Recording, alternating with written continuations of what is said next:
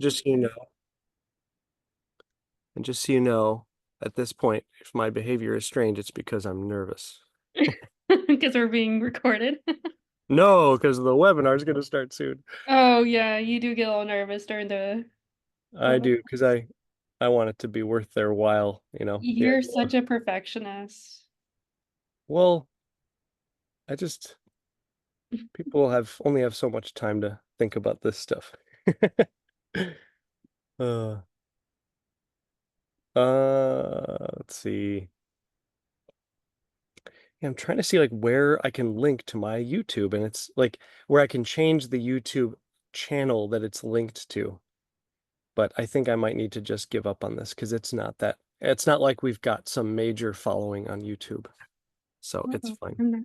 I'm not seeing the breakout rooms.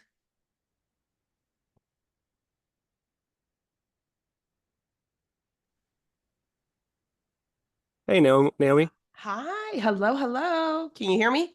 All Sure good. can. All Yeah. Yeah. right, sounds Hey, good. Hey, you sound great. hello.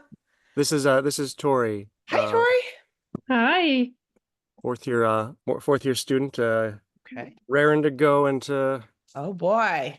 well, I'll let her explain if she wants to, but she's been Sure. helping me with stuff like this for the past couple of years. Oh, that's Yeah. great.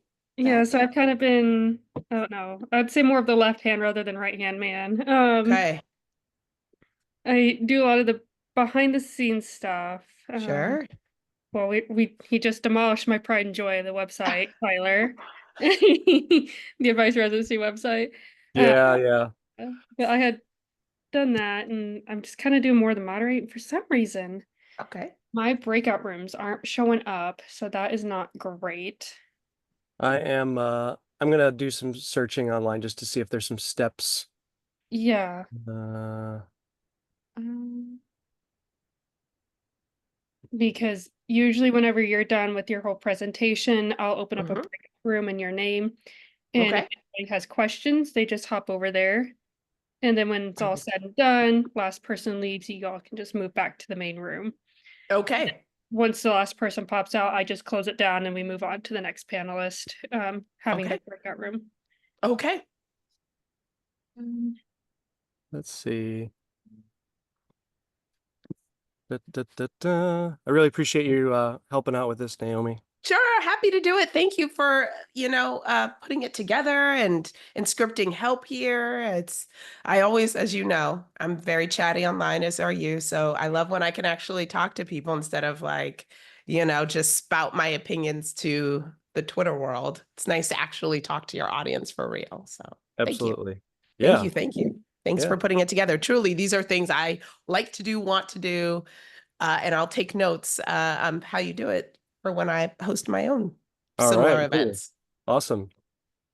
Awesome. you need a moderator, let me know. I mean, I'm remembering your name. Where are you, Tori? Where are you in school? I'm at University of New England in Okay. Maine. I went to the University of Massachusetts Medical School, so Oh, which I'm a Worcester? Bostonian myself.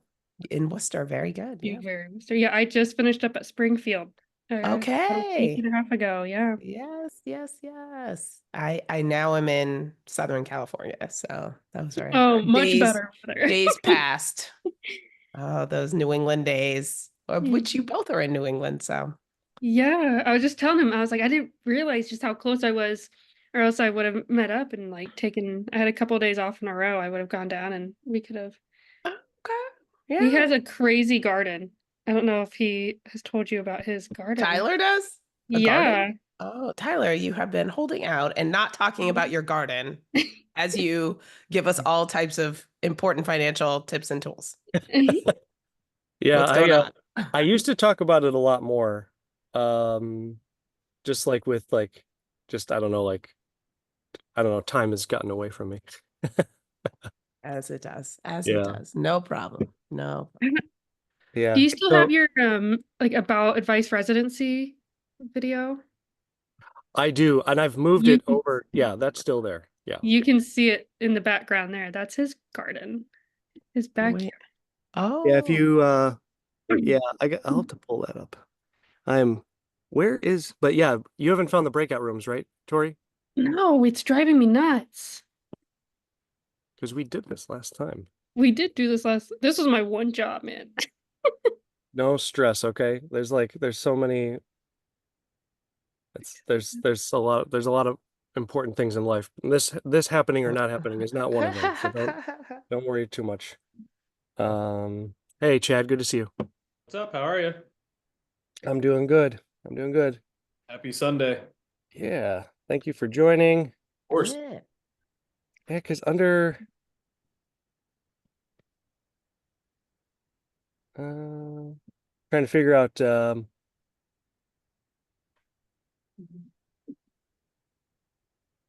the breakout rooms like activation, because we had set it up, but it's not showing up in the in the features within the meeting now. So we're just trying to figure out why. No technical difficulties. And I thought maybe breakout room No. assign participant when scheduling broadcast Yeah, message. and we already went in. That had already been activated. Yeah.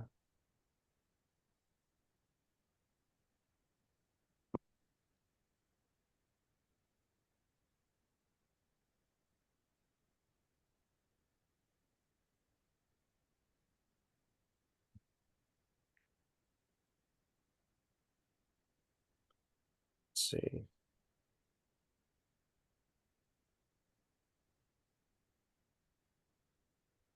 Let's see. And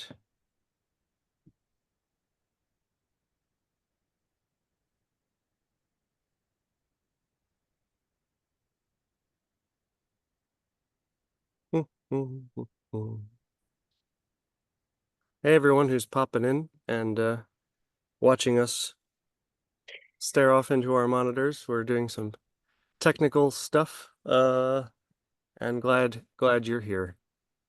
We'll be starting in a few minutes.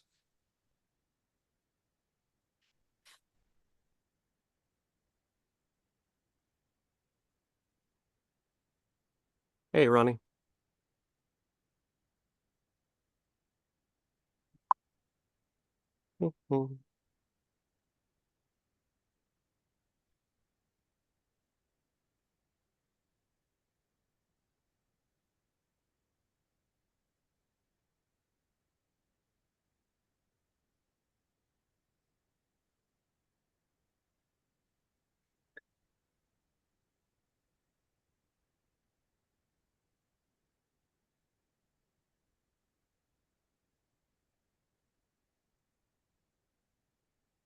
Hey Stephanie, good to see you. Hey, how are you?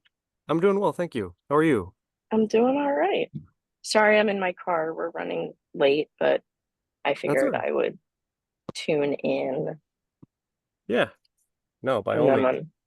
when I get home, I'll just log off for a couple minutes before I get on my laptop. Okay, that sounds good. How many people are you expecting? We have, I think it'll be around 100. That's a nice number. Yeah. That is a nice number. Yeah. Hey Scott. Hello. How you doing? Good. How are you doing? Good. I'm glad we worked out my lack of knowledge of what the schedule is going to run like today. So Well, yeah, I mean, I'm sorry that happened though. no, there's no worries. Spam is I'm really excited to hear all the other presenters today. Most of you all are new to me, so looking forward to learning from you. I always feel like the odd man out here because I'm a physician, not a financial professional. So it's always. Well, I'm another one. Yeah. I'm sorry. So hi, Scott. I am also a physician. So Yeah. There's a couple of us I see that Tyler found. So yeah. All right. So let's see. We are typically I'll wait like two extra minutes just to let some more come in, and then Naomi, I'll introduce you after a brief Sure. introduction. Hey, quick question, Tyler, just operationally here. So when you throw to me, is it the kind of thing where then I'll share a screen? Yes. Okay, so that should be, I mean, I've done a lot of Zoom presentations. I assume it all, pretty standard. Mhm. And then I'll just, okay, all right. Yeah, yeah. And if you have any technical issues, you could text me. If you need to, you can message Tori um through the chat. I think there's a way to be able to specifically message, yeah. And yeah, but it should function as you would expect it to with screen sharing on Zoom. I'm going to go ahead and just share my screen now since I'm up first, Tyler, and you can just tell me when to start. That sounds good. Okay. Yeah. Okay. Okay. Good. That is, it's always good to see Zoom sharing working. Also just, I assume it's okay. I'll turn off my camera intermittently. Like I'm not going to do my talk from the room that I'm currently in. So I'll go dark here. Yeah, and actually everyone who's not speaking, I mean, we'll turn off your video if you don't, but if you can remember Okay. now to just turn off your videos now, because Excellent. Good to know. yeah. And Tyler, I have no idea how to do that on my phone. I So will you can do it to me if you want. okay, yeah, that sounds good. Oh, there we go. And I'll Okay. mute myself. Yeah. And yeah, Chad, I love that shirt, but we'll bring you come back soon. I wore it just for you, but I'll take it off. I don't want too many flowers on the screen at one time here. All right, sounds good. And then just make sure everyone here is muted. Okay. Excellent. All right, well, it's a good time to start officially. My name is Tyler Olson. I am an enrolled agent tax professional and financial planner, and I am also the founder of my own practice, Olson FP. And for this purpose, for today's program, my primary role is a co-host of the Physician Sense podcast, and Chad Chubb, certified financial planner, is the other co-host, and he'll be one of our speakers today. I really appreciate all of you setting aside time to join us today. And any of you that weren't able to, I got many of your messages who were saying that you're going to be working today. And yes, you'll be able to watch this later on as it'll be recorded. So if you're watching this later, glad you're taking the time. The right kind of financial education, it can save not just the quality of your life, but it can save your actual life too, because money and money decisions are thoroughly integrated into every decision that we have to make as we transition into adulthood. And even after we've been adults for a long time, we might feel like we're still learning, because there's a lot of complexities to managing good decisions around our life, our money, and our career. So thank you for joining us and supporting what we're trying to do here. And I am really appreciative too of our speakers today. We have several. We're going to be talking about estate planning, contracts, tax planning as it relates to student loans. We're going to be talking about disability insurance, working, doing side gigs and hustles. There's a lot of good things to learn. And but what we're going to be starting with is, I know we're going to get some energy right out the gate. I know we are. Dr. Naomi Lawrence-Reid, you may know her brand as Doctoring Differently. Boy, does she bring a lot of energy and passion and advocacy to her work and to her colleagues. She's a board certified pediatrician founder of Doctoring Differently, which is an online digital course platform. It teaches physicians how to find and explore flexible, lucrative careers beyond full-time clinical medicine. There's a lot I know that you could talk about, Naomi, and today she's going to be talking about, this is her theme, how any doctor can earn $25,000 per month, 5 lucrative non-clinical ways to maximize your physician income. So I'd love to hear about this. Take it away. Okay. Thank you so much, Tyler. I really appreciate you putting this together, and thanks for everyone who's here and attending this Sunday morning or Sunday afternoon. So as he said, I'm Dr. Naomi Lawrence-Reid, and I'm a pediatrician. He gave me my intro, but in terms of disclosures, I don't have any financial disclosures or conflicts, but I do teach this course, and some of what I'll be sharing is included in my course as well. So just to set the scene, and this will be a lot for the physicians here, this will be what we already know, right? That medical education teaches that full-time clinical employment is our only career option. That is what we assume we will be doing, many of us will be doing, even as we enter medical school and especially as we enter residency. Yet full-time clinical employment often strips physicians of autonomy and negotiating power.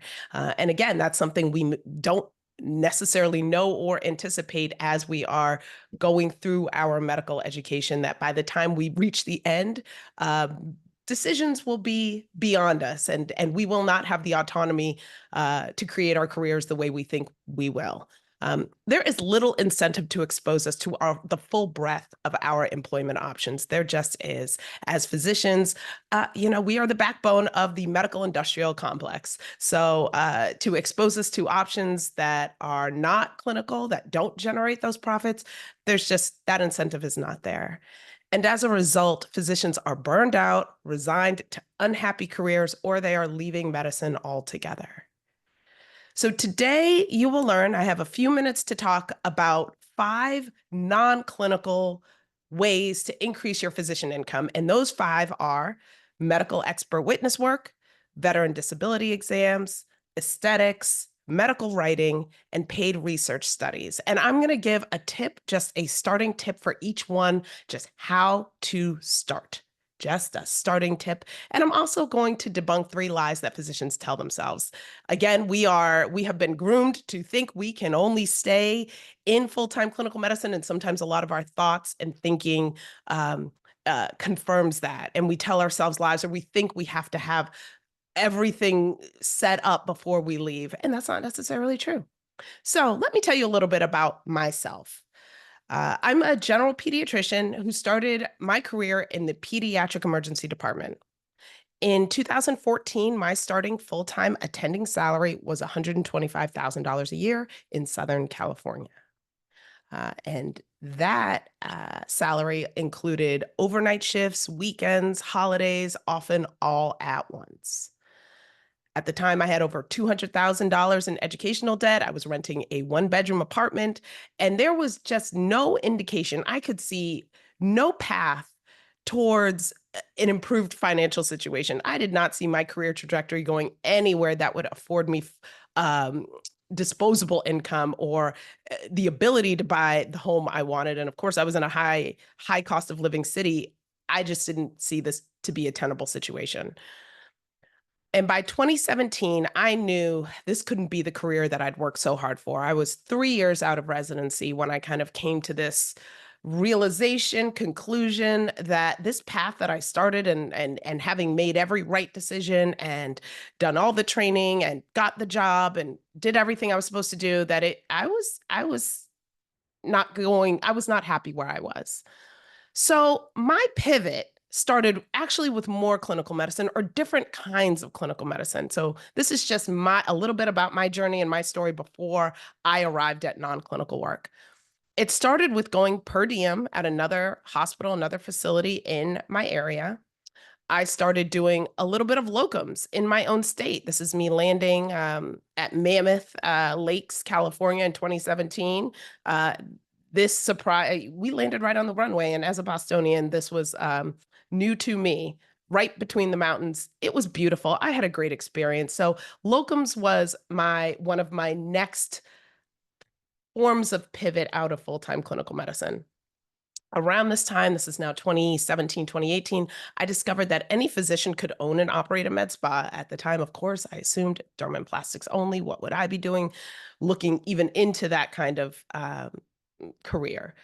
At the time, I began taking classes on to learn how to inject Botox and dermal fillers. Again, I worked in the pediatric ER. I was suturing children's faces all of the time. I was doing lumbar punctures, but yet I didn't think I was allowed or could do any other type of injections. That was not true.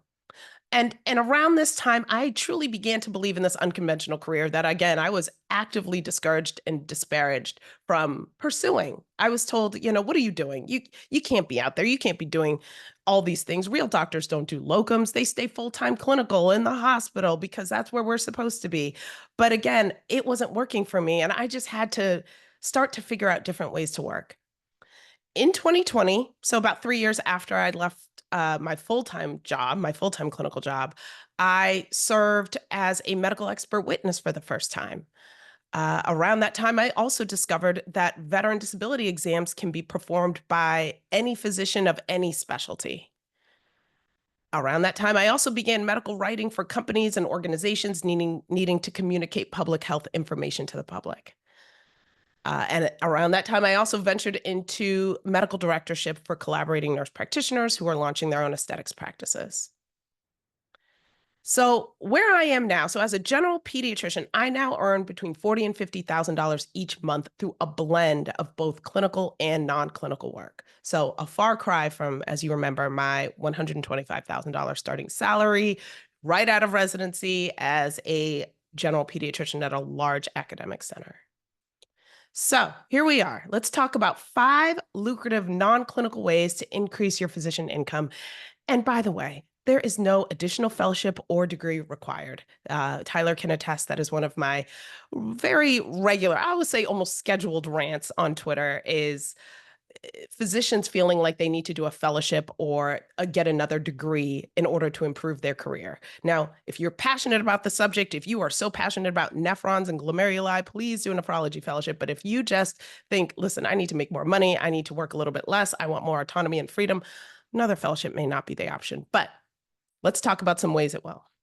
Some other opportunities that can help. So we've got medical expert witness work. Okay. I'm going to start with kind of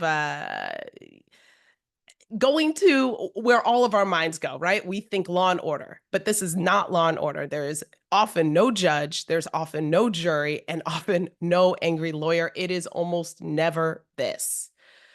It is also rarely malpractice cases against other physicians. And I know that is also our first thought that, well, if a legal case needs an expert witness, it's a malpractice case. And I, as a physician, will be forced to throw my colleague under the bus or criticize their clinical decision-making. And I wouldn't want that to happen to myself. So I'm just not even going to be a part of this work. But in my personal experience, less than 30% of cases are actually malpractice. Oftentimes, legal teams simply need an expert to translate and give opinions on cases involving injury or illness, and it's often remote. These are often civil cases, by the way, not criminal. And most cases, over 96% of cases, settle outside of court without going to trial. So the chances of you seeing the inside of a courtroom, even virtually, are low. It's incredibly lucrative work. As a pediatrician, I charge between $600 and $700 an hour to talk, to write, to research, to give my opinion, to give my expert opinion to lawyers about whatever they're asking me about. So we're so used to giving away our knowledge for free. We're so used to it. But if you've ever had to hire an attorney for any reason, you probably understand how billable hours work. And as a medical expert witness, you also charge billable hours.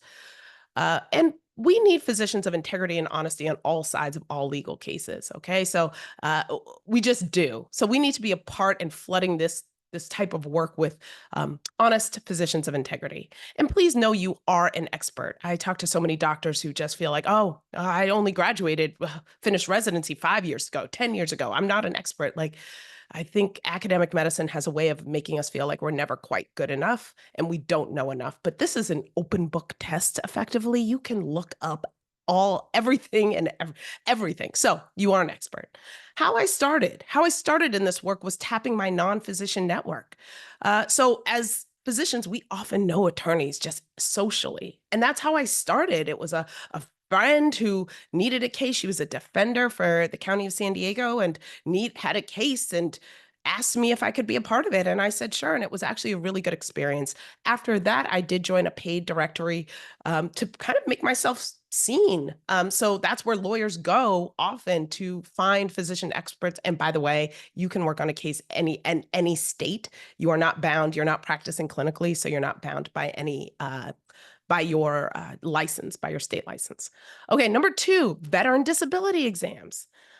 Little historical background. In 1944, the GI Bill was signed, and it guarantees tax-free payment to any veteran who sustains an injury or illness during active duty service.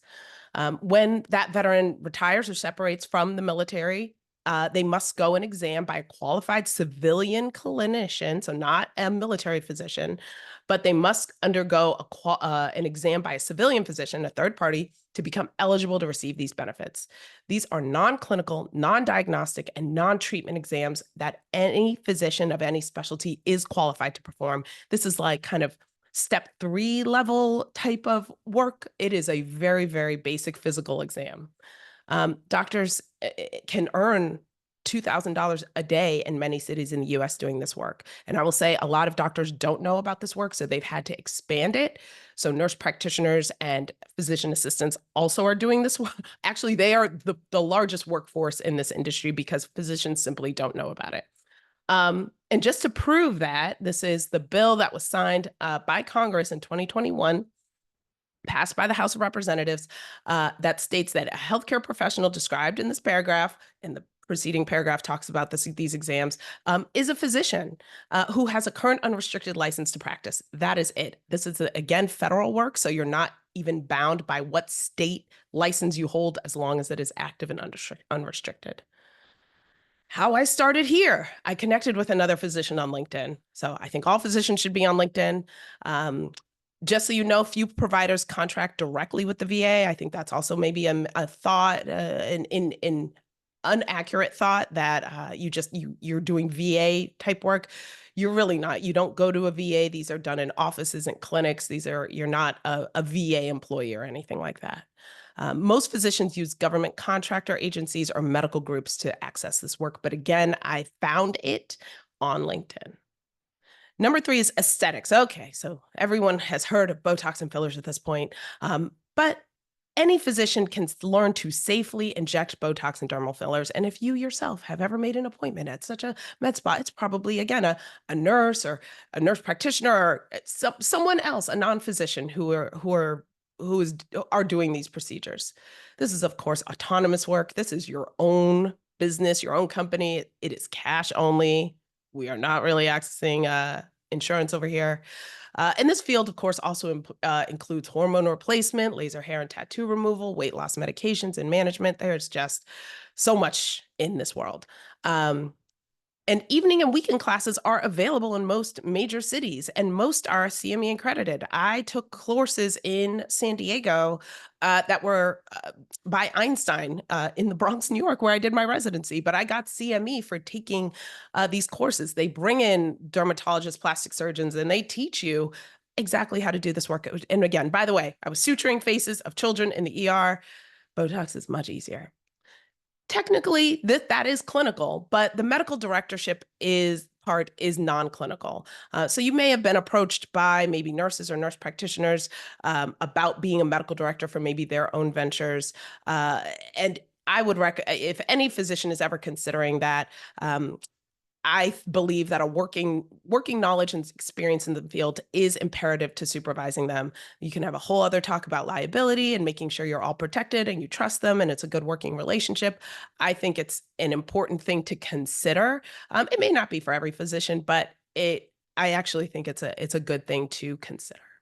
And how I started was, as I mentioned, I took an injectables class because any physician of any specialty can learn to safely perform minimally invasive cosmetic procedures. Number 4, we're moving on, medical writing. So medical writing, technically, the development and production of printed or digital documents relating to medicine or healthcare. And how I like to put that is anything you have ever read as a doctor, any CME, any up-to-date, any textbook, any academic article, journal, any patient insert or patient any discharge information, or those things that we just read every day. Someone had to write those, and of course, now as we now live in 2024, it is in demand to convey new information to the healthcare professionals as well as to the general public. So sometimes these are documents that are going to general population, maybe an article, maybe a news story, or they are focusing on conveying information to physicians. These are abstracts, CME, FDA, regulatory docs, pharmaceutical inserts. There are so many things that we read, and again, someone has to write them. There's freelance and full-time work available. You can negotiate compensation to write a single piece or to write a series of documents. And a great and easy way to start is creating a profile at the American Medical Writers Association. Are you a physician? Can you write? Then you are a medical writer. You don't necessarily need a journalism workshop or a training. You know, we think we always need more training, but I'm here to tell you, you are already a medical writer because you're a physician who can write.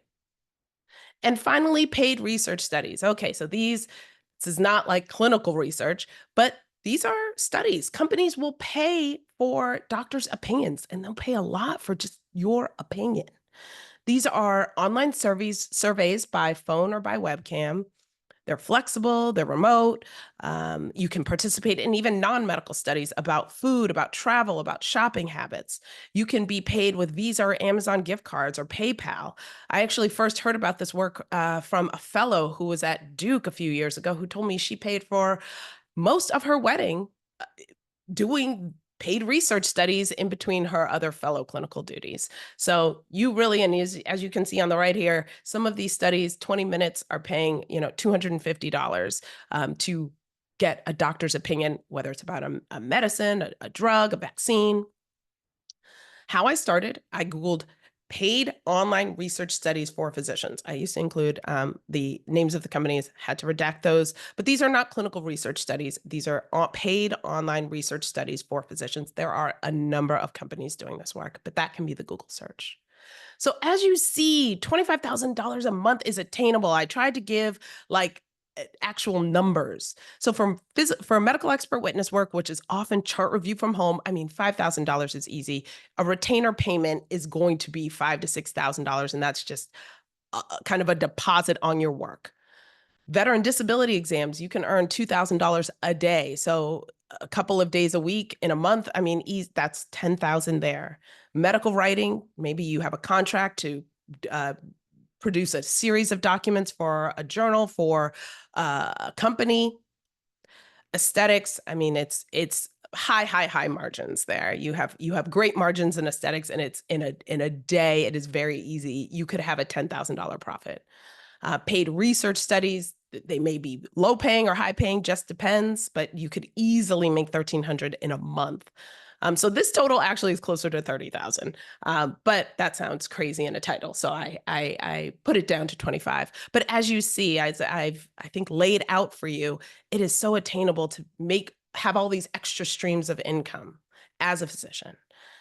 Know that physicians can diversify their careers at any point in time. It's never too soon to consider these. It's never too late to consider these. Some of these are great kind of maybe post-clinical work or near retirement work. So what was my first step? I had to stop believing the lies that we're told and the lies that we tell ourselves as physicians as we consider maybe non-clinical work or leaving a full-time clinical job. And the first lie is, I don't know how to do anything else. When the truth is, our greatest skill is our ability to learn new things. Our medical degrees alone unlock numerous lucrative clinical and non-clinical opportunities. And we have knowledge, skills, and abilities that no one else has. As I said earlier, academic medicine and full-time clinical medicine can be very demoralizing. It can make us feel like we just don't know enough. We're not good enough. We're not keeping up enough. We're not getting enough done. When really, we can learn new things, and we have skills and abilities that other people really don't have. The second lie is I need to stay at my full-time clinical job for the health benefits. when the truth is that every American has access to high quality healthcare for themselves and their families, independent of a full-time employer. When I started, I used the Affordable Care Act, where individuals can purchase private health insurance independent of a full-time employer. Each state has its own marketplace where consumers can choose their own insurance plan. So in California, it's called Covered California. HMO, PPO, dental, and vision plans are also available. There are other options now. You have, direct primary care. There are a number of other options, but this allowed me to be able to leave my job at this, big academic center, not knowing all of the different ways that I could get my own health insurance. The Affordable Care Act was helpful for me. And the third lie is I need thousands in savings to even consider leaving my job, when the truth is that there are lucrative job opportunities immediately available to all physicians beyond full-time clinical medicine. We can be profitable during our transition out of full-time clinical jobs. And every physician of every specialty has earning potential far beyond what we are taught to believe. I've told you my starting salary as a pediatrician, and we understand pediatricians are paid the least, but I was also actively told, don't even try to negotiate your salary. It doesn't work. But I'm here to tell you, as I've laid out, there are just so many opportunities for physicians of all specialties, and I can guarantee none of us really are taught any of them. You might be thinking, I'm not ready, it's not the right time. And just to reiterate, what I did not have, I didn't have fellowship training, I didn't have an MBA, I didn't have formal financial education, and I did not have a pile of savings in the bank. Don't worry, it crossed my mind that I needed a few or all of those things. But what I did have was the fundamental belief that I deserved a happy, healthy, and respected life as a physician. So this is my complete list of flexible, lucrative physician careers. This is, and quite frankly, this list is growing. There's a lot here. Take a screenshot. But these are things that we have never heard of, don't think we can do.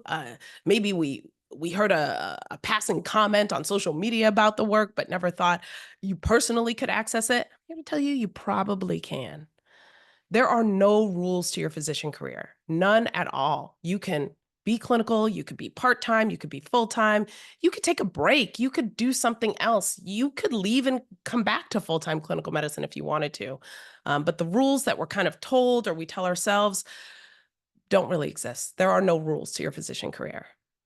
So thank you for your time. Again, you can find more of me at Doctoring Differently. I have a full 9-hour online course, digital course at the Doctoring Differently Academy, where I teach beginning to end how to find and start all of these opportunities. So thank you, Tyler. Thanks so much, Naomi. Really appreciate the thoroughness which you shared your experience. It's really good to be able to see outside the box. Yeah. There's a version of things that I think are taught in terms of like career options, and it really opens up the mind. So thank you. Sure does. You're so welcome. So yeah, and if any of you want to like learn more about like what Naomi has written and spoken on, there's a lot of information on her website, doctoringdifferently.com. So you're welcome to visit there and learn as much as you wish. I had said previously in preparation for this that we were going to have a breakout room for like additional questions, but there's some like setting that I didn't activate before I started the meeting, and so this is on me. We don't have the breakout room functionality, so I'm sorry for that. If you have questions that you want to ask, you're welcome to use the Q&A.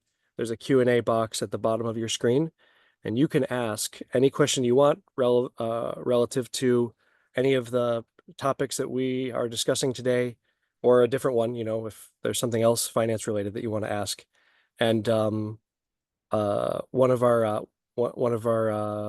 co-hosts, Ronnie Colvin, our certified financial planner, he's here to answer those questions, and I can see them too, and I can answer them if I see them too. So yeah, please feel free to post whatever questions you have so that anything that's on your mind that we can address that with you. All right. Well, thanks a lot, Naomi. Appreciate you coming today, and hope the rest of your Sunday goes well. Thank you so much. Thanks for having me. Next up is well, I like to call him Mr. Energy, because he's always like energized, and I love it. It's infectious. My co-host of Physician Sense podcast, as well as uh, owner of his own financial planning practice, WealthKeel. This is Chad Chubb. Thanks, Chad, for taking some time today. And let's see. Well, you're going to be talking about taxes, aren't you? We are. So if you if you'll now give your attention to Chad, he's going to be discussing being tax savvy, the physician's guide to smart tax planning. So take it away, Chad. What can we learn? Yeah, thanks, Tyler. I appreciate it. I bragged to Tyler that this is the first Sunday I've worked in a long time, so I had to get scheduled based on our kids' nap times. I lied to my wife. She actually doesn't know I'm up here working right now. But we're going to do some fun tax stuff here. You're probably thinking fun and tax don't go together, but they will today. We're going to make the most of this. So the official title we went with is actually the same title we're using for WCICon in 2025 in San Antonio, where Tyler and I will actually be doing this topic together. But we obviously cut this one down a little bit. We got 20 minutes. My goal is to kind of walk through Tax 101. It's taxes from a financial advisor side. And there's always a big difference there on the way that we think about taxes compared to the way an accountant would think about taxes and even the conversations you have there. So first 10 minutes or so, want to walk you through like big things to keep in mind in terms of just taxes and understanding more about your taxes. I'm still shocked on how many don't actually understand like the basic but very important parts of their actual taxes, like their 1040. So we'll walk through that. We'll keep that exciting. And then in the second half of it, we'll turn towards more of like the investment side of it and what I call low-hanging fruit. These topics are built for younger, newer attending physicians. Now, I know that our group is very diverse here. I can see when you guys signed up. So these topics are you can use these throughout your career. So if you're watching this and you're still in medical school, or if you're a resident or a fellow, they're all important. I would say tax planning just feels a lot more important as income goes up clearly, but these are all topics that we all need to know, from day one. So I'm going to share my screen. I'm actually going to use some of the software that we utilize on the back end. Just make sure I share the right screen with everybody. Screen to share. So this is the software is called Holistiplan, but this is for financial advisors. This is as nerdy as we can get. But this is really helpful to visually see what some of these things mean. And the three that I want to walk through are really just understanding marginal versus effective. I'm going to walk through your Schedule A, and I'm going to talk about your W-4 and just kind of high level things here. I always joke that the marginal bracket gets all the fame. It's, the popular thing. And I'm somewhat shocked still on how many people think that when they fall into this marginal bracket of, let's just say 35%, that they assume all their money is taxed at 35%. Fortunately, the tax code is not set up that way, or it would be even more painful. And then, Holistiplan uses this thing called average rate. Accountants will use it it's very similar, but it's called effective rate. For us as financial advisors, this is where we really focus our attention, right? Our goal is to get that average or effective rate much lower. How do you do that? Well, you do that with proper tax planning. So that's the one that we pay attention to. So the bigger you can get this spread here legally, you're going to be probably a lot more efficient on the tax side. And some of it is, your 401ks, 403bs. Some of those might be charitable giving. Some of those could be, again, what we're going to go through in a second, itemized versus standard deduction. That all has a big factor in here. But the first thing I'm going to add a little bit of visual aid to are these tax brackets. So these are sample clients. This is not a real client. But you can see here visually how this works, right? So Joe and Jane Smith, they are a dual physician household is how we built them out in our model here. But you can see they're in this 35% bracket.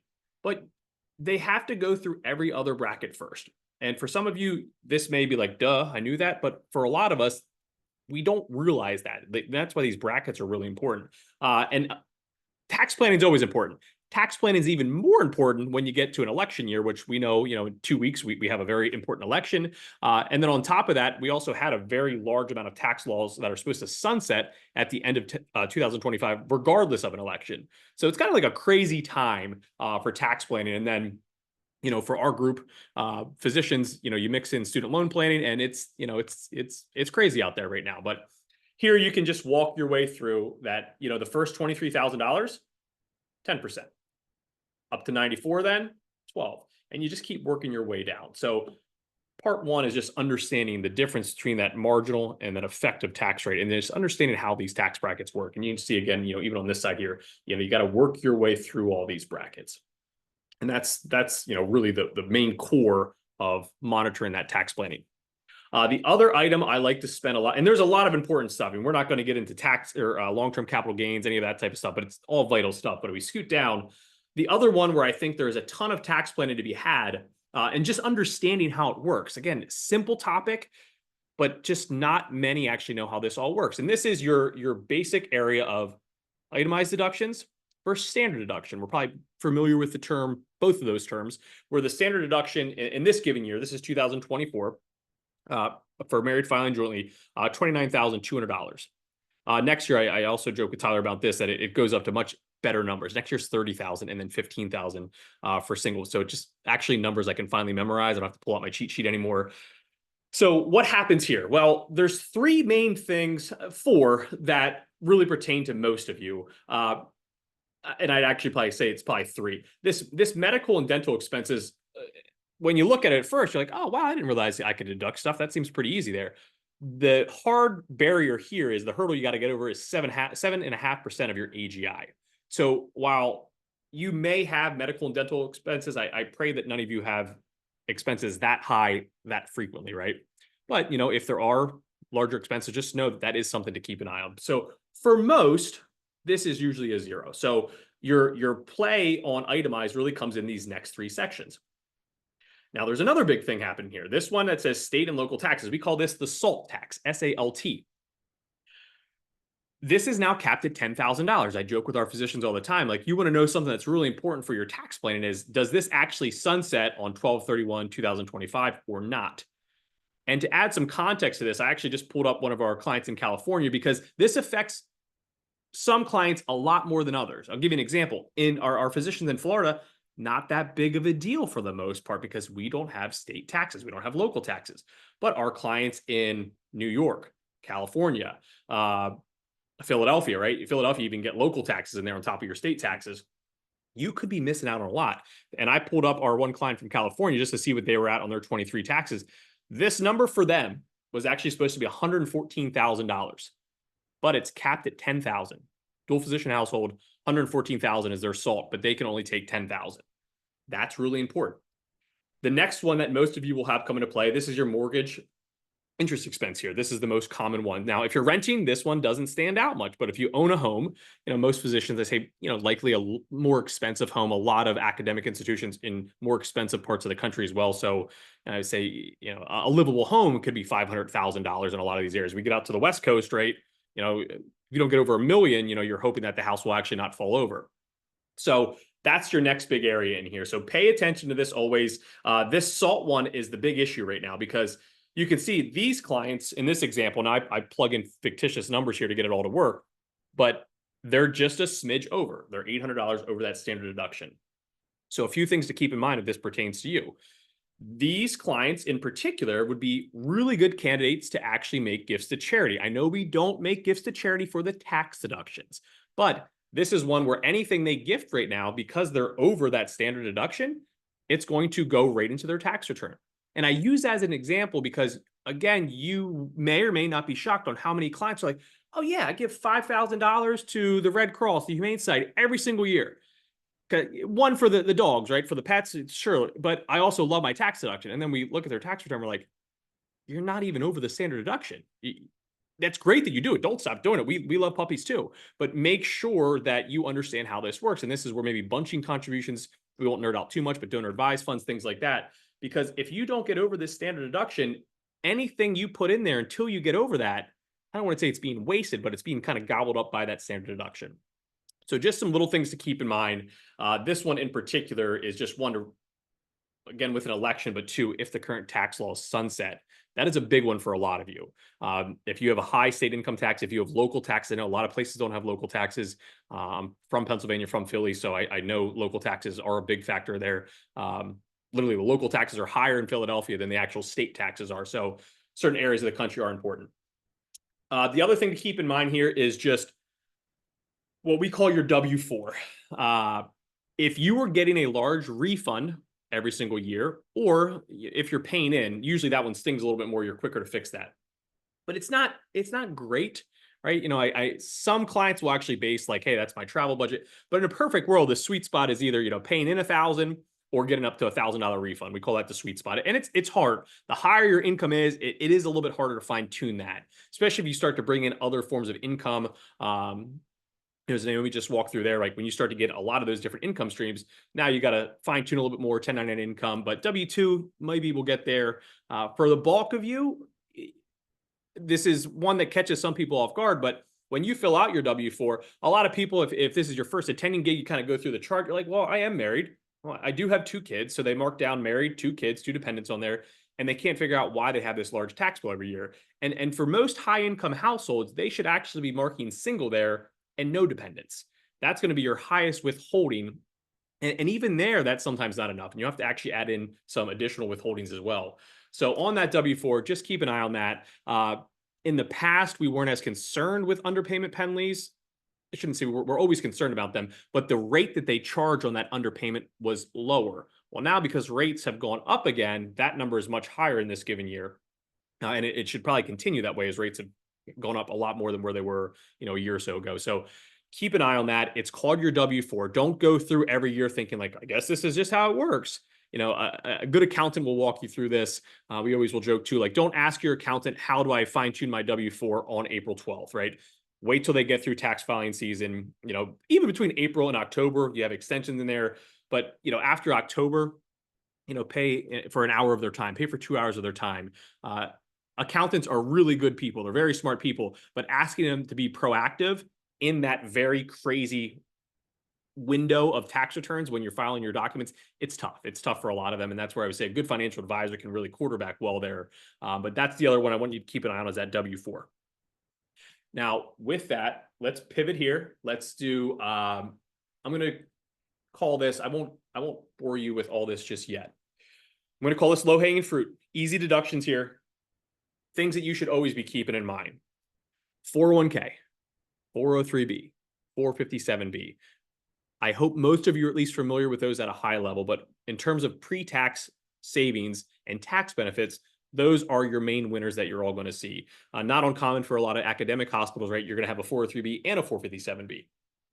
If you're in a more private practice, 401ks are probably more prevalent there. Another big important part, your 457b. There is a huge difference between a government 457b and a non-government 457b plan. I'll give you the cliff notes of it. If it is a non-government 457b plan, you need to be aware of 2 things in particular. The first thing is that it's not your money. It's called a deferred comp plan. The way that it's set up is that when you withhold your money, they sit it in this account. The bad news for you is that account is actually owned by the hospital or the institution. Why is this concerning? Well, if they go bankrupt, remember, it's not your money. The creditors will get to that money before you do. Now, if you have a government 457b plan, don't even overthink it. You have a bonus 403b account. There's nothing you have to worry about. The other thing with that non-government 457b plan is always understand the withdrawal rules. We've noticed this has gotten a lot better over the years, probably even the last decade. Sometimes they would say, hey, if you separate from service, so whether you retire or you're changing hospitals, retirement's usually not a concern because you probably want to start taking withdrawals anyway. But if you're just separating service and you're going to another hospital, they used to say, some of the plans, and they still do, will say you got to pull everything out in 3 months or by April 1st of the following year, and have these really strict rules. And while you may be thinking, well, that's great, I'll take a lump sum of money. That sounds fantastic, Chad. Remember, that's all taxable, right? You've never been taxed on that. So if you have high income, and then they tell you to take $100,000, you know, we just went through our tax brackets, right? That's going to be on top of your already high ordinary income. So when you look through this, you're looking for more flexible withdrawal rules. Usually they'll say, hey, at age 65, you can elect, or at age 70, you can elect it. You can spread out over 5 years or 10 years. You want to have a lot of options in there. You don't want this, hey, you got to pull everything out on this day. Clearly, bankruptcy is your bigger concern because you lose all the money. But if you have really strict withdrawal rules, that can also kind of be a pain in the butt. So keep an eye on that 457B plan. Another neat thing, if you are at a hospital that has a 403B and a 457B, remember, completely separate islands. You can put 23,000 into the 403B and do another 23,000 into that 457B plan. This is where I brag about academic medicine, because while you're likely being underpaid compared to your peers, if you go through all the benefits in there, you can start to push it up. And little things like this, they might have a 401A plan where they're forcing you to save a certain amount. Well, because they're forcing you to save, you actually get extra windows in there too. So a lot of neat things if you get that 403B, 457B plan. So keep an eye on that. Easy deductions. Next up is one of my favorite tools out there, the HSA, the Health Savings Account. Current deduction limits for 24, 8,300 or 4,140. The beauty of the HSA is, well, first, let's put the main caveat in there.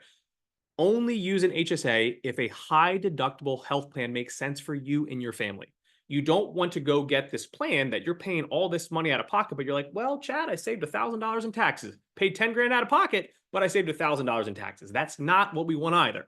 So make sure that the plan fits your needs, your family's needs. And if that all checks out, the HSA is fantastic. Triple tax benefit. So what that means is when it goes in, tax deduction. While it's in there, we call that tax deferred growth, right? You're not getting any 1099s while it's in there. And then when you pull it out, say qualified medical expenses there, completely tax-free. So that's why it gets that triple tax benefit. In a perfect world, you put the money in there, you can invest it now. These HSAs, a lot of them have investment platforms. That's been another neat invention inside of these HSAs in the past few years. A lot more common now. Before you kind of had to hunt for them. Now they're there. And then with that, you let it grow, compounded interest, and now you have this massive bucket as we get older and we say, our healthcare costs are going to go up, and you have this account sitting there. Now, life's not always perfect. We know there'll be times where maybe you do have to dip into it, and it doesn't work that way. But if you can do it that way, that is the proper way to really build up this extra account. Another neat trick in there, if you save old receipts, I always make my NyQuil joke here. I wouldn't save a receipt for like a NyQuil bill, but if you paid $5 grand out of pocket, put that in a little file somewhere, make sure you put it away. One day you get bored and you're like, you know what, we're just going to take a world cruise and we have $50,000 in receipts saved up. Technically, if you want to use the HSA, you can there. So that's a neat tool too with the HSA. Another one that I'll put a note on here to keep an eye on the clock, FSAs, flexible spending accounts. There's one for dependent care. There's also one for healthcare. Neat tools to utilize, again, if they make sense. Keep an eye on these. This, where they say if you don't use it, you lose it. Some employers, this year I think it's up to $640 that can roll over. Some will say 2.5 months. I think it goes out to March 15th, right? So keep an eye on that. But anything that gives you a pre-tax deduction, now that you are a high income professional, we're looking to take advantage of that. And I know everything so far has been pre-tax, but I saved my favorite one for last year. You can always do your backdoor Roth. So even though if you play the playbook today as we know it, you're trying to do as much pre-tax as you can for most of you, again, assuming high-income household physicians here. But the backdoor Roth doesn't waste anything pre-tax, right? You use a non-deductible contribution. You put that into your IRA. You let those funds settle. You then convert it over to your Roth, invest it, right? Don't forget to invest it. Just because it says Roth doesn't mean it has investments in it. That's just the umbrella. So make sure you get that invested. But this gives you this chance every single year, like clockwork, you just build up your Roth assets, because a backdoor Roth will not save you anything in taxes today. You won't save a penny, right? Non-deductible contribution. We do it on purpose. But when you hit retirement age and now you have this account where Uncle Sam can't touch anything, it's going to feel really good. There's also a period of time from when you retire or slow down until something called RMD start, where you can really take advantage of these neat things called Roth conversions. So you'll have a chance later too to build up the Roth even more. So don't think that we're neglecting the Roth, but backdoor Roth is another win. I say in a perfect world, to us, the foundation for any attending physician is if you're maxing out your 403B, we want you there. If you have a 457B plan that you can also max out, probably not going to be upset about that in the long run. Get the backdoor Roths going if an HSA makes sense. Those are a really solid foundation there. I mean, if you can do those, you'll be in a good spot. Now, if you're going to push for early financial independence, you probably got to mix in some more. You probably get into taxable accounts, things like that. But that would be a really good example. And then to add some tax planning to this, I have a few scenarios here. Again, same clients we just looked at. So 2024 estimate, you can see this was just their regular tax return, right? So this is just saying, hey, this is where we think we're going to be. But I'm going to scoot down a little bit. What I did was I added this line in here. Now, keep in mind, if you're funding your 401k, 403b through W-2s, it's not going to show up on this line right here unless it's 1099 income. So this is me just putting in an easy spot that we can see it. So my goal here was just to show you, all right, in this example, scenario 2, what if you only did one 401k? Then I did a separate HSA one. That one's not going to be our popular one, but that was just to show you the tax benefits of the HSA. This one is the real winner down here. So scenario 4 is, again, going back to Joe and Jane here, we have one academic physician, so they could do a 403b and a 457b. Then we had one private practice physician. So in that case, we could just do a 401k. And then we also did the HSA. So when you put all that in, they're cranking away $77,000 each year to their retirement savings. HSA, again, if you use it the way I described, we'll label that as a retirement account. And by doing that, if you scoot down a little bit further, you can see their tax bill. Their tax bill was supposed to be $175,000 right here. And now we got them the whole way down to $147,000. So $27,000 of tax savings by just doing that low-hanging fruit. And remember, this is 1 year, right? This is a snapshot in time. You get to do that every single year now. And this isn't even thinking outside of the box in terms of other deductions. This is just, again, low-hanging fruit. And then we ran some other ones just to show you, like, hey, even just doing a 401k certainly helps, right? You get 23,000 in there, you can lower it. HSA is not as attractive if you do just an HSA on its own, but still, you can see there are tax savings in there. I ran that 529 plan. That was more of a tax conversation for the state of New York. We were trying to run a different one there. But goal here is just to show you the main items to keep an eye on and how it does have an effect, right? Most of you do the 401k, 403b, you know that it's good for your taxes, but you're like, what does it actually mean in dollars? And you can see, again, this example, they're saving 27 grand per year in taxes while also saving $77,000 for their future retirement. So big win there. I think I'm okay on time. I'm going to give a few little tidbits here before I wrap it up. Any of you that have 1099 income, so again, perfect segue off Naomi's wonderful presentation there and all the different streams of income. If you have 1099 income, you should be favoring a solo K over a SEP IRA. Accountants love SEP IRAs because they're very easy to set up. No problem with that. But for most of you, you should be leaning to a solo K as soon as possible because the main difference is solo K will not affect your backdoor Roths. A SEP IRA will. You get into essentially anything with another IRA, you get that pro rata issue. So you want a solo K, not a SEP IRA. If you're really cranking away on 1099 income, like you're getting $69,000 per year into that solo K and you're thinking like, well, what do I do next? Need an account called a cash balance plan. Just kind of keep it on your radar. We won't go down that rabbit hole right now. Keep an eye on deductions. The amount of times that we have a physician with 1099 income and we look at their Schedule C and there's nothing listed on it, we go, that's impossible. It's impossible that you have no business deductions to offset this. Home office deduction, easy one. The one we see quite a bit, right? They have to pay out of pocket for some type of CME or the travel for something, and their W-2 employer does not reimburse them. Great place to list this now, right? It's part of your practice here. Track your expenses. There's a lot of legitimate expenses that you should be listing there to take advantage of. Don't get lazy with it and just say, well, I made 25,000 on side gig, but I didn't really track anything. So I'm just going to keep that 25,000 as my number there.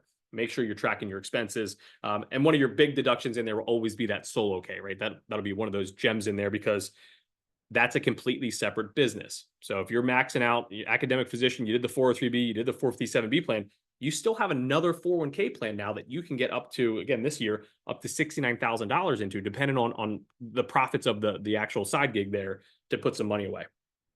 And last but not least, quarterly taxes. It's great that you just did, expert witness work for 15 grand, 15 grand hit your bank account. You're thinking, here we go. It's vacation time. You didn't pay Uncle Sam yet. So you got to remember that. Tyler and I had a podcast on this, and we both said, probably around 40 to 50% for most of you, because not only is it federal income taxes, you pay both sides of the FICA taxes. You could have state taxes. You could have local taxes. All of a sudden, when you just look at it straight on, it could easily be 50%. So make sure not only are you holding back money, but you start to pay those quarterly taxes as well. And you can use quarterlies in a few different ways. I mean, you could, if your W-2 is off a lot, you can also do that. Usually it's easier to fix your W-4 to make sure that your W-2 is more in line with your overall tax. But if you're okay with quarterlies, that is one way to control it a little bit more as well. But 1099 income, you own a business now, take advantage of it. There are a lot of good things there. But I marked down 155, Tyler. I think I nailed it, but you let me know. And that was awesome, man. Thank you for sharing all that. And the visuals, I think it's so helpful because with taxes, it's just it's there's so much to keep track of. So that was a very that was refreshing. Thank you. That was really cool. So yeah, and we'll be expanding on this topic of tax planning together, the two of us, at the White Coat Investor Conference down in San Antonio at the end of February. So there's a little preview, I suppose. Little sample. Yeah, yeah. I know you said the meeting rooms aren't working too. I'll stick around if there are any questions. I can Yeah. jump in there with you and Ronnie and help as well. So I'll be around. I know it's kind of a topic that can go all over the place, but without the breakout room, happy to stick around and answer any questions anyone has. Yeah, no, that's great. Thank you. Of course. Yeah, and also just a side note too, if anyone is like if you have questions that you want answered, of course, I think many are coming from the Twitter community. You always can you can always DM me, but we've added in the functionality where you can also post a question to us on the Physician Sense website, and if you put it there, then we'll also discuss it in a future episode that we'll record. So but of course sometimes it's just a quick question. So if you need some help with something, you can always just send a message and we'll reply as soon as possible. All right, Chad, thank you so much. And now we can move on to a different topic. And we're going to be talking about private practice and being able to sort out some of the challenges, some of the common challenges that physicians face in terms of being able to set up a private practice. And I'm not the person that does this day in and day out.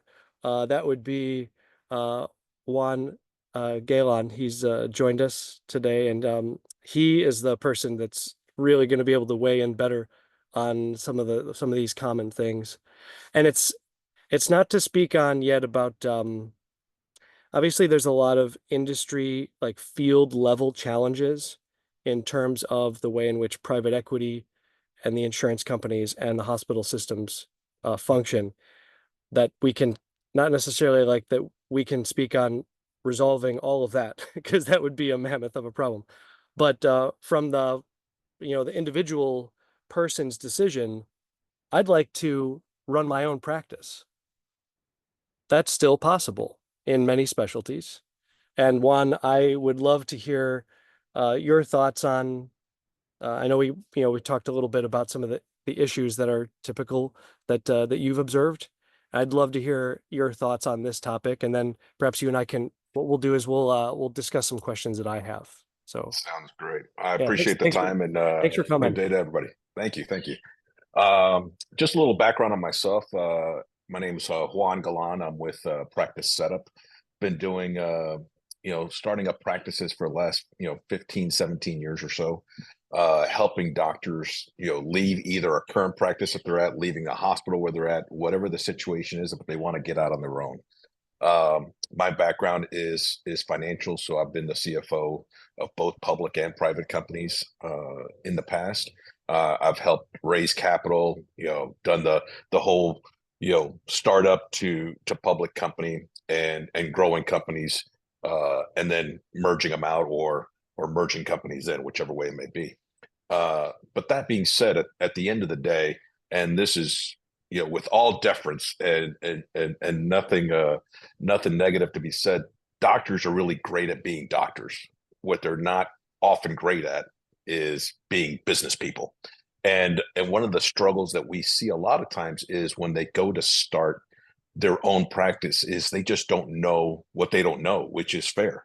This is something I do every day. So, someone who starts a practice does it maybe once in their life. So they can't be expected to know all the different parts of going forward with it, all the credentialing that needs to take place, the timing that it takes to get something done. You can't start your credentialing until you have not only a physical address, but a fax machine, which is crazy enough to think these days that they need a fax machine to get that accomplished. And it takes 90 to 190 days to get credentials. So you've got to plan accordingly all these steps. So one of a lot of things that we do is we work with doctors to, number one is to understand what their goal is. What are you guys trying to accomplish? What are the pitfalls? And so we see a lot of the pitfalls, and a lot of the times is they think that they can start making money day one, and that's not the case. It takes time to ramp up a new practice. It takes time. And if you can do it faster, fantastic.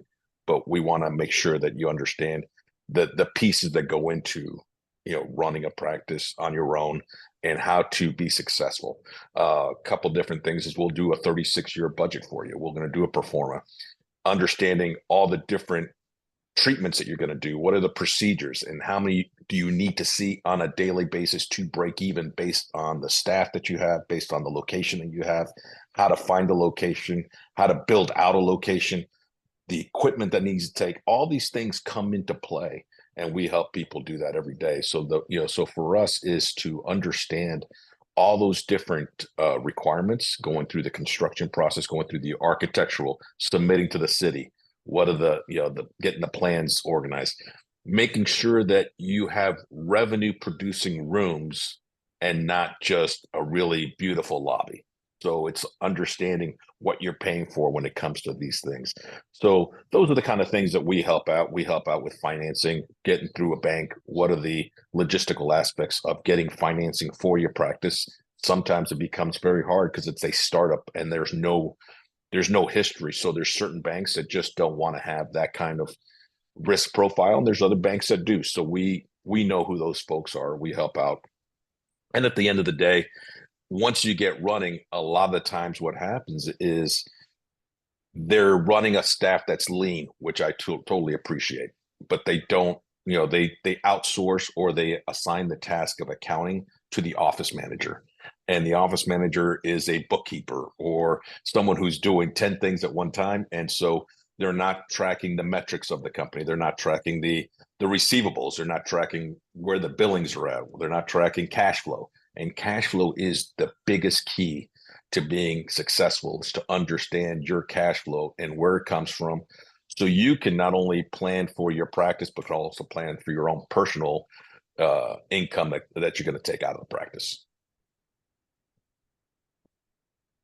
Yeah, I can see that it's a great deal of, it's like you're juggling, and I'd say there's probably some relatability to that in terms of business ownership in general. I can say that being able to delegate within my own practice of financial planning has greatly improved the quality of the work that's being done, and I'm sure it's the same for practices.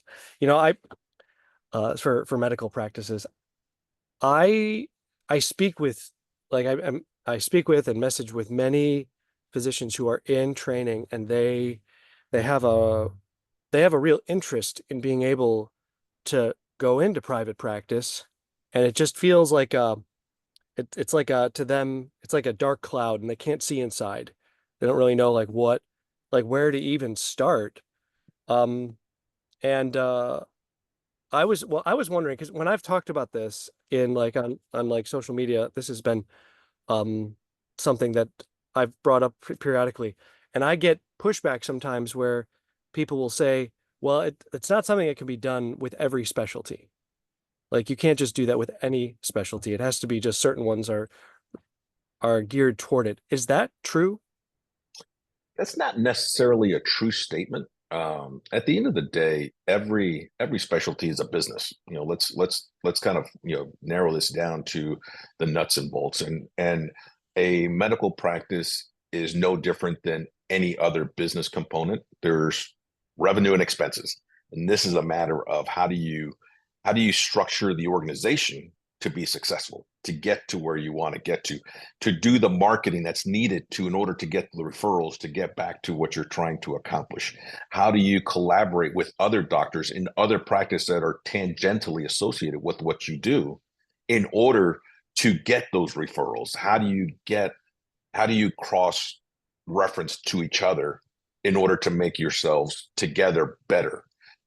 So I don't think it's not geared. There's some that are easier, so don't get me wrong. But it's not that it can't be done. It's just has to be structured. It has to be thought out correctly. You need to set expectations correctly of what you're wanting to accomplish. And so that's the process there. Okay. Just out of my own curiosity, what specialties come to mind that feel like it would be really difficult to do private practice? Interesting enough, I am working with a gentleman today who wants to do an all cash male wellness clinic. Okay. So it's not that it can't be done, and this is the conversation that we've had, but we have to structure the organization to set expectations, because they want to do a membership program. They want to just, now you're also treating half the population, which is just men. And so men in general, we're idiots and we don't go to the doctor. That's who we are. So now you're going after a population that doesn't do this. So you kind of continue to shrink your client base. But it's how do we set it up for success? And that's the whole thing, is to understand where, who can you partner with to attract new clients to you? How do you market to other individuals? What are the pieces that you're going to be going after to make yourself more enticing? And the wellness space is interesting these days because everybody's talking about it. You got the Gary Breckas of the world, and you got the cold plunges, and you got everybody doing IV drips, and let's go do some stem cells. So everybody's talking about how do we live longer, or how do we have a better quality of life longer? So I think that's kind of what we've geared in this practice specifically, is to understand that piece of it, and how do we market that piece of it to the male population, to say it's about staying healthier longer and being more productive into your later parts of your years, and you got to start today. So that's that's one that comes to mind immediately, just because it's fresh in my brain. Yeah. I can see that. Another thing that concerns, or it's like a fear that I can see is present, is they're wondering, should I be ascertaining the type of competition that I'm up against, given the specific geographic location of where I want to practice? I hear that's relevant. And how do you even begin to know, like, yeah, I'm gonna get nailed here if I try to carve out a space in this area? How do they start? Well, again, it's tough. It's a tough putt. And again, those are the things that we do when we talk to someone that says that they want to go into this specific area because it's where they want to live, and they don't want to drive 3 miles farther out than what they want to do. And we go, okay, hey, that's fantastic, but there's 5 other cardiologists within your range. There is this many people in your community. No, your clients don't want to drive 20 miles to come see you. So how do we find a bigger, find the void in a marketplace? And that's kind of the research that we do, is to find individuals, not only a space that works for them, but a space in a location in a market that has a demand for someone with their skill set and the practice that they're trying to accomplish. Okay. Something else that occurred to me, as far as being able to process data and use it wisely, there is I know that like you had mentioned KPIs, like that's something that's relevant, and so that's, to my knowledge, correct me if I'm wrong, but that's a combination of factors that are interrelated.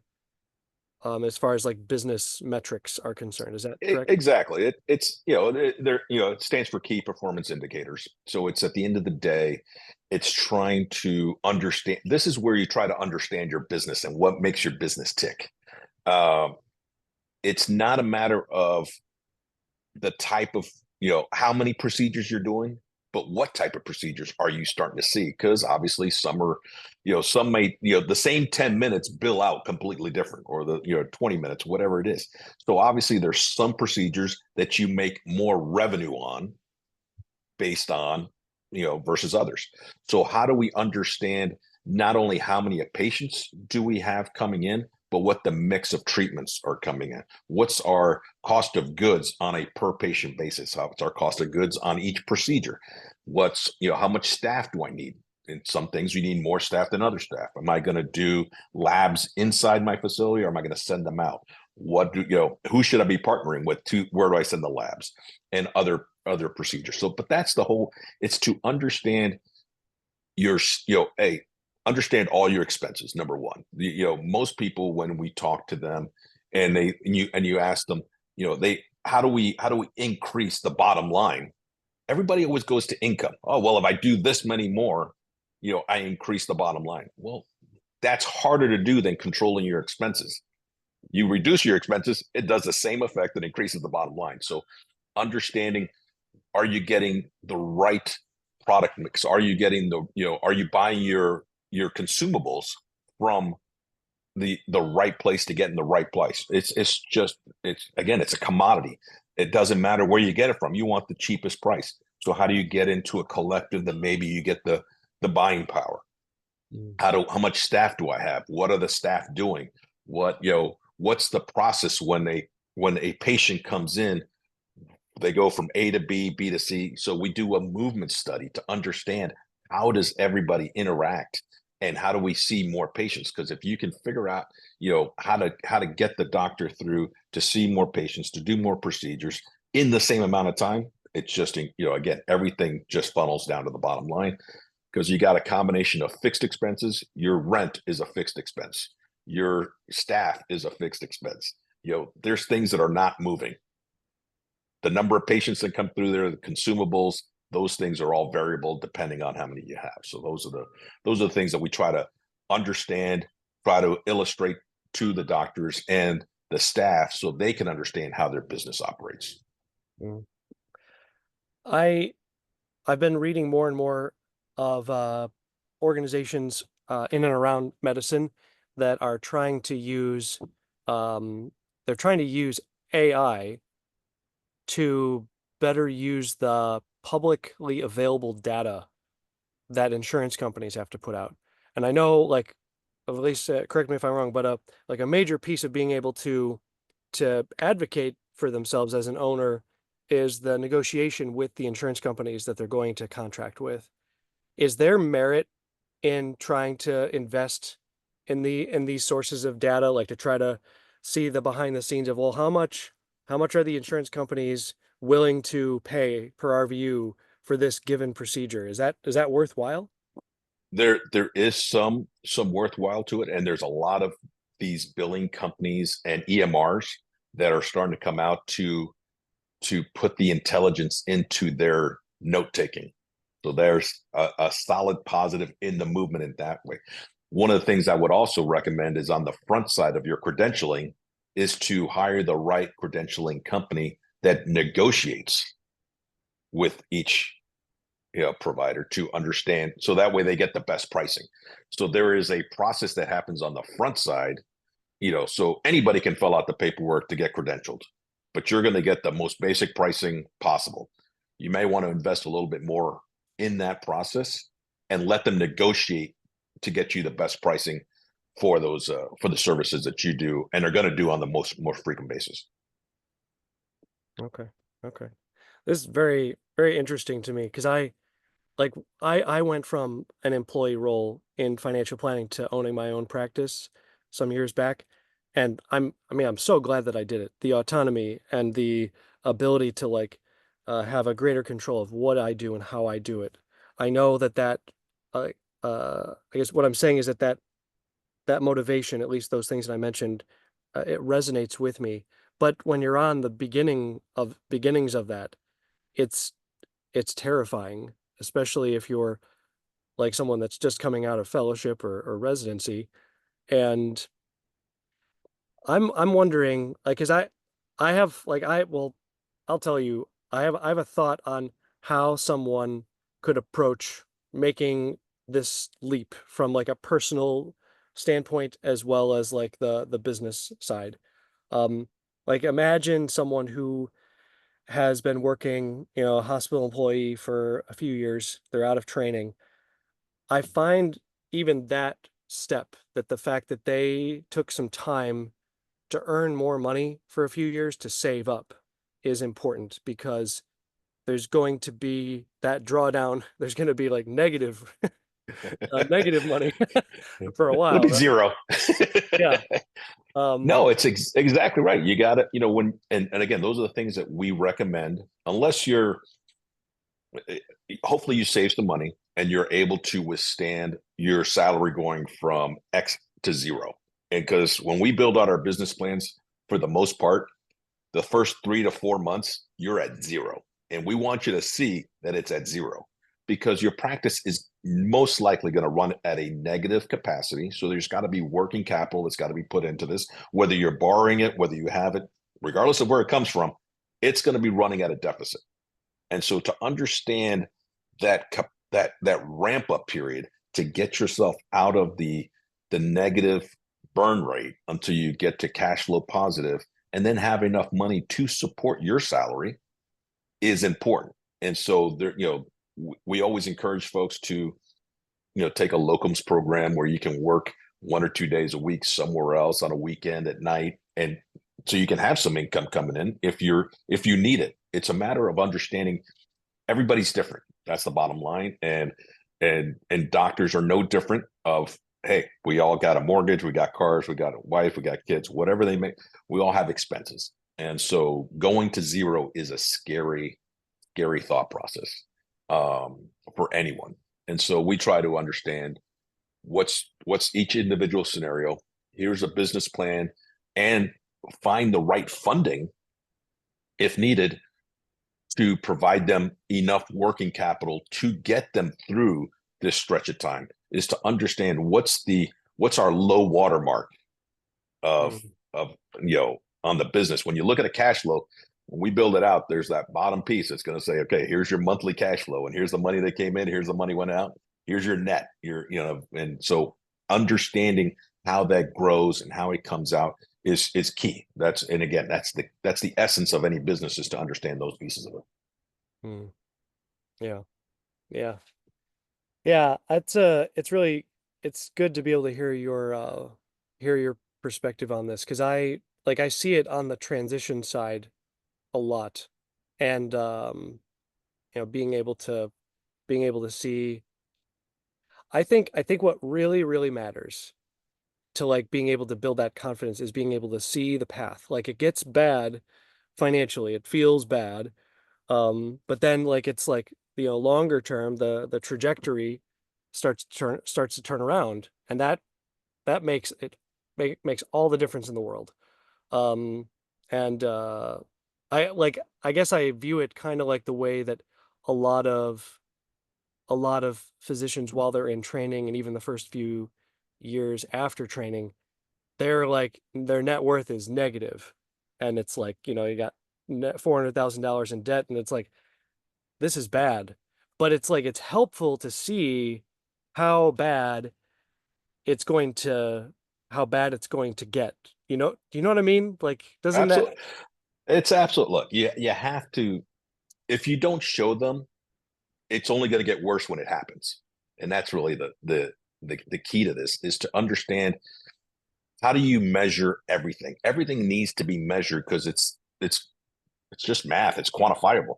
So if we said we were going to do X and we did Y, let's understand the difference. What we were thinking we were going to do, $100,000 in revenue, and we did 90. Why did we only do 90? Where did we not see enough patients? What was the mix of patients? What was the mix of treatments?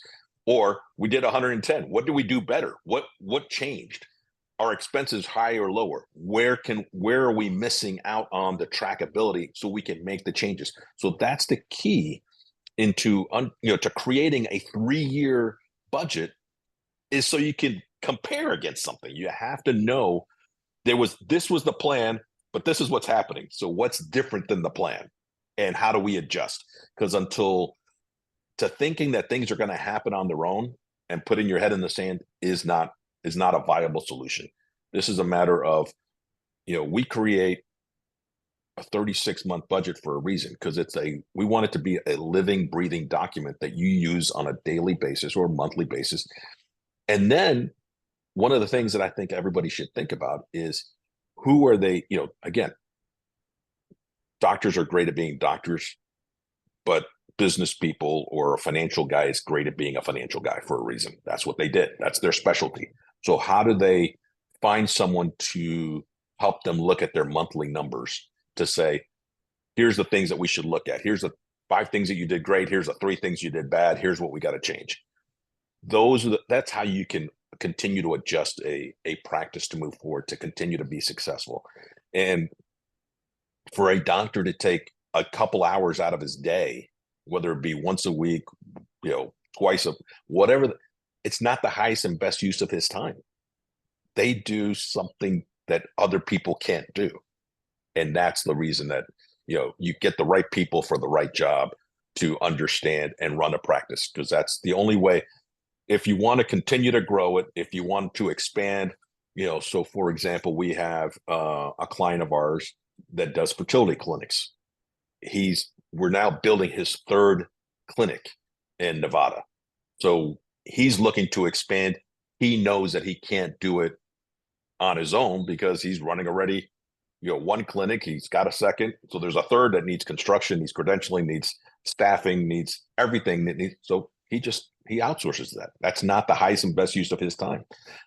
But when it's all said and done, he invested some money. He's now got 3 facilities. There's a 4th that we're looking at in another state. So now this is where the exponential growth of a practice can start looking at. And that's maybe more of an extreme example, but just growing within your own facility is important to look at as well. Cool, man. I could just keep asking you questions forever. I love business development, and being able to see there's so much talk about how physicians from like a group standpoint have lost footing, or they've lost maybe not footing is the wrong word, but they've lost some of the area that they've staked out for themselves.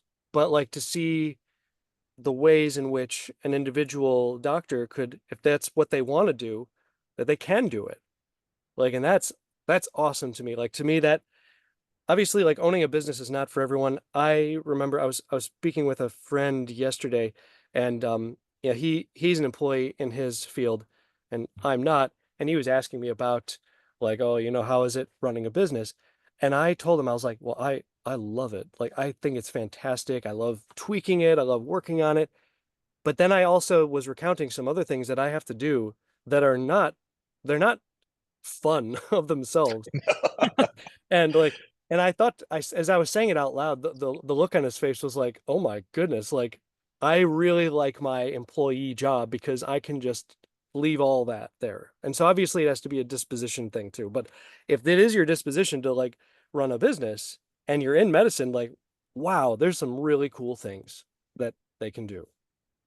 No, you're absolutely right. It's not for everyone. And there's a benefit and there's a pro to working for someone else. You're right. End of the day, you walk out, you're not worrying about health benefit renewals, and you're renegotiating your lease, and there's a piece of equipment that I gotta buy that's going to cost me another $100,000, and where's that going to come? Yeah, you just kind of walk away and you're done. The con is you limit your upside, and that's okay too. It's just a matter of there's not a right or a wrong. There's an is, and what it is for everybody is different, and so it's just understanding what everyone's is going to be. Yeah, I get that.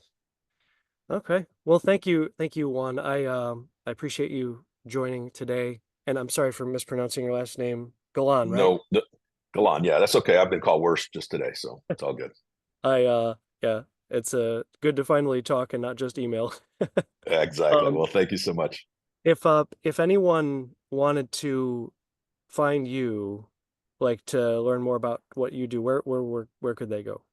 They can go to practicesetup.com. Practice And they setup. can email me directly at Juan@practicesetup.com, and that's JUAN. Okay. Okay. Yeah, it's easy enough to remember. Practicesetup.com. Yeah, I know personally, like I've had some conversations with your team on some different things, and I found that y'all are very resourceful and knowledgeable. So I'm really glad that we've met, and thank you for coming today. Well, thank you. Appreciate it. Have a good day. Yeah, you too. You too. All right. Well, yeah, that's definitely my cup of tea. Maybe, for a lot of people, like we said, maybe that's not like the thing that you want to do. But for any of you that are interested in developing your own private practice, if you want to brainstorm on this, like obviously you can get in touch with Juan if you want to. But and I love it when I get questions about that. So if you have questions about that process, like from a personal level, you can message me. I love nerding out on business development stuff.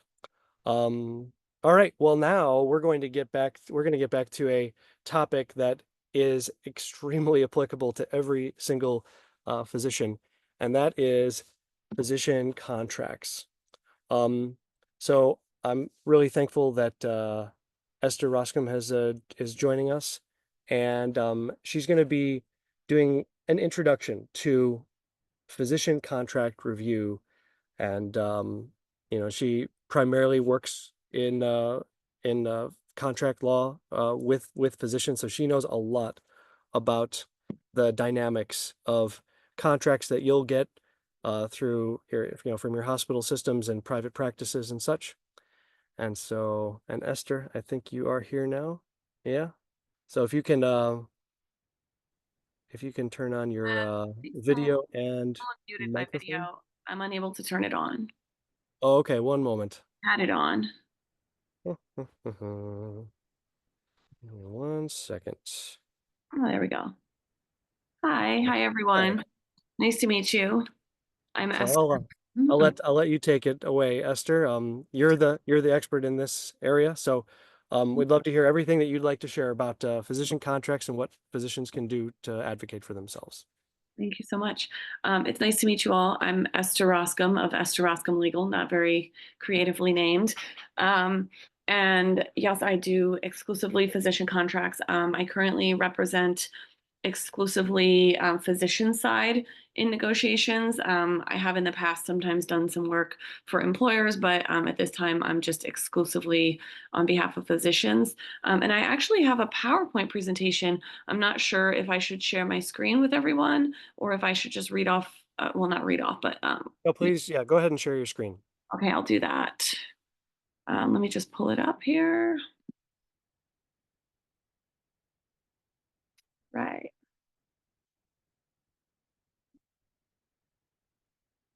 Getting right into it because I know time is short here. All right, can everyone see? Yep, that's great. And I'll have to back out if it fast forwards a little too quickly. Sometimes that timing is a little tricky.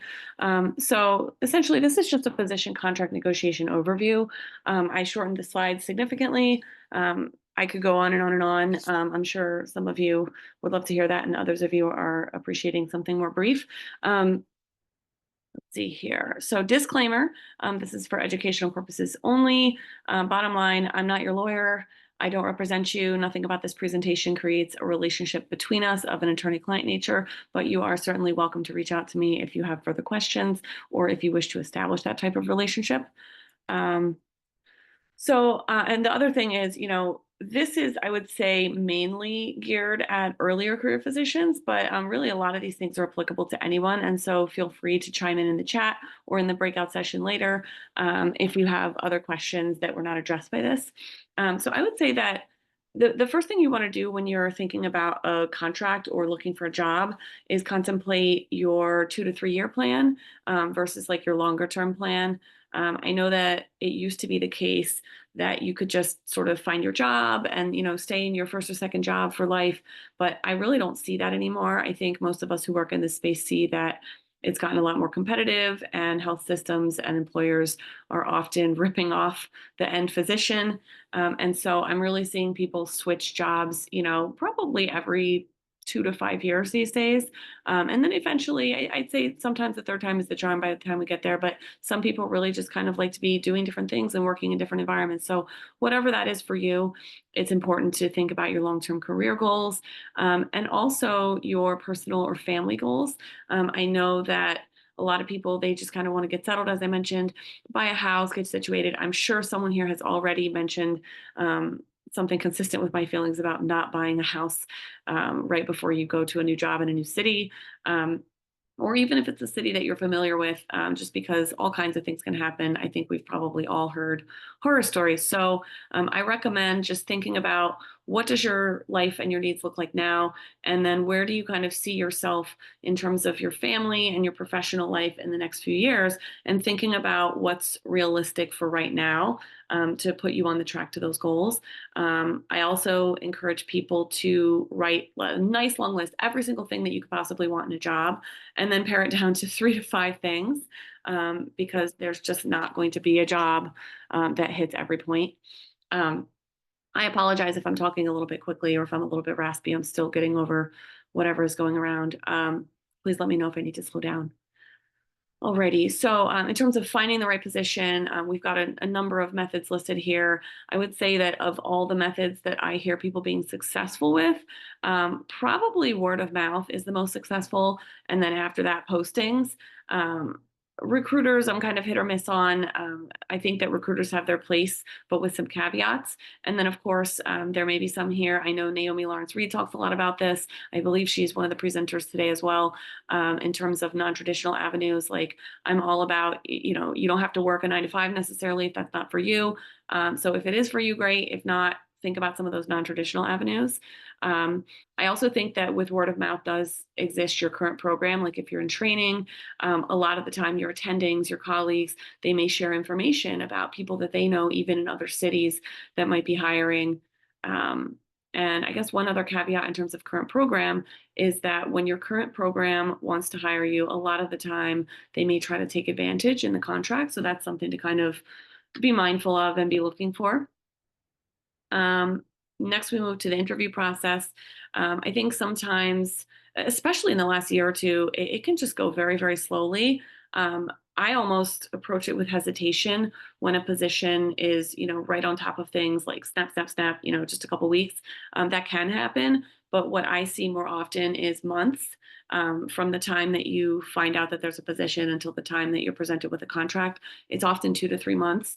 So keeping in mind that process and keeping in mind when you actually need to be employed by, and being honest and forthright with an employer about what your timelines are without sharing too much information.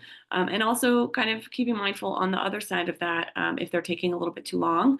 And then during that process, you want to think about all the different questions that you have to ask. I have some listed here. These are just some of the many, many examples of things that physicians need to know about new positions. I think that of these listed here, you definitely want to think about EMR and how the position became available, and otherwise what resources are available. In general, I tend to hear the same types of things when I interview people in terms of our intake process here. It's almost always, this position is really amazing. They have so much support staff. The job became available because the last physician didn't like the city or wanted to go academic or wanted to go private, whatever it might be. And that's all well and good, but that is not always the case. So it's really important to kind of take notes as you go through the process and pay attention to what your interviewer says versus what the recruiter says, and be aware of any disparities, and also just know how to read between the lines in terms of what you're thinking about the position. Also call schedule and growth potential. I think most people want to share with you about the position, but there are a few people who will obfuscate. So definitely keep your wits about you. in terms of doing your homework. Certainly for external recruiter posted positions. Forgive me if there are any recruiters here, no shade to you in particular, but external recruiters, at least the ones that I've dealt with, I've found that they often lie just because of the way that they are incentivized financially. So it's really, really important for physicians to keep every email that they send you, take notes on every conversation where they're making promises, telling you about the position, and compare that to the contract when you receive it. I also think that, and this is good for any position, not just recruiter positions, but the Wayback tool is really nice. So it can sometimes be helpful, not always, but it can sometimes be helpful at identifying programs where there are physicians who came and went who have not been identified to you. And certainly it's something I talk about more specifically with clients whenever there is a concern. It's rare, but once in a while there are concerns of that nature, about the pros and cons of reaching out directly to someone like on LinkedIn or what have you, just to kind of hear about their experience with the position. That's an option. And just, of course, as I mentioned before, reading between the lines. If I had $1 for every didn't like the city situation that I've heard about, I would not need to practice law any longer. But I do. So, and I like what I do. So just keep your wits about you. And just remember that no position is ever going to be perfect. Even the sort of ideal position, there is always going to be at least one surprise or thing that you don't like. And then, of course, on the more negative end of the spectrum, if it sounds too good to be true, it probably is. In terms of evaluating the agreement, you definitely want to know what you're getting into. And a lot of the time, the people that you're speaking with, they mostly have good intentions, but they may not always be familiar with some of the administrative nuances of the contract or of the job. And so you want to make sure that what someone tells you, if it's one of your key 3 to 5 priorities, is in the contract. So like if they're telling you this is going to be a 4-day work week position, and then you look at the contract and it doesn't mention anything about a 4-day work week, then that's kind of your cue to be getting a little bit curious and asking about why that's not included there. So I could give examples, but the bottom line, and we can get into this more if anyone reaches out or goes to a Q&A, you just want to keep in mind always what your top priorities and goals are for the position, not necessarily for the rest of your life, but just for the next year or 2 or 3. And then make sure that all of those promises that are being made to you are reflected in the contract. And I think that goes better for people. The other thing that I like to mention here is what's called entire agreement clauses. Entire agreement clauses, they essentially, every contract has one. It'll say something to the effect of, everything in this contract is the entirety of your relationship with the employer. And if we emailed you, said something verbally, what have you, that doesn't count unless it's here. And that is really true in most cases. So for example, I often speak with physicians who say, well, I just want to make sure I get it in writing. So I'll have the interviewer email me this thing that they promised me. And that is just not enough. It is very, very rare that any enforceable promises would be made in an email, and you just don't want to get into all that. If there's something that's a deal breaker for you, you got to make sure it's in the contract. Conversely, there are a lot of things that might be a deal breaker where they just don't put it in the contract, and that's kind of the tension. It's one of the reasons why you really want to be having someone good look at your contract and have experienced professionals talking through everything with you so that you can kind of discern. Because while I'm certainly skeptical of a number of situations that come across my desk, it doesn't mean that just because something's not in the contract that it won't come true in your job. That's not necessarily the case. You just kind of have to use your judgment and think about what's most important.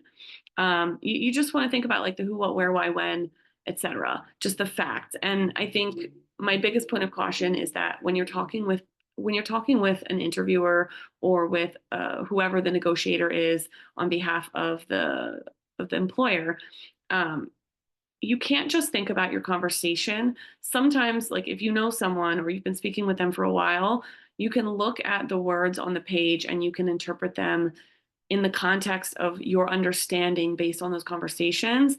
But what you really want to be doing is looking at it as though you've never talked with them before and just thinking about what does it actually say here. And I think that often can lead to seeing possible confusions, and then you can kind of negotiate or discuss that language with someone and avoid that. Let's see here. In terms of attorney review, so obviously I'm an attorney. This is transactional work. I know one of the questions that I often get is, do you review contracts only in your states of licensure, or do you do that everywhere? So I review everywhere, all 50 states, with some limitations though. I'm licensed in 4 states currently, Maryland, New York, New Jersey, and Texas. And so I can occasionally do a little bit of a deeper review in those states if it's necessary, especially with regard to enforceability. But I generally try not to get too much into that, because the fact is, whether or not something is enforceable, you really don't want to be fighting with someone about whether it's enforceable. That can be quite costly, and employers are often a lot richer than you by design. So you definitely want to make sure that you have someone qualified. There are also a number of attorneys in the space, and also non-attorneys in the space. And I think, I would say I'm probably middle of the road in terms of price. I'm still pretty small, so I offer a very personalized service here. But I just want to make sure that everyone is going with a qualified professional. Definitely do the background if someone is identifying as an attorney. It's not unreasonable. I'm not offended if someone looks me up on the bar websites to verify my licensure, much the same that I'm sure the financial professionals here would tell you if you were dealing with a financial professional. If they claim to have a license, look it up. So look up everything. In terms of social media, a lot of people can appear to have large followings, but there are fake follower checkers. Use them. Figure out if someone is appearing to have more followers. I know there's actually recent FTC guidance that has come out identifying that as actually a fraudulent practice with regard to companies that offer items for purchase. I'm not sure how it will tune down in terms of attorneys, but certainly there are a number of ethical considerations there. So you just want to make sure that you are working with someone who is familiar with a lot of physician contracts. Someone could have 20 years of experience in the labor and employment space, but if they don't have a lot of firsthand experience with labor and employment disputes in healthcare, or with a large volume of contracts, at least a couple hundred a year, then they might not be as aware of current trends as some of the others of us who are a little bit more focused. Pardon me. Some of the other things that attorneys in this space, myself included, can offer are access to MGMA data, which is one of the salary aggregation tools that will help you understand just the different trends in salary. It can be quite nuanced depending on how you look at the data. I generally stick with geographic region and specialty, but certainly sometimes I do more nuanced searches of that data for individual cases. There are pros and cons to that, which I can discuss later. So essentially, this is sort of just the overview. You just want to make sure that whoever looks at your contract knows what they're doing. Certainly ask how many contracts in your specialty or in your area they've done. That might also lead you to individuals who know the employer that you're negotiating against. Even for me, once in a while, if there's a very particular nuance and someone comes to me and I know that there's another attorney who knows that employer better or what have you, I may offer that option. So it's something to keep in mind. I apologize, I'm going quite rapidly here, so stop me if I'm going too fast. There are some different negotiating points here. I'm sure that one of the others here has discussed PSLF and also the other different student loan payment plans. I'm not going to really get too much into that. Some physicians also have special considerations to think about. Legal issues, past legal issues or discipline can affect you in terms of credentialing and often need to be disclosed. You want to think about conflicts of interest. I regularly speak with physicians who have, very entrepreneurial backgrounds. They may own another business, or they may have a family full of physicians that own practices nearby, and that can sometimes present the necessity to disclose certain things when you're looking for a job, or just be a little bit careful in terms of how you're approaching that with an employer. And then, of course, visa sponsorship. I do deal sometimes with people who need visa sponsorship from employers, and that can also be very tricky because it shouldn't, but it can sometimes reduce leverage. So just be thinking through all of these things and know your deal breakers. Compensation and obligations are also huge negotiating points. I don't think I have to get too much into this. You guys should be knowing that, but bottom line, you want to know what your salary structure is, whether it's revenue or RVUs. I don't see revenue models too often, except for typically optho and surgical specialties. Once in a while otherwise, but most of the time those are a bad deal otherwise. And just doing the math, and me personally, I use the MGMA data to walk through all of that. In terms of obligation, your schedule, your FTE hours, the breakdown, the days, the nights, the call length, just all of that. You want to make sure that you're negotiating your top points. And once again, going back to what I said before, you're not going to be able to negotiate 100 things. You just have to focus on your top goals. And if anything, I almost get suspicious of a situation where the employer is too open to negotiation, because it causes me to then wonder, like, can they not find anyone else? Is there no competition for this job? Is there something about this that is unknown to my client that's going to be a problem? Otherwise, some typical negotiating points that I go over with physicians are exclusivity in terms of moonlighting or having a second job, expert witness work, that sort of thing. If you are still in training and you're looking ahead, I've seen this particularly with surgery and cardiology. Training stipends are really, really beautiful. You want to be careful about those jobs because they have very, very significant golden handcuffs in terms of repayment obligations. And I can certainly talk about that with someone individually, but training stipends can be very useful if you're very, very sure, and if the contracts are written appropriately so that you're not going to be financially ruined for taking that money. I generally recommend that people put that money away while they're accepting it, but it can still certainly earn interest. And there are a lot of things that you can do in a situation like that if you have the skills to warrant a training stipend. Signing and retention bonuses, those are also a big negotiating point. I think that retention bonuses, if anything, can be a little bit more valuable than signing bonuses, just because of the rate at which they are taxed, and the fact that it's just a one-time payout. So I generally encourage people to focus more on RVUs and the general compensation structure. But retention bonuses are also a useful tool. I could probably think of some examples if anyone wants to come ask me about that after. Forgive me, I'm going pretty quickly here. I know we have 5 minutes left. I've been speaking quite rapidly. Does anyone on the panel or Tyler have any questions, or is there anything that I didn't touch on that I can kind of address in these last 5 minutes? I want to make sure I'm respecting time. Sure. Yeah. Thanks a lot, Esther. There's a lot of great information. We did have a question.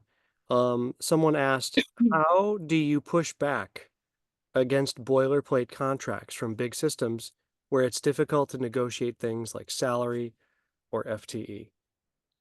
I think that's a great question. I think it really, really depends on the leverage that you have in that particular situation and who the employer is. So, like, for example, if I've got someone with a J1 visa need in front of me, I mean, that's rarely negotiable, if ever. If I've got someone in front of me where it's a major market and there are 50 physicians gunning for that, that also may be hard. It doesn't mean that it's non-negotiable, though.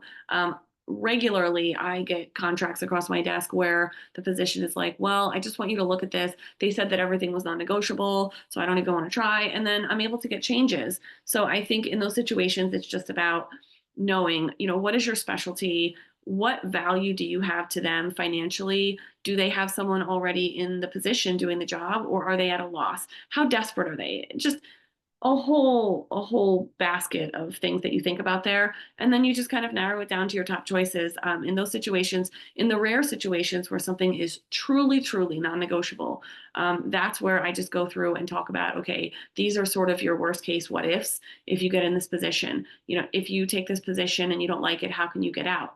And that might be where I focus the conversation with someone in a truly non-negotiable contract situation, which I would say is rare. And ultimately, you don't have to take every job. I think there's a tendency to feel like, this is non-negotiable and I'm desperate. I don't have a job yet and my family lives here and this bad thing might happen to me. I have to go this other place or whatever it might be, right? You don't have to do anything you don't want to do. You don't have to sign anything you don't want to sign. At the end of the day, you've got to think about, can I live with this for however long the exit notice period is and whatever the obligations might be. So I hope that sort of helps answer your question. It wasn't too specific, but non-negotiable is not always non-negotiable. And when it is, you just got to think about, how can I leave? Yeah, no, that makes sense. I mean, it's good. It's important to be realistic in these things, because it's not because, like, we don't want to think that we have some sort of leverage that we don't actually have. And I'm very honest. I mean, sometimes it's quite rare. I would say that most of the physicians that I deal with are very, very warm, humble people. Every now and again, someone comes to the meeting and they may have outsized expectations about what their leverage is. I had one recently. I won't quote, it doesn't matter, but I will be honest with someone when they don't have good leverage in a situation. And, I'm not here to tell you what you want to hear. I'm here to tell you what you need to hear, because nobody is paying me to make them feel good. People are paying me to tell them whether the contract is going to be more likely to get them what they want or not. Yeah. Yeah. Well, since you brought up the residency, the trainee stipend, I thought it would be good to, because we have a couple more minutes before our next part. When you said golden handcuffs, my first thought was obviously you have to repay the money if they didn't actually follow through. Is that what you were referring to? That's part of what I'm referring to, but I'm also referring to length of service obligations. So what I typically see in terms of the training stipends, I saw one 4 months ago, right around the time 6 months ago, right around the time my baby was born. I saw one where it was like a couple $1,000s a month training stipend for this individual. And not only did they have to repay it all with interest if they didn't start the position, but they also had to repay it all with interest on a prorated scale based on, I think, like 5 years of service, something ridiculous. And I advised the individual to try to negotiate that length of time down, or just make it, start and stay in the position 90 days or a year or what have you. Because obviously, like, you could go somewhere and start on your first day and realize, oh my God, this is a horrible hell job and I don't want to stay here. But realistically, it's going to be hard for you to get into another position before like minimum 6 months to a year. But 5 years, I mean, that's crazy. I've seen a number of sort of versions of the golden handcuff, but bottom line, golden handcuffs means a large amount of money that they paid to you or spent on you, that they want you to repay back to them if you don't not only start the position, but potentially meet certain metrics, work for a certain number of years. And often the number of years for the golden handcuff is longer than the term of the contract, which can be a little tricky. And, I also discuss with people why contract terms don't generally matter, just because of the without cause notice period that's in almost every contract. But whenever you're dealing with money like that, you have to be careful, because you don't want to get yourself trapped in just a terrible situation where you can't make money in the situation, or you don't like the job, and now you have all of this post-tax money that you have to use to repay back pre-tax amounts. And I'm sure there's an accountant here who can also talk about those situations where a physician comes and is leaving because it was just a real mess. And then you have to go back and redo your taxes to try to get back some of your money that you paid. But that's a whole other branch.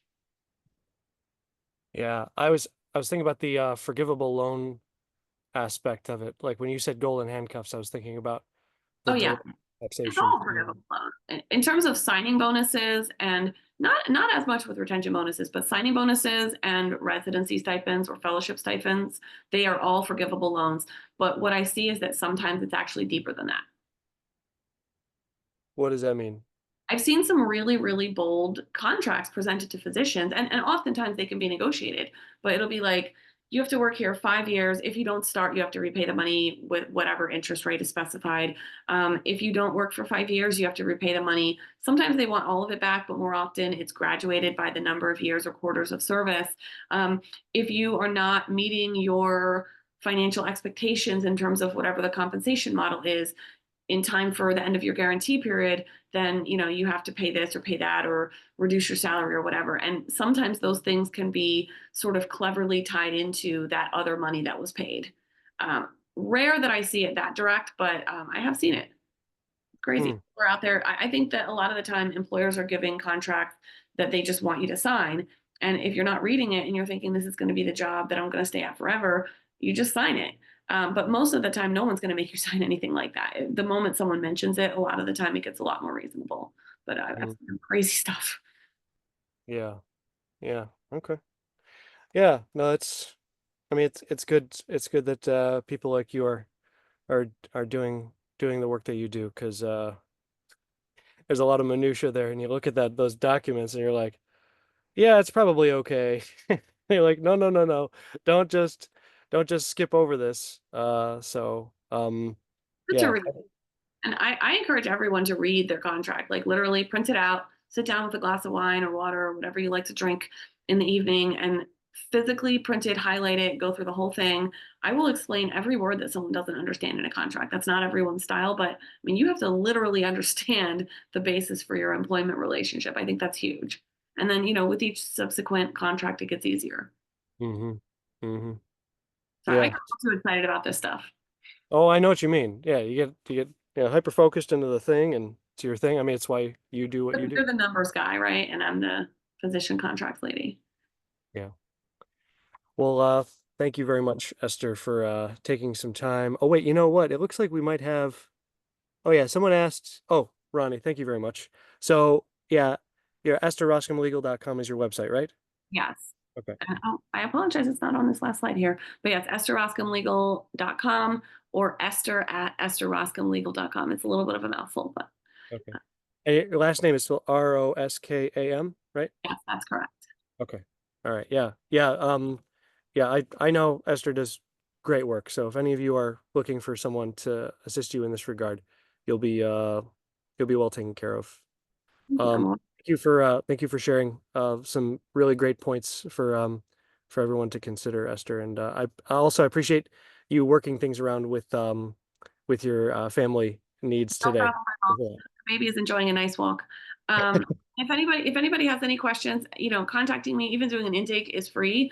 But literally, I'm always happy to hear from people and just have a conversation about how things work or what have you. Anybody has any follow-up questions, feel free to reach out. Okay, that sounds good. I think let's see. Actually, because we got a few more minutes left before 3 when you start, Scott. So someone asked here too, is it getting harder to have leverage? Scope creep, private equity, merging of big systems?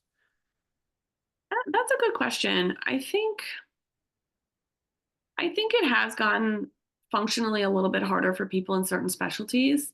But then again, I also feel like physicians are getting more creative as well. Like right now, almost every contract that I see lately, just anecdotally, I see a lot more compressed work weeks or 4 days or non-traditional arrangements than I did even a year ago or 2 years ago.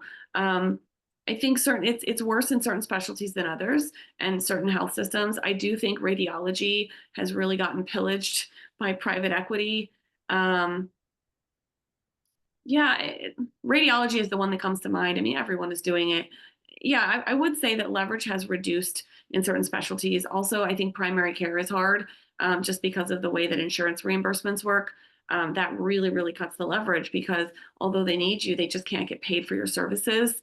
But I wouldn't say that it's something to be horribly disheartened about. I think it's just something to recognize and then consider in your job search. Like whenever I deal with a physician who may not have, in my opinion, as much leverage either in a particular job or in an area, whatever it might be, or in their specialty, I always encourage them to think a little bit more broadly about jobs in other cities or other things that might work for them. And even if you don't want to go to another city, I'm not advocating to waste anyone's time, but I routinely tell physicians, go get another offer, literally anywhere, and just see what else you can get. Because sometimes also, there's the situation where you really don't have any leverage versus the situation where you think that you don't have leverage because that's sort of what you're looking at here. But then if you can step out to like a broader area, you see that bigger picture and you see that maybe you don't have leverage in this city or this system, but you could have better leverage elsewhere. I know Baltimore is a really good example of that for us right now. I'm very, very familiar with the Baltimore market. We lived there and worked there, and I get a number of physicians contacting me from Baltimore, and that is like a really, really saturated market. But even there, in certain specialties, people have less leverage than others, but it's not insurmountable. I hope that answers the question. You're welcome to follow up if you need. Yeah. Oh, thank you very much, Esther.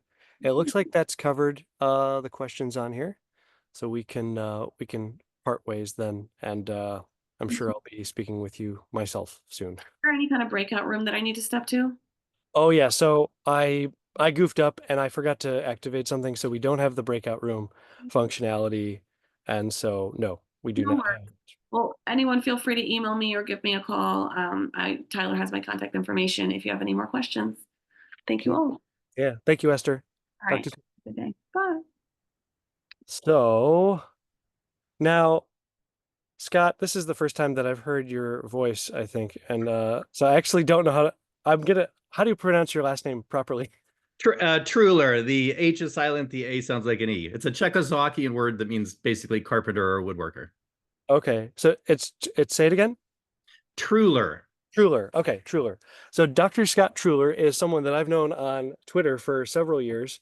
And he's a private practice radiologist in Iowa. And but he's also not just an MD, he also has an MBA, Master's in Personal Financial Planning, and from the College for Financial Planning. You seem to like the money side of medicine. You for many years I've felt like any time that you weigh in on financial planning conversations, I really appreciate how you have a mind with, obviously your field in medicine, but also so much about financial planning. And so I really respect what you think because you can see multiple perspectives in this regard. So that's why I asked Scott to join today and to specifically talk about being able to protect yourself when it comes to trying to figure out if you're going to hire a financial planner, a tax professional. And I don't know if you're going to talk about a wide variety of professionals outside of financial planning, but there's probably some principles that can be utilized with many decisions. But I think that your perspective on this could really help listeners and viewers who are trying to sort out getting the help that they need, but without hurting themselves. Because as you know, as well as I do, there's a lot of garbage out there, but there's also some good. So I'll let you take it away. All right. Thank you, Tyler. That's very kind. And I just want to, stake in the ground here. Tyler just said he doesn't know what he's going to get when he invited me. So, this is on him. So there you go. I'm the wild card in the bunch. And here, just after the prior speaker took a shot at radiology, and here I am a radiologist, but that's okay. I'll carry on nice and strong. I'm going to try to share my screen here. There we go. Let's max that out. Okay, is that visible, Tyler? We Yep. good? Yeah, it looks good. Okay, well, actually, let's start at the beginning, shall we? So again, yeah, my name's Scott Truhlar. I am been in private practice for 20 years. I'm a private practice radiologist. I am a physician. I have accumulated other experiences over the years. I got my MD back in '98. I took the certified financial planning coursework and passed that test. I passed the test in July 2008. Later, as I became more involved in the operations of my private practice, I saw the need to get an MBA. And then I went back to my first interest, which is actually the financial planning side, which is why I got a master's degree in that. I'm a physician. All the physicians on this call know that when physicians are presented with a problem and they feel uncomfortable, their solution is always to get more education. So I'm an example of that, I guess. I do teach I wrote a 12-hour 4-credit course at the Carver College of Medicine at University of Iowa, which we teach each spring, myself and one of the financial advisors from the medical student office. So every spring, right after a match, we give a 12-hour course for credit, elective course for M4 students who take this. So we spend a lot of time on this information here. Disclaimers.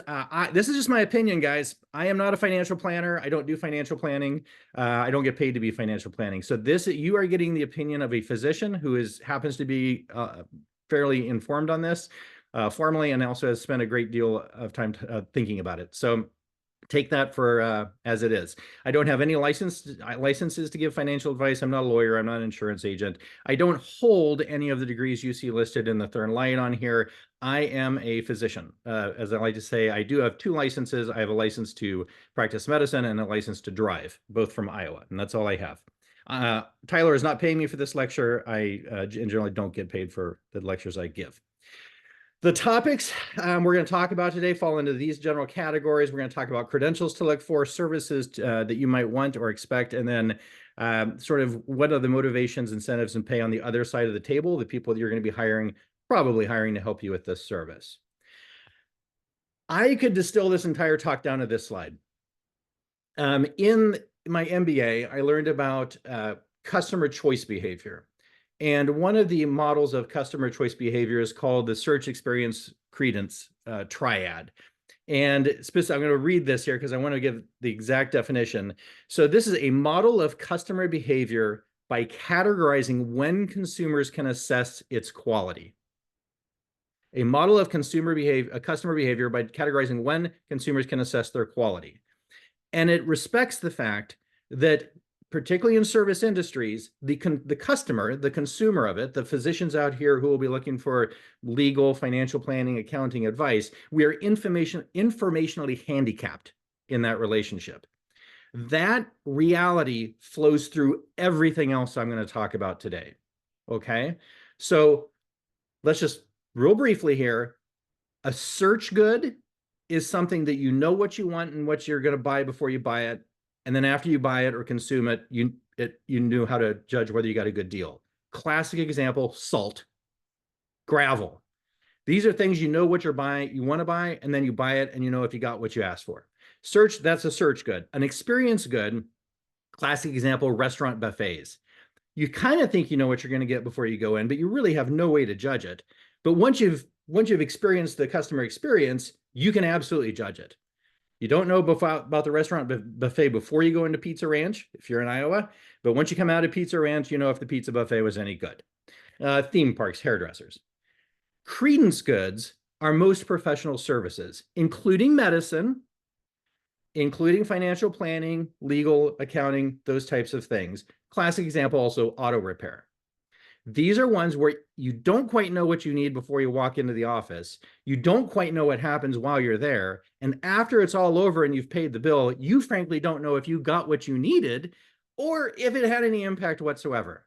And financial planning and most of the ancillary professions here, like law, accounting, is a credence good. So everything else that comes after this really ties into that reality, okay? Foundational knowledge here, very fundamental. How do human beings assess the quality of the service when you're dealing with a credence good? You use substitute things. You use proxies for quality. It's basically first impression management. When you go to a big hospital, the reason that lobby is so pretty is because they know they're providing a credence good and they want you to feel good about what you're about to experience in that hospital. In financial planning, it's going to be the first thing, name on the building. Does it say Morgan Stanley? Does it say Goldman Sachs, Wells Fargo? With each of those names, you come to it with an expectation of what's going to happen and what you're going to get because you don't know how to evaluate what you're going to get. You look at the office furnishings. You look at, do they offer you a soda when you walk through the door? Which they will for a variety of business reasons that you do to try to capture a customer.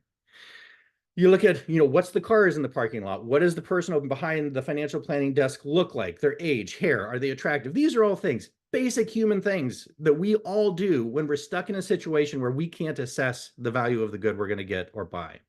Are there awards on the wall of the lobby? Do they have things you can look at while you're waiting to be seen? Things that are supposed to impress you and give you confidence that what you're about to get is worthwhile. Letters after the name, credentials we're going to talk about, niche knowledge, what do you expect to get in this relationship? We're going to talk about. So let's start with those awards, okay?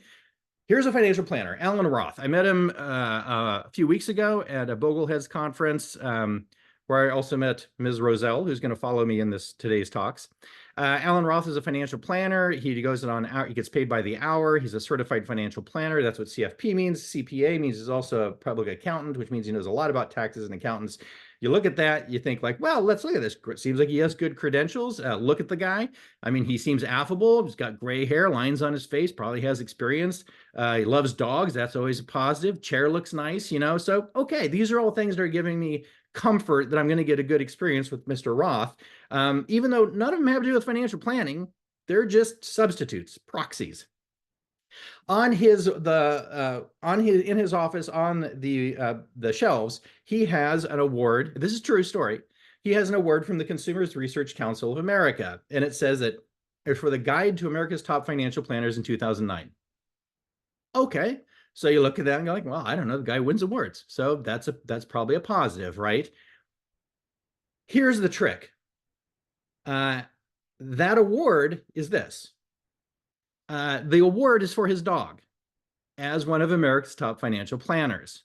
He's written about this various times. In 2009, he got curious about these letters he got in the mail offering to name him like, America's best financial planner, who's who in financial planning. And he thought, I wonder how hard they actually look at this. And so he sent in the $300. He filled out the form for his dog. Max Tailwagger is the name of the dog. And, he put in the real information with the exception of things that just don't apply. And he left those blank and he sent it in to see what would happen. And shortly thereafter, he got the award in the mail. His dog was named one of America's best financial planners by this entity. This is a true story. And what's the point? Why am I telling you this? Because to a level which I am uncomfortable, the financial services industry as a whole has too much of this in it. Medicine used to have a lot more of it in it, but it's cleaned up its act in the past couple of decades. But there, you have to still have a great deal of doubt about whether the proxies you're using to make a decision on whether you're getting good financial planning advice apply, okay? And just remember, and like Alan Roth, I actually asked Alan Roth about Max Tailwagger, and he says that his dog passed away a few years ago. So he appreciated me asking, but Max Tailwagger, true story. So there you go. So when you enter in this thing from the very beginning, you are buying a credence good, and you are in a somewhat nebulous environment as to which of the proxies you're going to be exposed to you should rely upon. So let's talk about those proxies. Also, this is a brochure that came out from an insurance company in Iowa. Iowa is full of insurance companies, particularly Des Moines, and this just talks about, as an example, one of the sales competitions that they run all the time. In some parts of financial planning, not all, by all means, not all, but in some parts of financial planning, there's a strong motivation to sell things, incentive trips and whatever. So just know this is what's going on. You got to be a little bit careful here when you enter into this relationship. So let's talk about the letters after the name, the credentials. All right. FINRA, Financial Industry Regulatory Authority, it's one of the major national regulatory agencies for financial planners.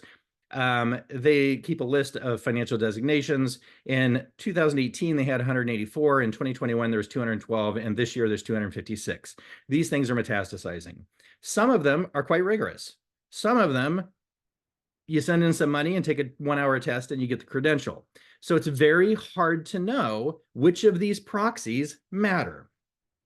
The list on the right is just a screenshot of part of the list, and in the middle is certified financial planner, which I will talk a bit about because it's the most commonly recognized, widely known credential in the industry. This is the list of the 256.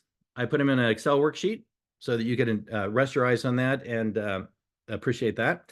The 5 that I put in red are the 5 I'm going to talk about as something you should seriously consider as having some educational heft behind them. It's these 5.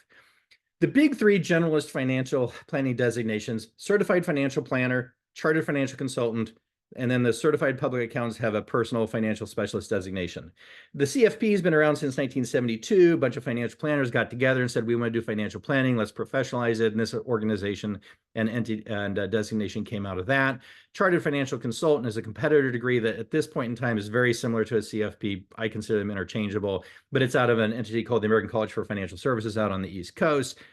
Something that came out of the insurance companies, but it's kind of merged into being very similar to CFP now. The CPA has gotten into the game a decade or two, I think 20 years ago, with their personal financial specialist. All 3 of those, I personally would consider, just my opinion, I personally consider great generalist degrees, show a commitment to advanced education and continuing education in the field.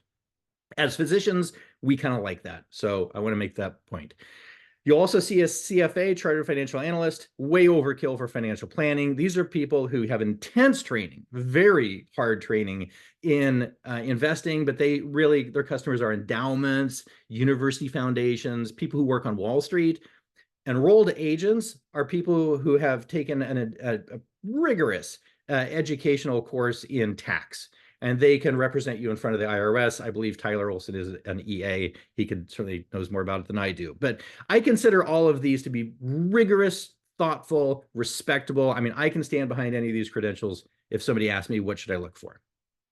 Okay, so that's the positives. Okay, if I believe a person should have some sort of advanced education, advanced training, I would look for one of those 5. Now, remember, there's still 251 other credentials that are recognized by the regulatory authorities as existing. I have no idea which ones are good or not. I don't know. I have no way to assess it without individually looking at the credential or the educational requirements for each one.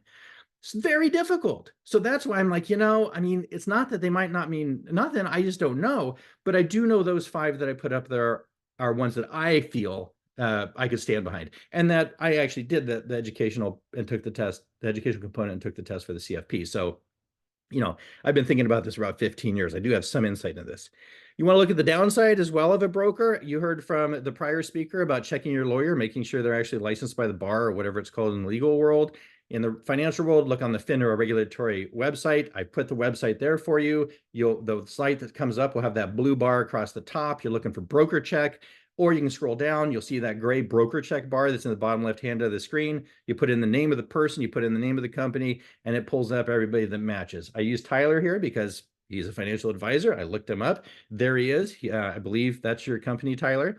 And one of the things I want to come back to on this is not only list all the whole financial ins and outs of the company or the person, but down to the bottom right-hand corner where it says Part 2 brochures, we're going to get back to that. That's called a Part 2 ADV, and you're going to want to look at that because there's a ton of good information that will help you make a good decision. We'll get back to that.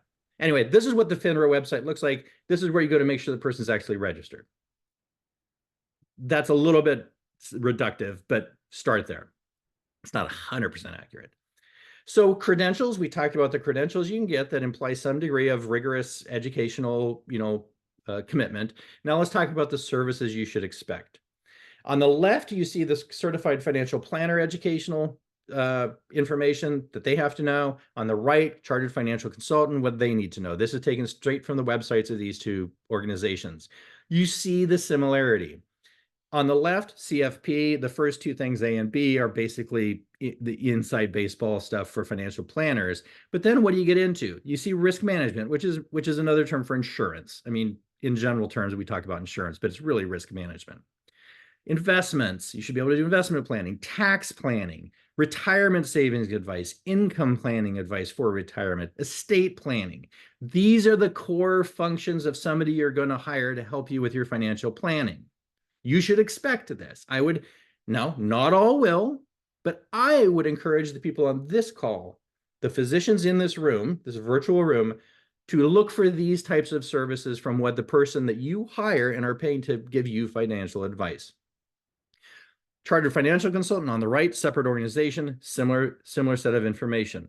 You'll see this again, okay? These are the services I would expect you to get in some format. Then there's also niche knowledge. Let's look at Tyler's website. I'm picking on Tyler because I figure since I can't really talk about other companies, but Tyler's sitting in the room here, so I'm gonna show his stuff. So the first place you go, what's that? Do your worst. Yes. So the first thing you're going to look, we live in the modern age. You're going to look at everybody's website. These are just cut and paste screenshots from his website. You're going to say, okay, I want to hire this guy named Tyler. I know him from Twitter. What's he do? Well, let's look here. He does a comprehensive financial plan, cash flow. Oh, contract review. Oh, that's different. Retirement, investing, debt, savings. Okay. And you can now look to say, is that kind of stuff that I want?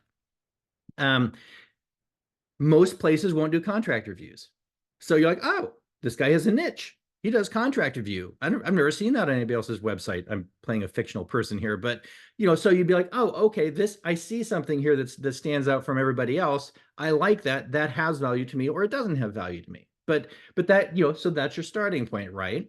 Here's a different website, also a financial planner, actually also a physician. Interestingly, they say very little on their website what they do. They just say, we do kind of general topics here. That's it. Hard for me to know if that person's good or bad. That's a physician who's a financial planner, but they do student loan repayment strategies. Oh, okay. Well, that's going to be relevant to some people. Third person also focuses on physicians. That's their core market. They do lots of things. So interesting things. First thing, they do tend to focus on physicians, which is true. I know this company. And then in the bottom, they do not control your investments. So if you go to their company, they're gonna tell you the plan, but they aren't gonna do the work for you. Okay, you have to do the work. Other places, here's one, this is actually another physician who's a financial planner, and you're like, oh, what do they do? Look at the bottom on them. They do manage your investments. So if you go to them, they're going to say, okay, we're going to have signing authority or whatever. We're going to structure your investments and take care of that for you. The prior company didn't. So there are nuances and there are niches of information between different companies in addition to that core focus of tasks. All right. You're going to have to decide if that's important to you, but you can look for it. The last thing that we're going to talk about is motivations, incentives, pay. What's the structure of the financial planning industry that the person on the other side of the screen or the other side of the desk, what's going on through their mind? What world are they living in as compared to our physician world? There are three main paths in America to become a financial planner. This graph was taken from a publication by a guy named Michael Kitces. He's probably the smartest, most well-known guy in the financial planning world.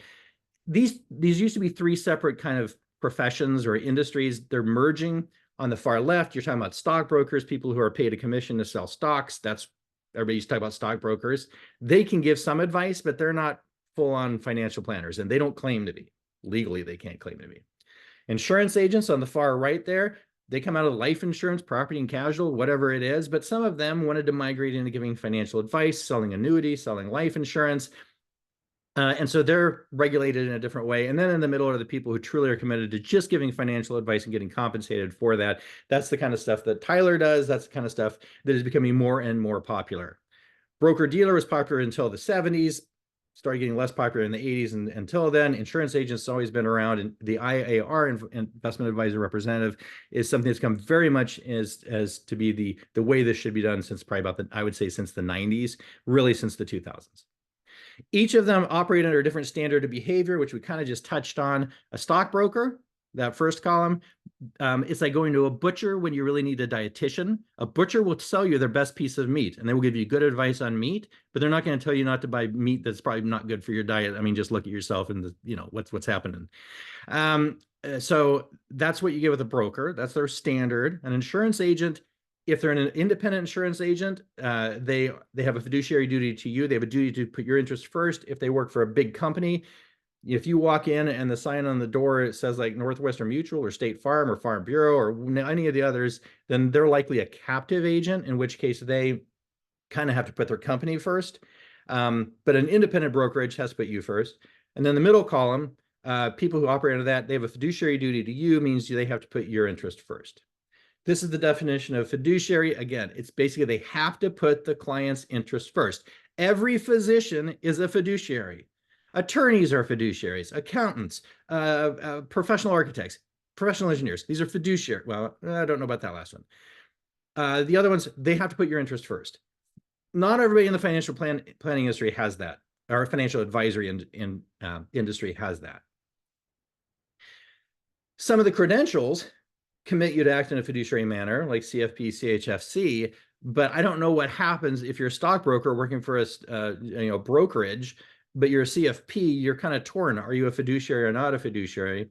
Insurance salespeople, again, it depends on how the structure of their business. Kind of hard to figure out, but you'd have to ask, are you a fiduciary? Will you operate as a fiduciary? And even if you're a fiduciary, it doesn't mean they have to put your interest first, but if you can get the same value for half price down the block from somebody else, they don't have to tell you that.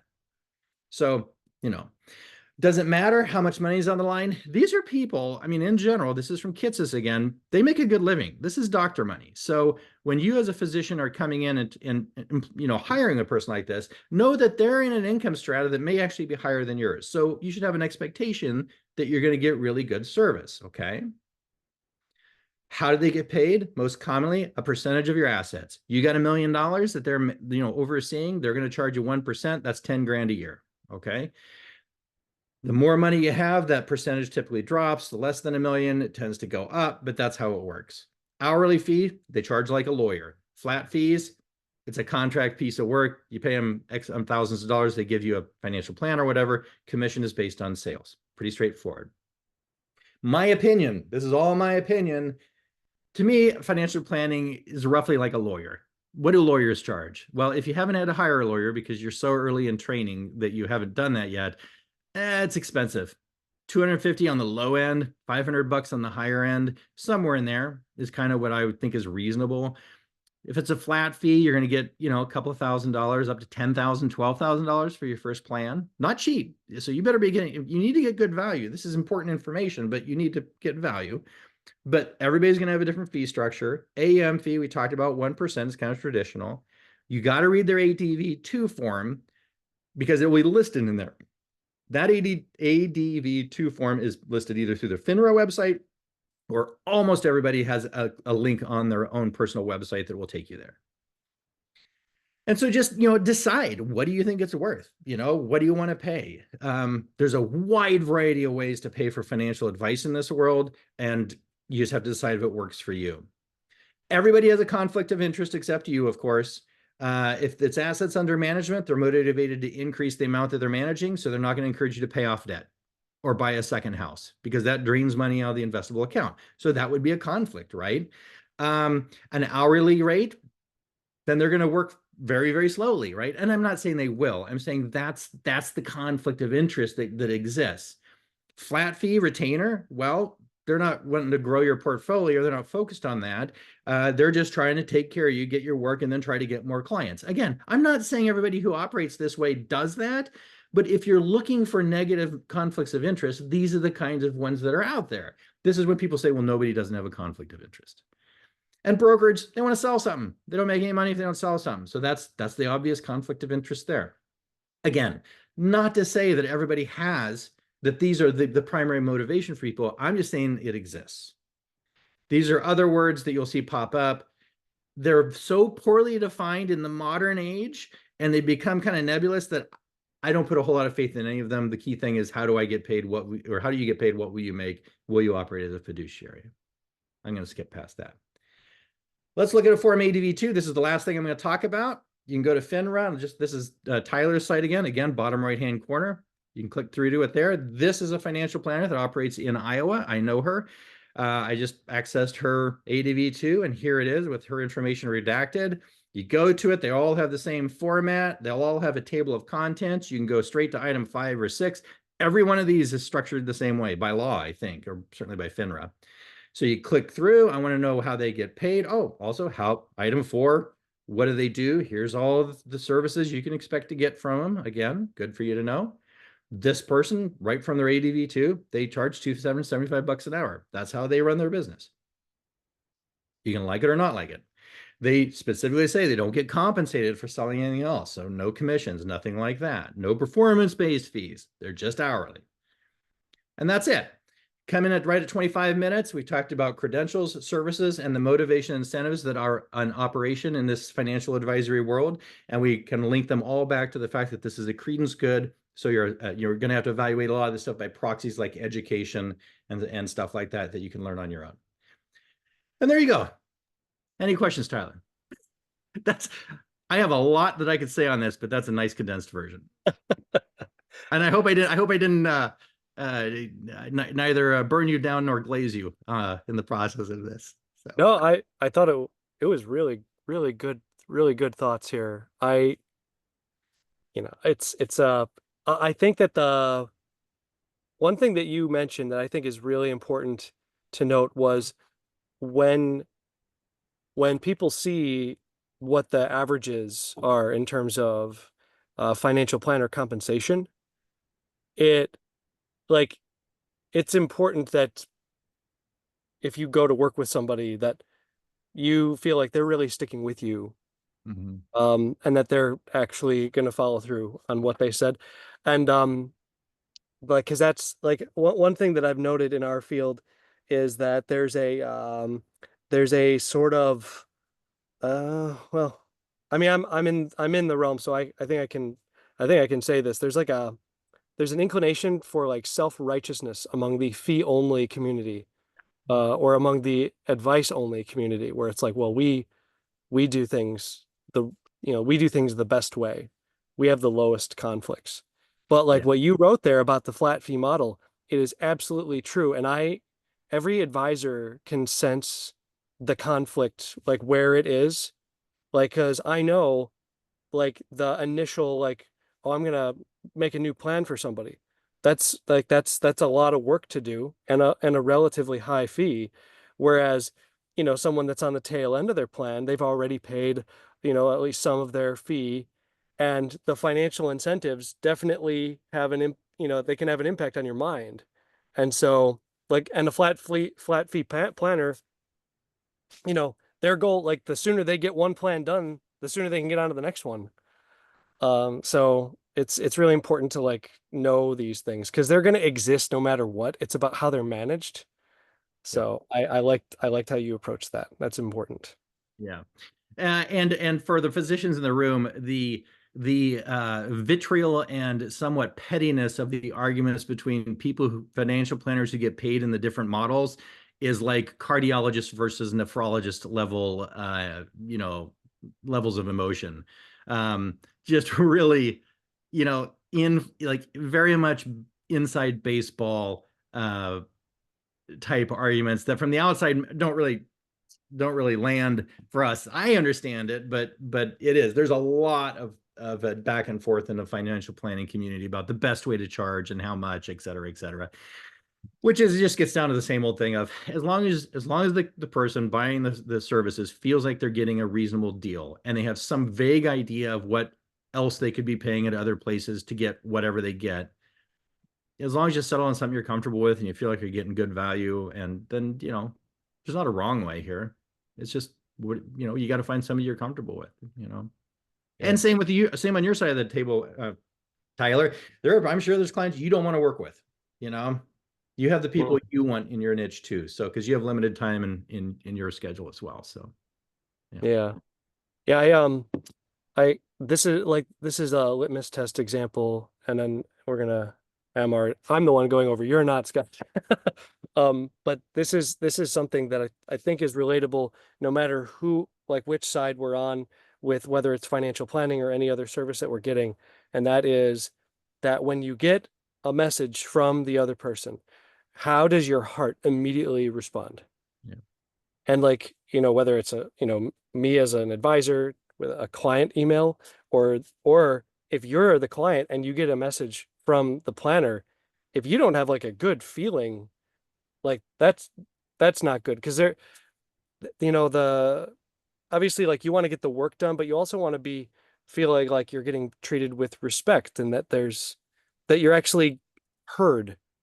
So yeah, you gotta go with your gut on these things too. Same with physicians, same with medical care. A lot of overlap.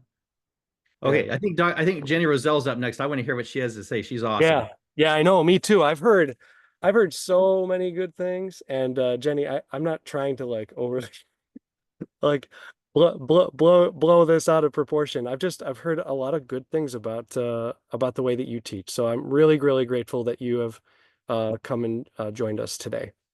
Yeah, and it's going to be hard to follow up Scott. Great session, Scott. So everyone, this is Jenny Rozelle. She's an attorney specializing in estate planning and elder law. Is that correct? It is, yes. Okay. And I've asked Jenny to join so that she could share her insights on estate planning, because every single one of you needs to take care of your own estate plan. So please pay close attention. No pressure, right, Tyler? No. This'll be just not just absorb. Yeah, just, like, listen and benefit, and it's not something that you all have to do, like, immediately, but this is good long-term knowledge to take in. For sure. Awesome. Well, thank you, Tyler. I'm going to try to take up a part-time job being an auctioneer and talk nice and fast. 25 minutes-ish is always hard for me regardless to get into the basics, but also because I'm a chatty Cathy as well. So we'll see how I do. My name is Jenny Rozelle. A lot of the things out there say Jennifer, but I go by Jenny. Forrest Gump ruined my name. Everyone always says Jenny, and I act like I've never heard that before, but I am the Tyler, don't do it. I'm the owner of Indiana Estate and Elder Law, where I'm an estate and elder law attorney.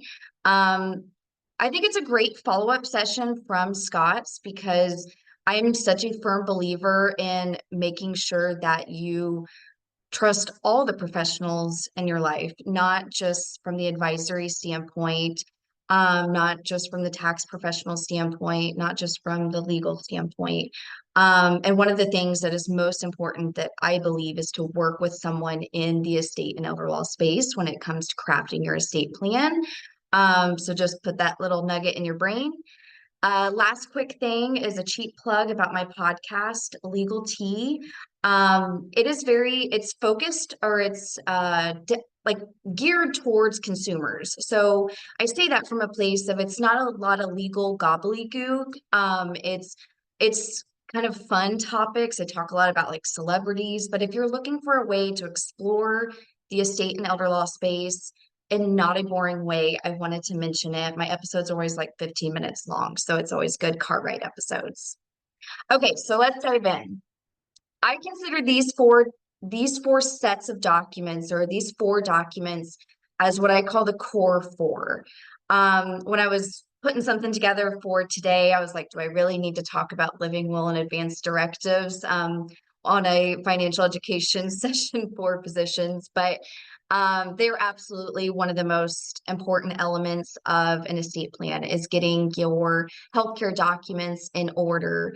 That top one, living will and advanced directives, is not the who. It is more end of life decisions and more specific what your end of life decisions are, whether it's a feeding tube, whether it's ventilation, dialysis, all the things. That is what is consisting in that first bullet. It's all the decisions. While the second bullet, healthcare power of attorney, is the who is making decisions for us if we are unable to do so. I should have mentioned this on my last slide. I am licensed in the state of Indiana. And I want to mention that from a place of a lot of the bigger concepts that I'm going to talk about today go through nationally. A lot of the themes, the concepts in estate planning are pretty similar across the country. And I say that, or I remember to say it, because different states will call this healthcare power of attorney different things. So sometimes you'll see healthcare power of attorney, sometimes you'll see appointment of healthcare representative. There's different terms, but if it's the who that's making healthcare decisions for us, that's the document I'm talking about in terms of if you can't make your decisions, we've got to get someone in a position to make them for you. And most especially an individual that you trust navigating those super emotional decisions. Third bullet, financial power of attorney. I just live in the world of yuckiness where I have to talk about incapacity and dying. So I bring a level of energy and smiling all the time, and maybe that kind of negates the topics, but financial power of attorney is a document that kicks in usually when someone is becoming incapacitated. And what I always say is just because something yucky has happened does not mean the bills stop coming. It doesn't mean we get a pass on filing taxes. The financial power of attorney's job is to keep your financial stuff afloat and on the up and up and in the good graces of all the third parties. So look at your financial power of attorney as your person that you trust to navigate financial and legal affairs if you're unable to do so. A big thing people don't realize is financial power of attorneys terminate at death, which is a nice segue to that fourth bullet. If I don't know if many people know me on this webinar, but I'm a pretty informal person.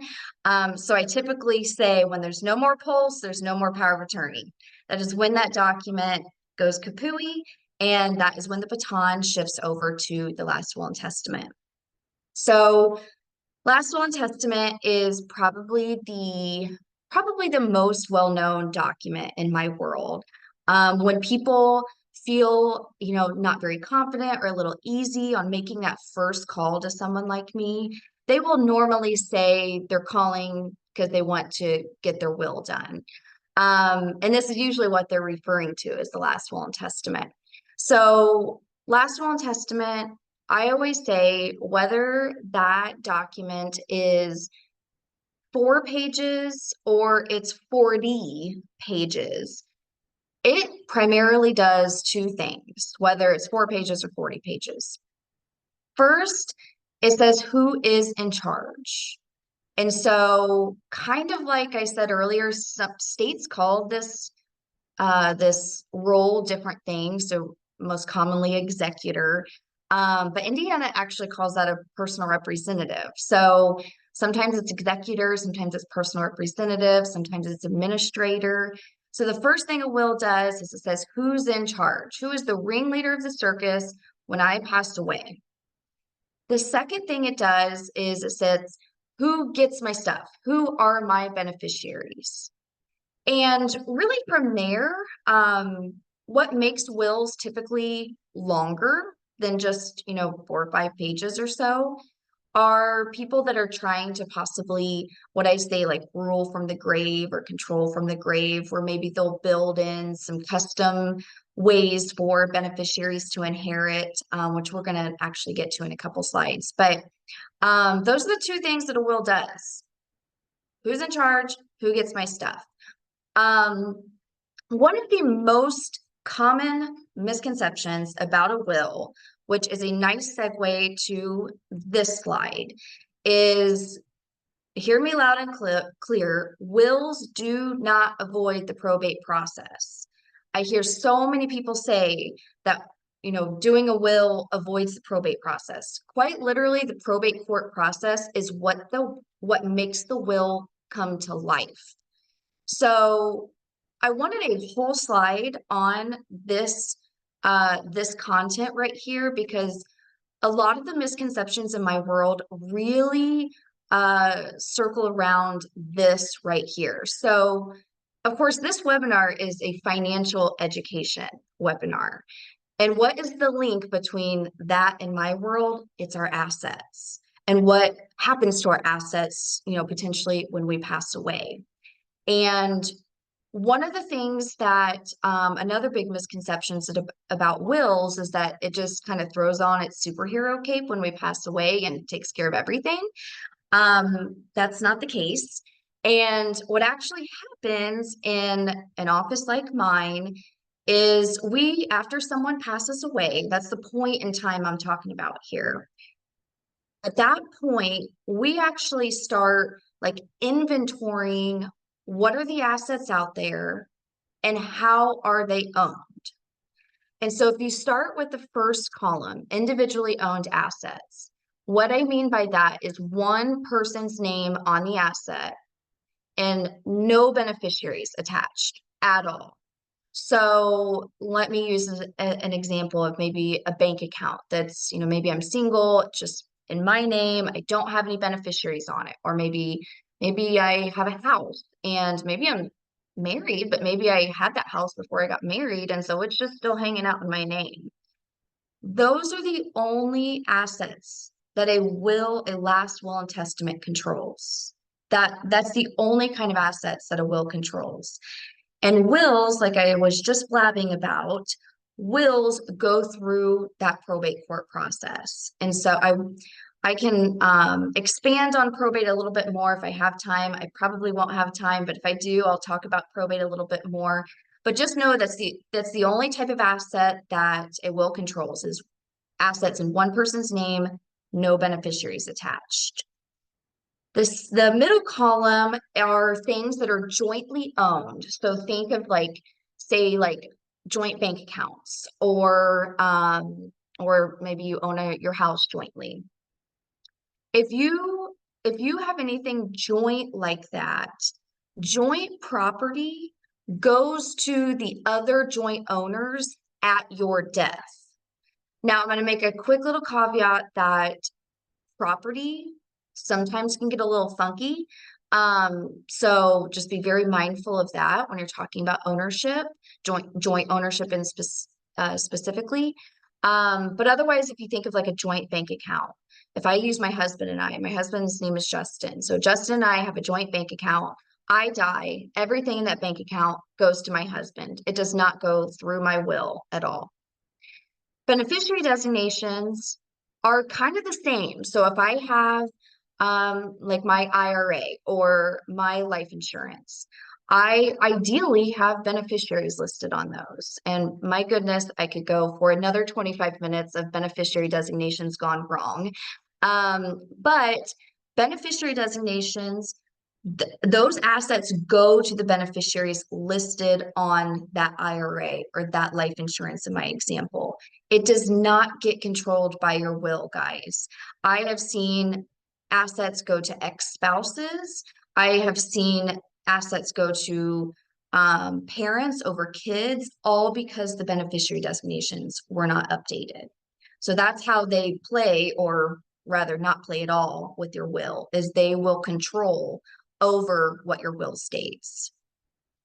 The far right column, trust planning, we're going to get into that right after this slide, but I used it as its own column because at the end of the day, if a trust, which we're going to break down what that word is something that you put as part of your estate plan, trust, the kind of attraction to trust, let me move my little thing here. There we go. The attraction with trust is that they're considered private. And what I mean by that is so often people do trusts, not people that have gazillions of dollars, very everyday people still do trusts for the primary reason to pass free of the probate court process. And when you're in that third column, part of that process of creating a trust is actually moving your assets into the name of the trust. So my husband and I have a trust. We have moved our house, our deed is in the name of our trust. So it's truly a change of ownership to get us into that third column. So let's talk about trusts. Trusts are, that word is so big. It feels so big. And so what I like to do is I break it down. And first of all, that's actually a real picture on my, it's like right behind me, actually. I just love it because I'm a trust lawyer. So what are trusts? When you really break them down, trusts really fall first between one of two types. You can break whatever, there's so many types of trusts out there, but of all those so many types of trusts, you can break them down into one of these first. Testamentary trust is a trust that is created in your last will and testament. So I commonly see these with minor kids. So say I have a client that doesn't want to do any kind of, full-blown trust planning yet, but they want to maybe put some provisions around how their minor children inherit if, God forbid, something were to happen to them. Or I see them a lot with special needs beneficiaries. We do not typically want assets just to flow freely to an individual that is special needs and possibly on governmental benefits. And so again, we'll put stuff in our will to protect those beneficiaries from freely inheriting. The way to do that is through a testamentary trust. Another big thing I see people make a mistake on is they see that trust word and they think it avoids probate. If that trust is built inside of your last will and testament, what did I say earlier? The probate process is what makes the will come to life. And so if there's those little trusts inside of a will for, say, minor kids or special needs beneficiaries, that will is going to have to go through probate to create that testamentary trust, which is why my note says it's created after you pass away. So that's a big differentiator between the testamentary trust and the living trust. So living trusts are just like the term sounds. They're trusts that you create right now while you are living. So these are the common ones. Actually, I'm going to go to the next slide. These are the common ones, like revocable trusts. Revocable living trust is probably the most common type of trust out there. It is a type of living trust because you're creating it while you have a pulse and while you're living, and you're taking your assets and moving it into the name of the trust while you're living. We're not waiting until after you pass. So that's the difference. If I'm going to go back one more slide, or go back a slide, that's the difference between those two. You can always tell or not always tell, you can always differentiate at the very, very least between trusts, between when they were created. Is it after we pass away, or are we creating it now while we're living? I would say by far living trusts are probably the most common that I see. So I wanted to further break down that term just to help differentiate between the two most common types of living trusts. So like I said, a revocable trust, probably the most popular one out there. You can probably snoop on people's property records and start clicking around in different houses, and you'll probably see a lot of your neighbors or your family that they own their house or their property in the name of a trust. It's probably a 50-50 shot that it's a revocable trust. A revocable trust, by far, the most common reason people do it is to avoid that probate court process, is to keep things nice and private and as efficient and easy as possible after we pass away. The control from the grave piece, like I talked about earlier, this is one of the most fun parts of my job. When people come to me and say that they have like very specific things that they want to accomplish as part of their estate plan. So whether it's maybe they have a beneficiary that is really not great with money, and maybe we need to craft some distribution language of like, okay, they're not going to get their full inheritance because my goodness, they'll blow it as fast as you can blink, but maybe we give it to them in a monthly stipend or quarterly or distribution. So control from the grave is basically, it's like a blank canvas. You can basically do anything that you want to do in terms of how beneficiaries inherit. There's some restrictions that are more like public policy things, but otherwise, like 99% of the time, you can do them. Irrevocable trust. So same benefits as the above, the revocable trust. You still get to avoid the probate court process. You still can control from the grave. But I wanted to differentiate the two of them, because when you start getting into irrevocable trust land, first of all, people think that word is really scary. And a lot of the irrevocable trusts are not nearly as scary and restrictive as, one, the word makes it sound, and two, that like irrevocable trusts even 20, 25 years ago were drastically different than they are today. And so irrevocable trusts today can be crafted in a way that are actually, somewhat unrestrictive. So I shouldn't go down that rabbit hole because then I'll run out of time. But just know that the irrevocable word is not nearly as scary as it sounds.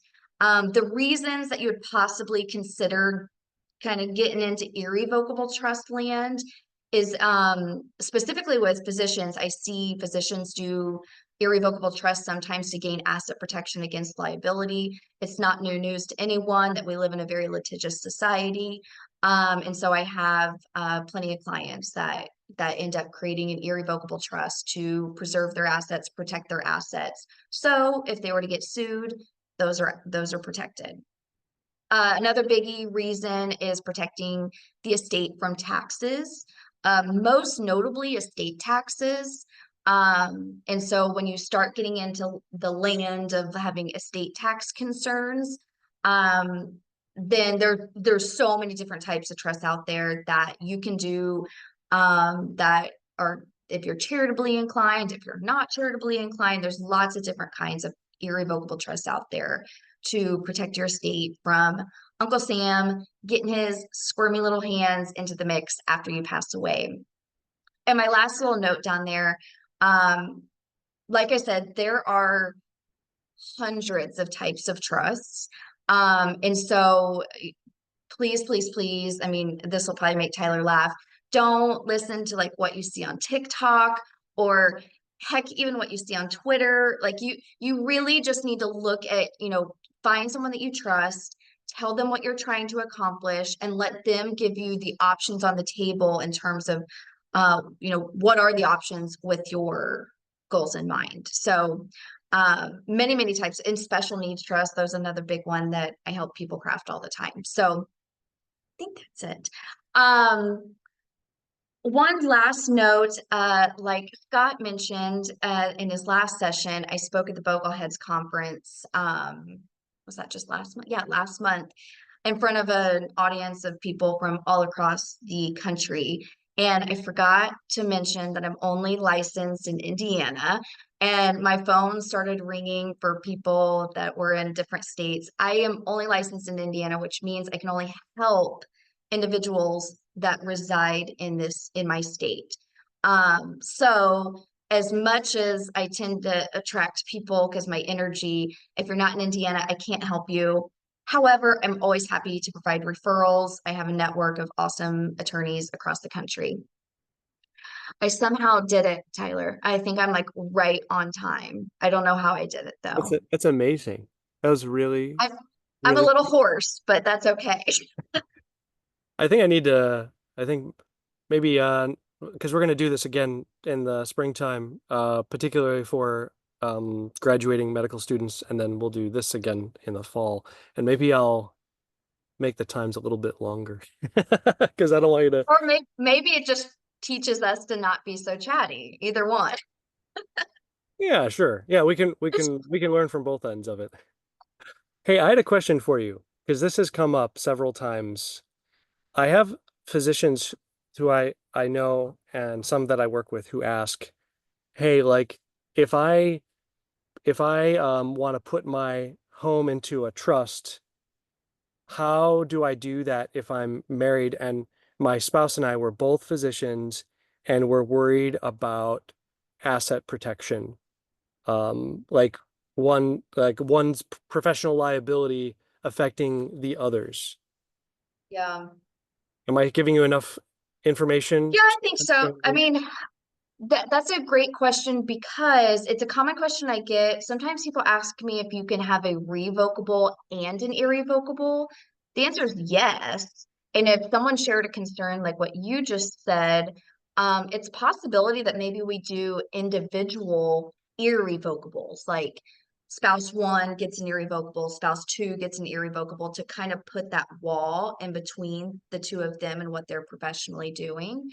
That would be one potential option. I always mention too, especially when irrevocable comes sometimes with some restrictions, and that makes people's bellies flip a little bit. There's plenty of types of insurance products that would support those kind of concerns as well.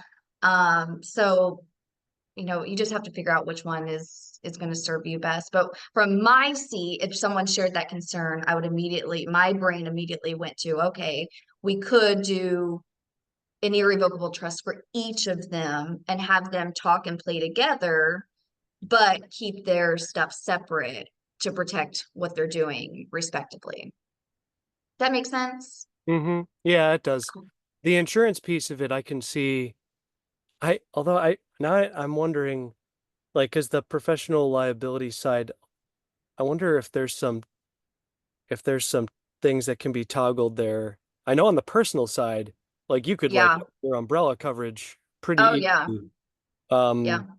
As far as personal liability, that's what umbrella coverage is. But like, if someone trips and falls on your property, but as far as like a physician being, sued, that's like, I know that's something that scares many of them because they just like, it's just very complicated. So, Yeah. anyway, Yeah. that's good to know about that idea. Cause like there's someone in Michigan that had this specific question recently, and they wanted to think if they had to change how they titled their home and such. But anyway, that's probably getting And too. my favorite thing, in terms of anyone can sue anyone at any time for anything. And every lawyer, especially in a litigation world, you know, just because they have separate property like that, they're going to probably try to drag it in. So, yeah, there's different solutions to that concern, that I would have far more faith in than simply just saying, I'm going to keep my assets on my name and your assets over there. Because most lawyers would try to group them all. Mm-hmm. Mm-hmm. Yeah. His dang lawyers. All right, cool. Thanks a lot, Jenny. I'm Yeah. I'm very grateful that you took the time on this Sunday to share your expertise. Yeah. And I'll see you on Twitter, I'm sure. There we go. I was trying to stop and share. Hi, Yeah. Jeff. Oh, and Ronnie also said it would be important for everyone to know that you also you're also in the world of some escape artist cows.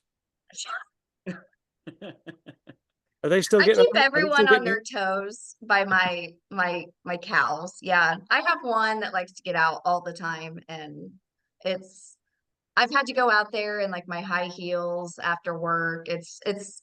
I really should have my own reality show, is what Ronnie said. That has some legs, I think.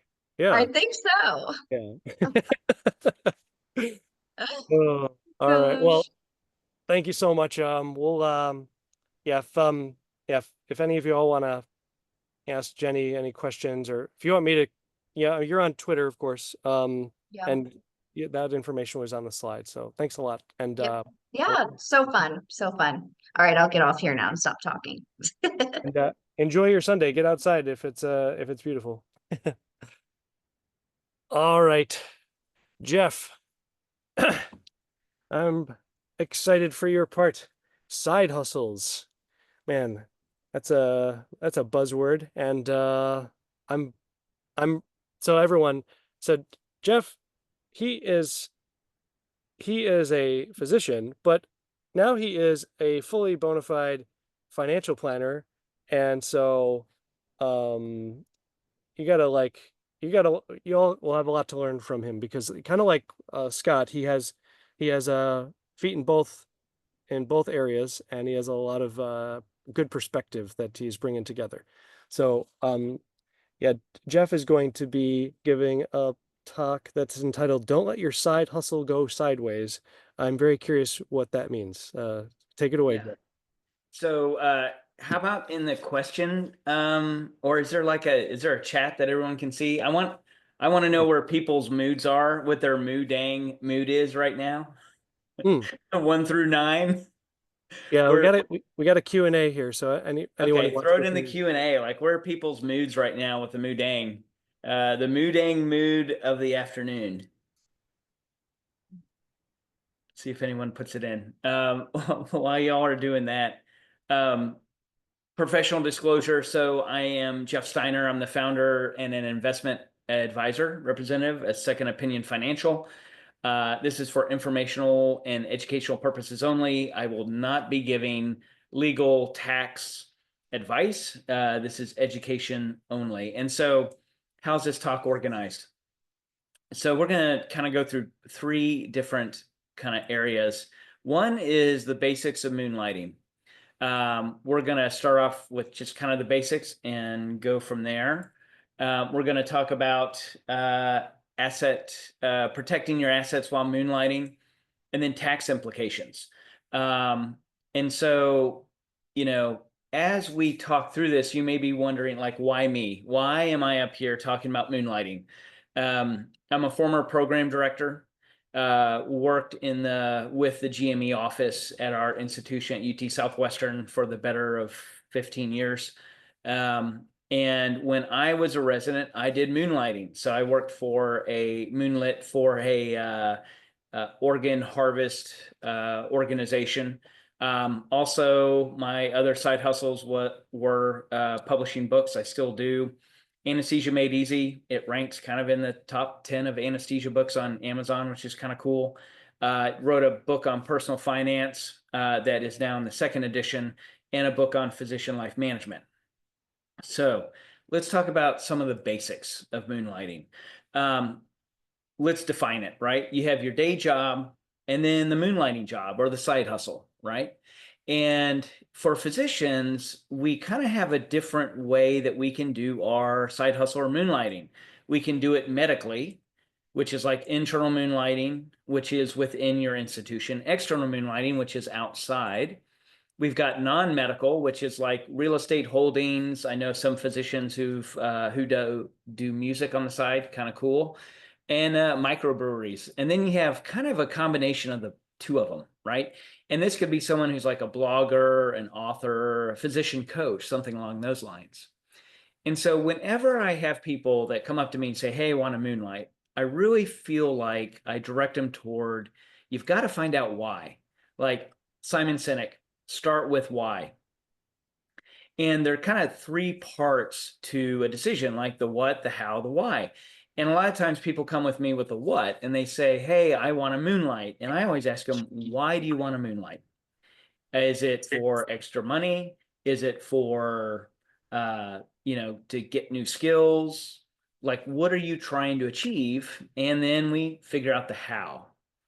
And so when you find your why, it can be from extra money, maybe people want to do something different to try and help with burnout. Maybe they're trying to escape corporate medicine, they're finding a creative outlet, or they want to impact the world outside medicine. Now, a lot of times people try and find like a very like, oh, well, I want to help people, or I want to do this or that. And sometimes it's okay to be about the money. And so when I was moonlighting as a resident, we had our first son that was being born. I was going to be starting fellowship. We knew that we wanted my wife to come home full time. And I was going to have one more year training. I knew that when she came to work in the home instead of as a PA, our budget was going to have a shortfall of $750 a month. We knew it was going to last for a year. And so I got on the ball and I started moonlighting for this organ harvest organization. I would get a phone call at 2:00 in the morning on a Saturday. Hey, we have a harvest. Can you come fly out with us? They'd put me on either a prop plane or sometimes a Learjet, which is kind of cool, and fly me out to go do the harvest. And there were times that I earned more money moonlighting than I did as a resident. And so because I had a goal, my why at that time was to earn enough money to save up so that we could get through the year without having to go into debt to do it. And it worked. So sometimes it's okay to be about the money when you're moonlighting. Now, when you moonlight, you also need to protect your assets. Now, a lot of times when people think about assets, they think about like money and houses, cars, bank accounts. But what I would like you to think about is the largest asset you have, which is your ability to practice medicine. So there are two parts to this: protecting your job and protecting your medical license. And so when you protect your job, you've got to look at two things. So legally, your job is kind of dictated by your contracts, which we've talked a little bit about today, and the policies of your institution. So let's start with the contract. Do you even remember what you signed? Is it state, institution, employer specific? Do you, do you know what's in there? Did you sign it? Were you told, well, that's what everybody signs? You have to go back and look at your contract to see, one, are you able to do outside work as moonlighting or not? And then the other piece is kind of the non-compete clause. Now, this was blew up all over the internet. Non-compete clauses were going away. Is it enforceable? Is it not? The challenge is this: it depends on the state, and you signed the contract. So even if you signed a contract that is not enforceable in the state, and you say, well, I don't have to worry about it, that's still a contract that you are going to have to try and defend. Meaning, again, we heard in another talk, like, the company has deep pockets, you're going to have to hire a lawyer. This was a contract that you signed. And so there's a lot of issues with just trying to say, well, it doesn't matter, I don't need to worry about it. The other thing is, what is competing? Is it a distance? Is it even reasonable? And is it type of medicine? Like, let's say you're a cardiology fellow, or let's say you're a cardiologist and you decide to pick up some extra ER shifts and work kind of internal medicine. Is that competing? Does that come against a non-compete clause? And so the other piece that you got to think about is the employment policy. So outside employment, expert witness, case review, moonlighting, what about outside businesses? Like, can you offer your medical license and be a medical director for a clinic or a spa? What about intellectual property rights or patents or medical products? So all these things can kind of lock you into the employer. And some people say, well, what's the worst thing that could happen?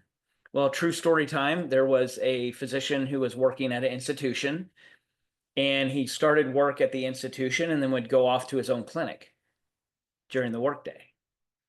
It was his own clinic. It was on his, supposedly it was kind of running on like the institution's time. They found this out because he was doing expert witness. They went back and looked at his income. They found out, like, where's all this extra income coming from? It was from the side business. And the institution said, well, you are our employee.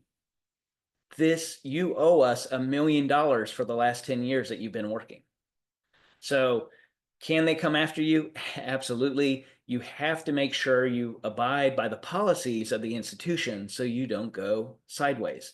Now, as residents, and some of you may be residents or fellows, remember that moonlighting, all moonlighting, whether internal or external, is now included in the 80-hour work week. Now, what's interesting about moonlighting, it is defined in the ACGME document, which is medically related work, which I find interesting because it's all medically related work. That doesn't include driving an Uber. It doesn't include doing Uber Eats or something like that.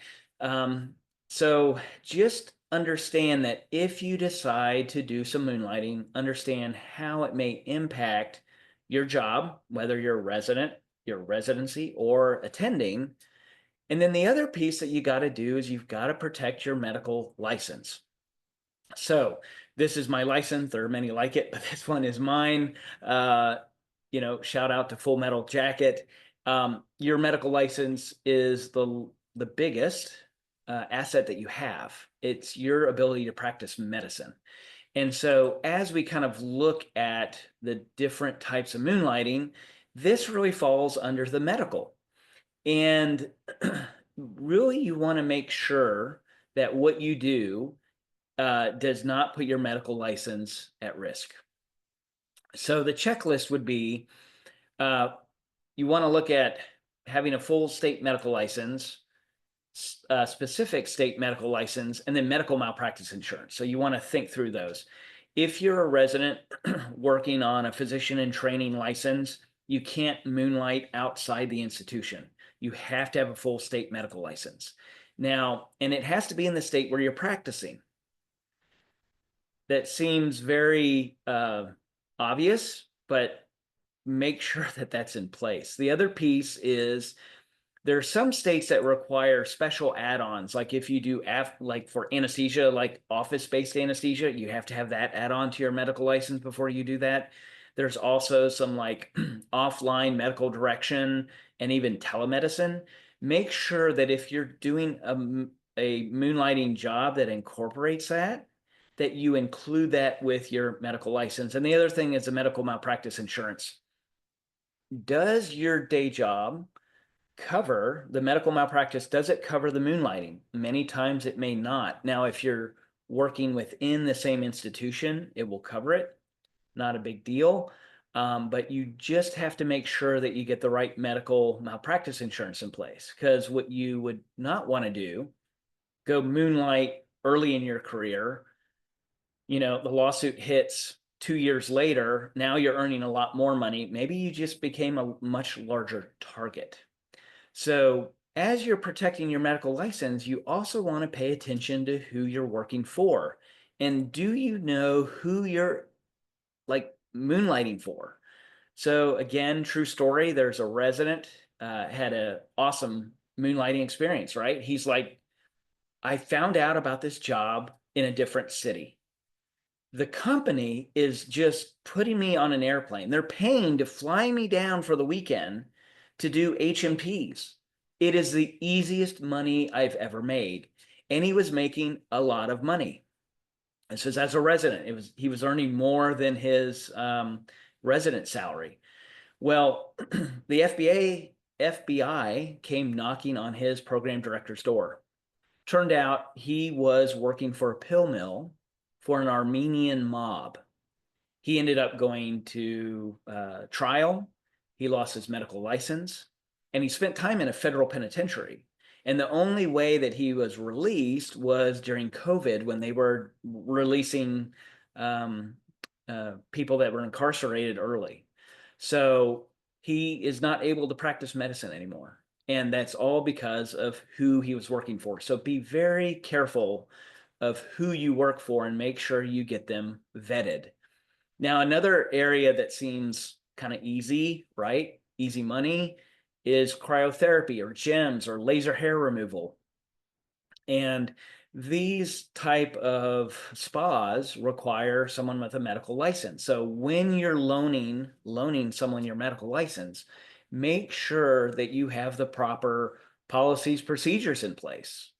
So again, a true story, there was a physician that loaned their medical license to a laser hair removal place. And the way the system was set up, the clients would come in, they were given the lidocaine topical jelly, they would put it on themselves, get ready for the laser hair removal. Well, you had a secretary who was giving out the lidocaine, which is dispensing medicine. What happened was the patient came in, was dispensed the medicine, put on a lot more medication than she probably needed to, ended up with a lidocaine toxicity and died. So this physician, 38 years old, lost her medical license. So just be aware of the implications. I've had paramedics come up to me and say, hey, I want to do an in-home hydration therapy, right? Let's set up a company and you give me, you let me work under your medical license. We go into people's homes and we'll do hydration and, after party, and we'll put some vitamins in there. And it sounds all great, but then you got to think of all the implications and the real risk that it brings on. And it can bring on a lot of risk. In fact, there was someone locally who lost their medical license because of an IV fluid death that happened in one of these hydration clinics. So just be aware of it.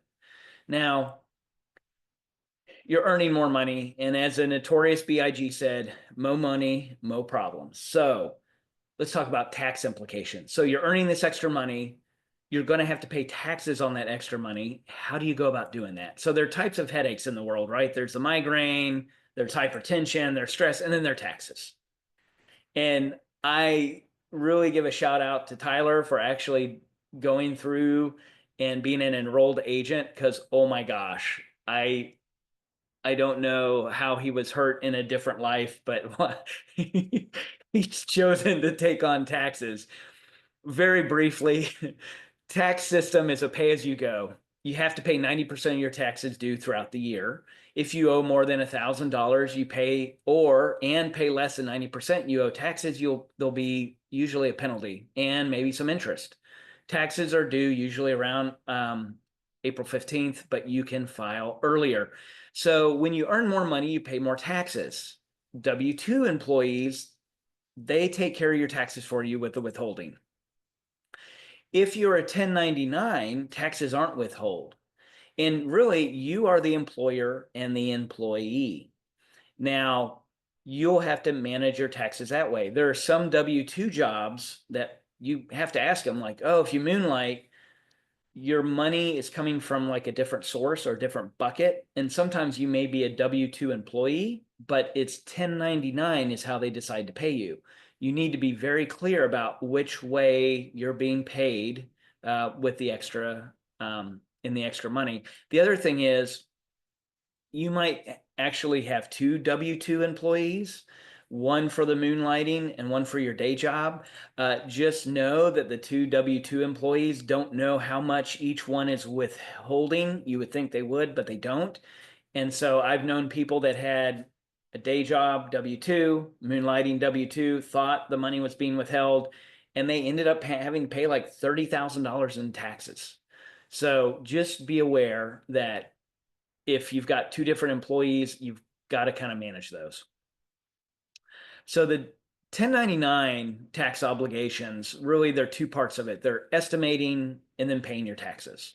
So estimating, you have your gross income, the expenses from moonlighting, and then that's how much you kind of earn from moonlighting. So you're able to take care of your expenses before you kind of show your income.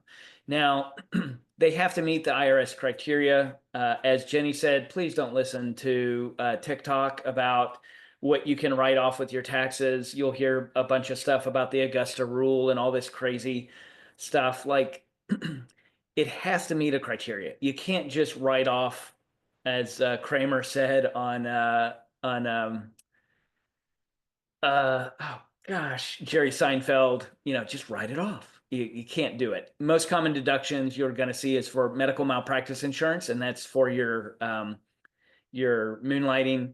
Transportation, maybe a home office. It may not be worth it. It may be a phone, but you take your deductions, your expenses, and then you figure out your income from moonlighting. You have to figure out the FICA tax, which is Social Security and Medicaid, and then plus your marginal tax bracket, and that's kind of your estimated taxes and when they're due. And like I said, you have to also pay them throughout the year because it's a pay-as-you-go system. So you pay it on the quarterly system, which, of course, IRS quarterly system does not match up with everyone else's idea of a quarter. And the first quarter is 3 months, second quarter is 2, third quarter is 3 months, and then the last quarter is 4 months. And those are kind of about when they're due: April 15th, June 15th, September 15th, and January. You'll want to make sure that you pay the taxes as you go. You can't just save up to the very end and do it. That was kind of a whirlwind. How am I doing on time, Tyler? Splendid. And yeah, I thank you for sharing a lot of those details. It's really important, like, because you can see, like, oh, these are some good opportunities. And I know for myself, if I was in those shoes and I saw an opportunity to make more money, you want to just run at it. So, but it's good to step carefully in this regard, as you noted. Yeah, and I was thinking about that episode of Seinfeld. What was that? He's like, oh yeah, it's Kramer who says, you just write it off. And then Jerry looks at him and he says, you don't even know what a write-off is. And Kramer says, yeah, well, they're writing it off. Yeah. So the opaque nature of tax planning persists even today. But yeah, it's good to know enough about this to be able to sense, like, when something isn't being done properly either, or if there's like something that sounds too good to be true. Absolutely. Yeah.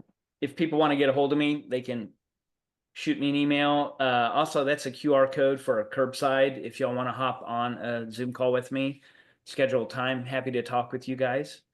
But yeah. Let's see. Oh, further questions? There was a question here. Why and how did employer find out he was making more money while doing expert witness? Oh, so he was working for the institution. The lawyer, I guess, for part of the due diligence, they went through and they looked up, well, how much money do you earn as in this role? And the salary was much larger than what it was stated. And like, well, where's this other money coming from? And so typically when you do expert witness, when you work for an institution, the institution gets a cut of your expert witness income, because they say the reason why they hired you was because of our prestigious name. Whatever institution you work with, it's prestigious, right? And so they found out about this extra income. And then that's where they tracked it back to find out he was running a side clinic at the same time. So yeah, outside employment, that's one of the cases where you don't want to ask for forgiveness. You want to ask for permission, because they said, well, you know, you're running that clinic on our time. That's our income. And so we're coming for it. Mm. Mm. Mm. Wow. Yeah, got to be careful. Yeah, I mean, for what it's worth, I mean, if any of you are looking for, professional financial planning advice, I mean, Jeff is fantastic, and like he's been you've been doing this like just because it interests you for many years, and now you've got an advisory firm that you're starting, so it's like there's a lot of experience that you could benefit from if you're looking for someone. So if I was looking for a financial planner, I would call you, Jeff. Well, thank you. Appreciate that. All right. Well, now we're gonna get ready for our next topic, and I am really excited to hear Dr. Pearson speak. This is Stephanie Pearson, and I really appreciate you making the time today to join us. Disability insurance Pleasure. is critically important for physicians, and that's my opinion. I'm looking forward to hearing what your thoughts are on this, and if there are any questions that you have of Stephanie as the conversation goes along, just put them into the Q&A, and I'll convey them to you, Stephanie, as there are Sure. breaks in the conversation. All right. So hi, everybody. Similarly to Jenny, I am a fast talker, chatty Cathy, and I'm going to probably be moving pretty quickly. Again, if there's any questions, I'm happy to answer them either along the way or after. Just to give you, why is this not? You guys see my slide, yeah? Yeah. Well, right now it says But my it's not. my last delivery, what you need to know. Okay, there, it wasn't moving. So not sure how many of you are OBs, but you've all done your third and fourth year rotations. And so this slide should make you a little uncomfortable. Kind of my story and how I got into the financial space is I had been called down to do a precipitous delivery, and I've been known to yell at patients before, but unfortunately, my patient, who was one of my favorites, was climbing up the bed. I typically will say, have your baby, I'll fix the carnage because I know how to put stuff back together. But I looked down and the baby's heart rate was actually in the 40s, not the 60s. And I knew I had to get the baby out. And then, why are my slides not going? I may have to stop sharing and just talk because for some reason my slides are not. Oh, there we go. Sorry, I'm technologically challenged. So I put a vacuum on as I was guiding the baby's head out. My first kick came to my brachial plexus. My arm went numb.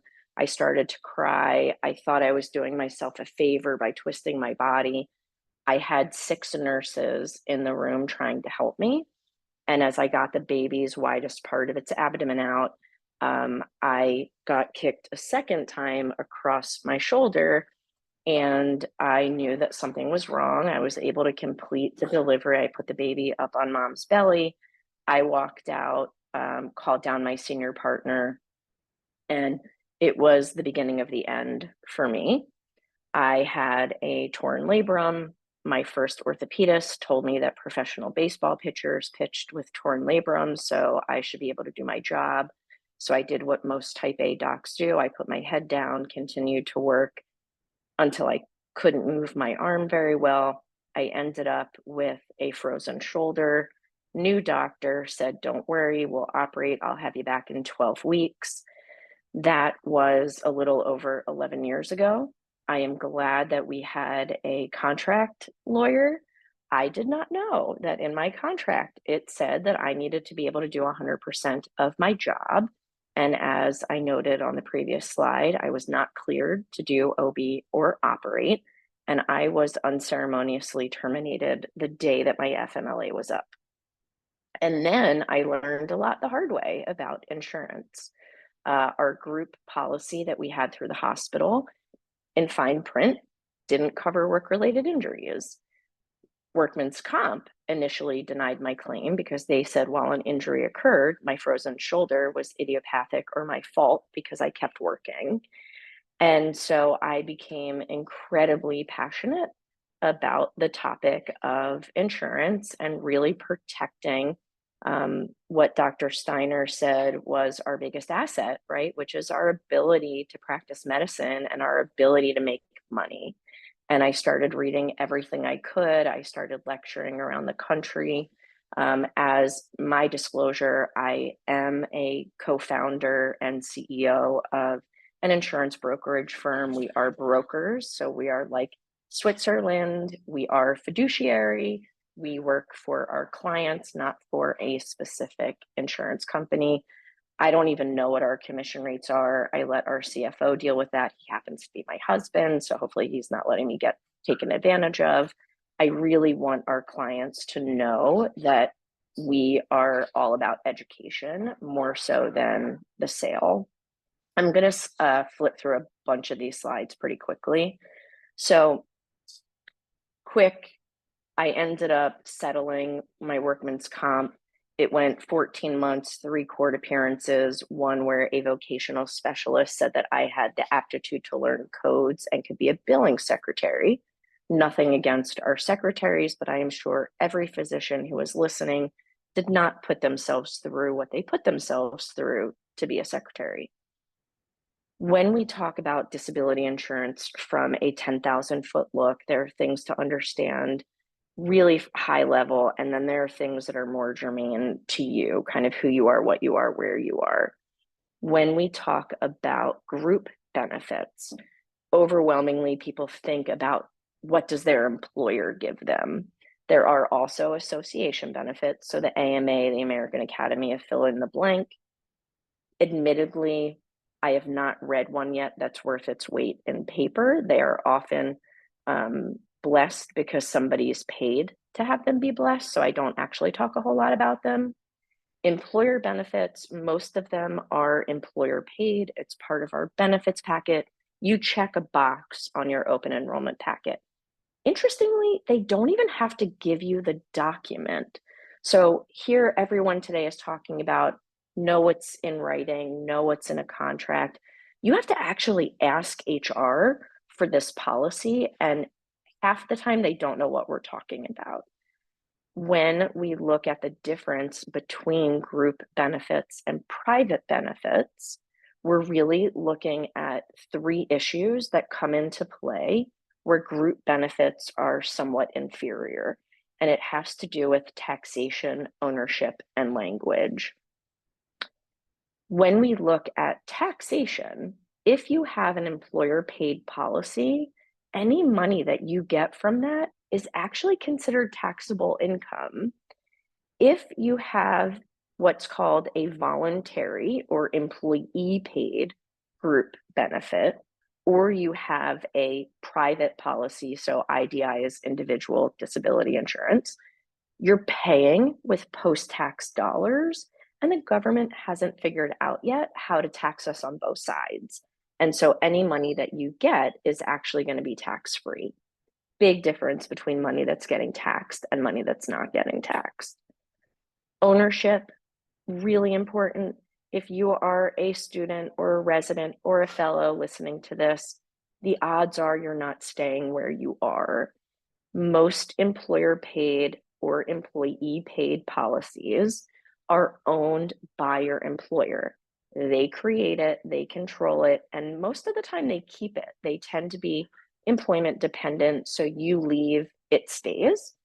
With a private policy, you own it. You should have something to do with its creation. You control it, you keep it. The word that gets thrown around a lot is portable. So you're going to be able to take this policy anywhere you go throughout your career. This is the single most important slide on my deck. It is absolutely infuriating, and I think it's why insurances are so confusing. There's no standardization of language. Companies can use the same phrases, define them differently. They can use different phrases, define them similarly. Even if a company has a group policy and a private policy, they don't have to match. And so it's really important to have somebody actually go through these with you so that you understand what it is you have and don't have. I will caveat this.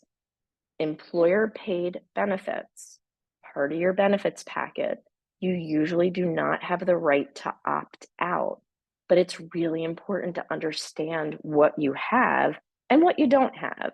I'd like to think that if my husband and I knew that there was such a hole in my coverage, that we would have done a better job with my private policy. And I'll get to that a little bit later, but there's power in education. We all know that to be true. We want to talk about what does a policy actually cover. One of the things that I have the unenviable position of being in is I often have to go over with physicians what's actually in or not in said group benefit. A lot of times it'll be a percentage of your base income with a maximum amount. So a lot of people will think, oh, it covers 60% of my income. That's not true. And in a lot of academic settings, your base salary is actually one of the smaller that you're getting paid in. And it's a way for those institutions, sorry, I dropped my earbud, to save some money. With a private policy, the math is very different. We look at how much do you make. We can include bonuses. And so the carriers are going to come out with what you can qualify for. It's not preset like it is with a group employer policy. Oftentimes, a group policy will say that it's own occupation, but when you read the document, it may be own occupation for 2 years, and then it switches to any occupation. The way that they define own occupation may be what's called held to the national economy or the local labor market. It's not specific to what one employee does at one employer site. It's a mouthful. It allows them to cast a really wide net that says this is what you would, could, should be able to do based on your education, training, and skill set. That's not great for us. If you put 100 doctors, pick whatever type of doc you want, they're not all practicing the same. They're not all making money the same. You don't want to be compared to your neighbor. Additionally, 99.9% of the time in an employer benefit, the way that they define total disability is in order to be totally disabled, you have to be unable to do your job and not gainfully employed. That definition stinks. I used to say the old adage, I'd give my left arm to be home with my boys more. They were 4 and 6 when my injury happened. I was home for 6 weeks and wanted to kill everybody. I have the utmost respect for stay-at-home parents. I'm not supposed to be one. You don't want to have to worry about losing any or all of your benefit while you're trying to figure out what you're going to do next. And these carriers have gotten really creative at ways to save hospitals and other institutions money by putting in what I refer to as other nuances. Most of them will limit certain claims to 2 years. Mental health, substance abuse, subjective illnesses, think things that don't have pathognomonic tests, pain, headache, fatigue, etc. We're starting to see 2-year limitations on musculoskeletal issues. That's the #1 reason that physicians leave practice.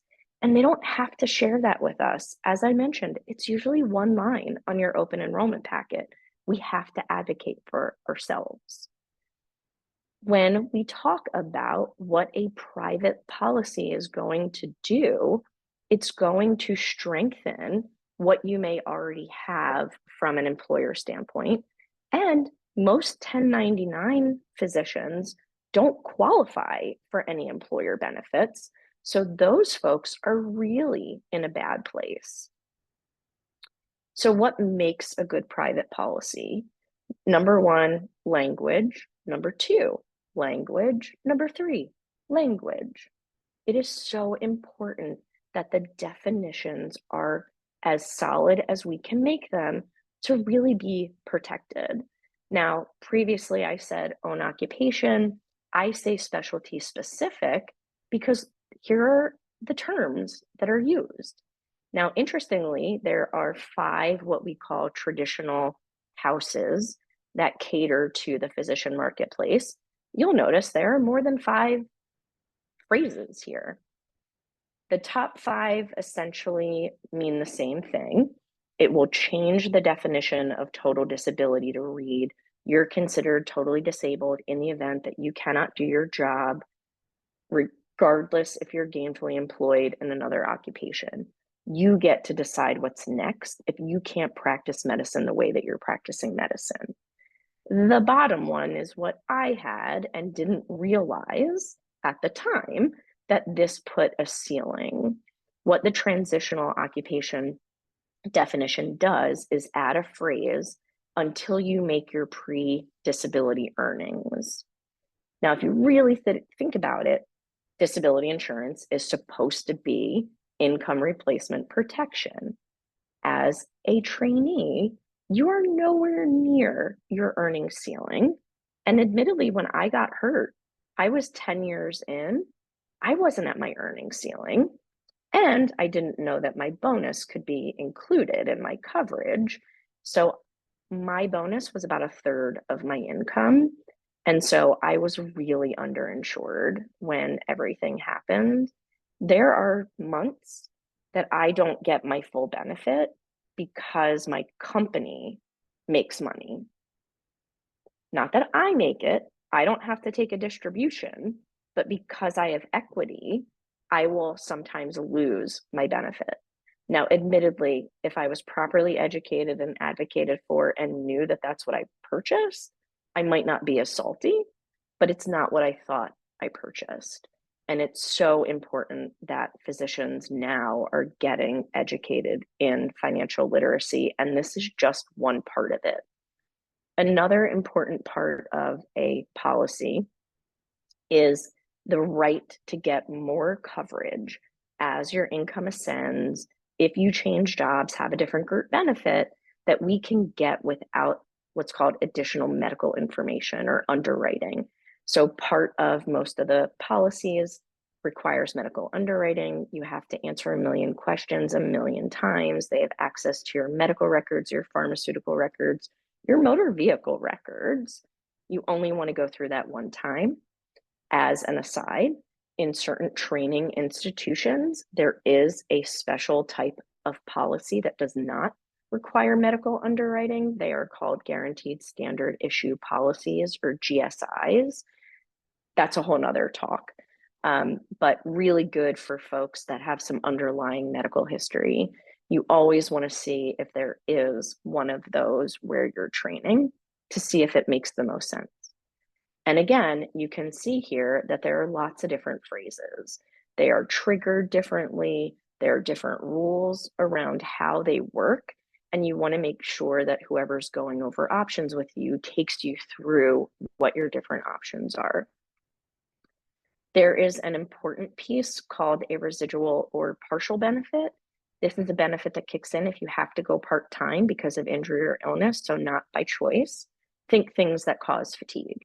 MS, other autoimmune diseases, early degenerative diseases, trying to work through chemo or other medical modalities where your treating physician is going to say, hey, look, you can really do your job, but you can't sustain it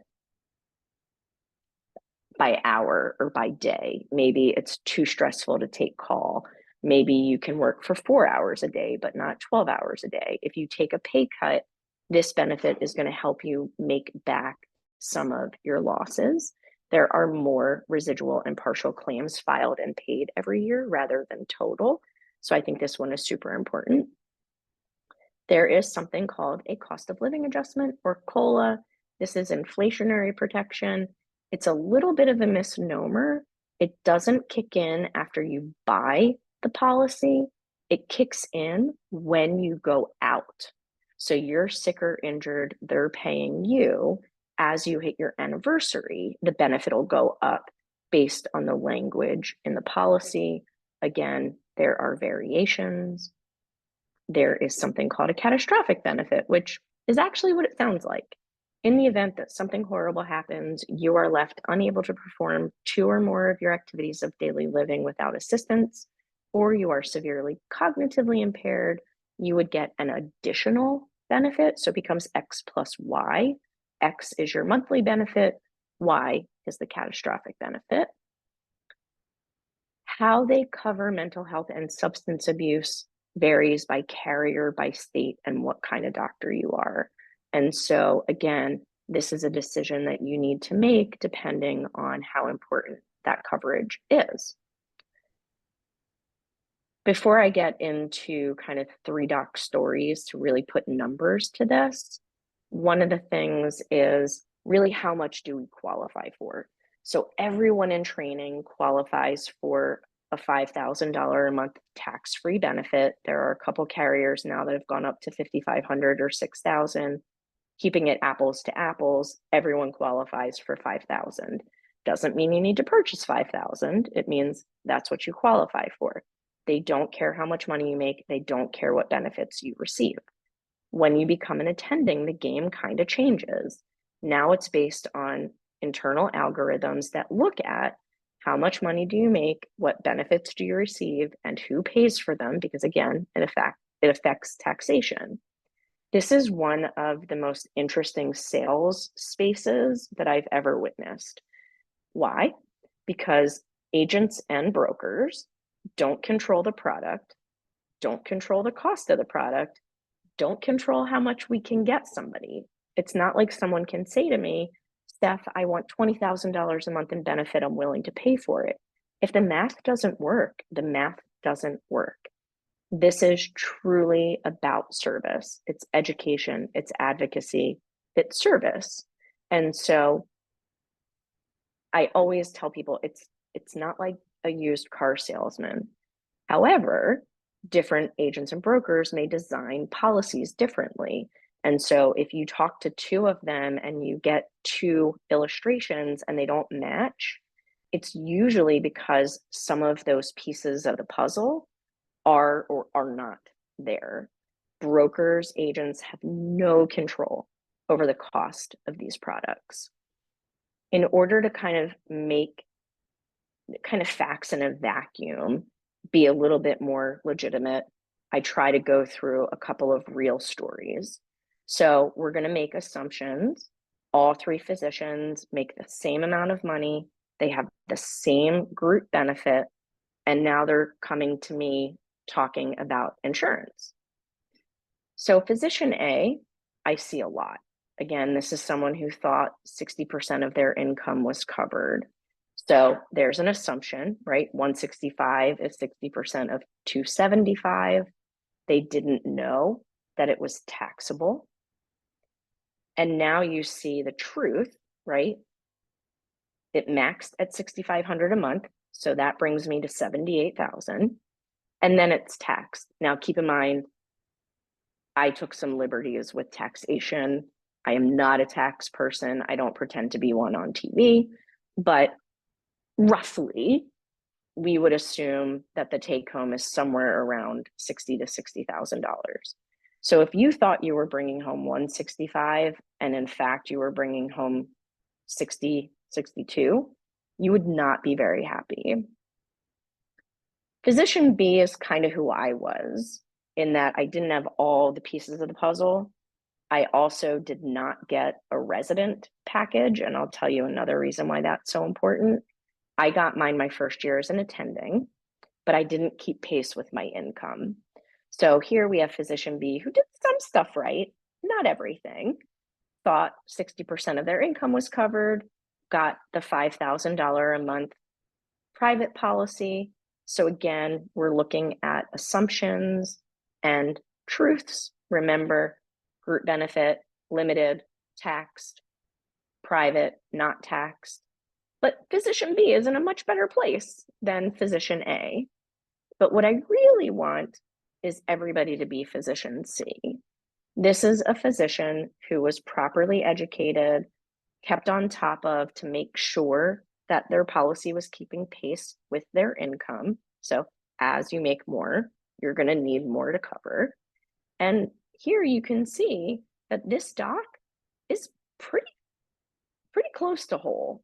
Now, keep in mind, we're not supposed to be made whole. In training is kind of the one time that maybe we're overinsured, but disabled physicians should not be making more money than abled physicians. And so there are limits to how much coverage we can get. And the goal is to try to make us as whole as possible. One of the things I always like to talk about when we're talking about insurance are some of the roadblocks that we see. This is geared really to everybody. This is whether you're training, whether you're an attending. I see this everywhere. Self-prescribing and having friends prescribe meds is not great behavior. It is one of the few things that can make somebody uninsurable. I'm not talking about I'm on call, have a UTI, please call me in an antibiotic and pyridium. These are maintenance drugs, antidepressants, anxiolytics, sleep agents, narcotics, weight loss drugs, ADHD meds, high dose steroids, and fertility drugs. If you are writing your own, you will not be able to get covered until they see 1 to 2 years of good behavior. So that's you seeing the appropriate physician being appropriately followed. Now, if you're the one writing for your friends, look, the first thing you should ask when approached is, do you have disability insurance? If they don't, a good friend would say, look, I'm doing you a disservice. There has to be a paper trail. If they have a policy, while it may not be the best behavior, it's not going to affect their policy. Once you have a policy in place, it's what's called automatically renewable, non-cancelable. You've gone through underwriting, they've made you an offer, you pay your premiums, they can't add anything, they can't change anything, they can't cancel it. Women's health, they really don't like covering women. No one will say it to me, but it's almost twice as expensive for women than it is for men. Not as sexist as it appears. Historically, actuarially, more women leave the workforce because of injury or illness. A lot of it has to do with our plumbing. But the carriers really do look for any reason not to cover pregnancy. They look at abnormal screening exams and will lead to things that they're not going to cover.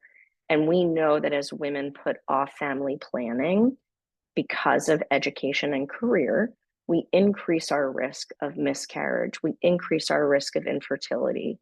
Women absolutely have to have this stuff in place before the first time you try to get pregnant. BMIs, you can actually be too big or too small. And you want to make sure that somebody is advocating for you if you don't fit the traditional BMI chart. We know it was based on Eastern European Caucasian men. Not everybody fits that paradigm. You want to have somebody who's going to be able to push back and say, you're constitutionally small, and prove that this is not an eating disorder. This is not unhealthy weight. EMR. So I've coined something EMR sweep. It's become a real problem. Remember that when things are checked, they don't become unchecked unless somebody unchecks them. And then you may have a medical problem that just keeps going from visit to visit to visit.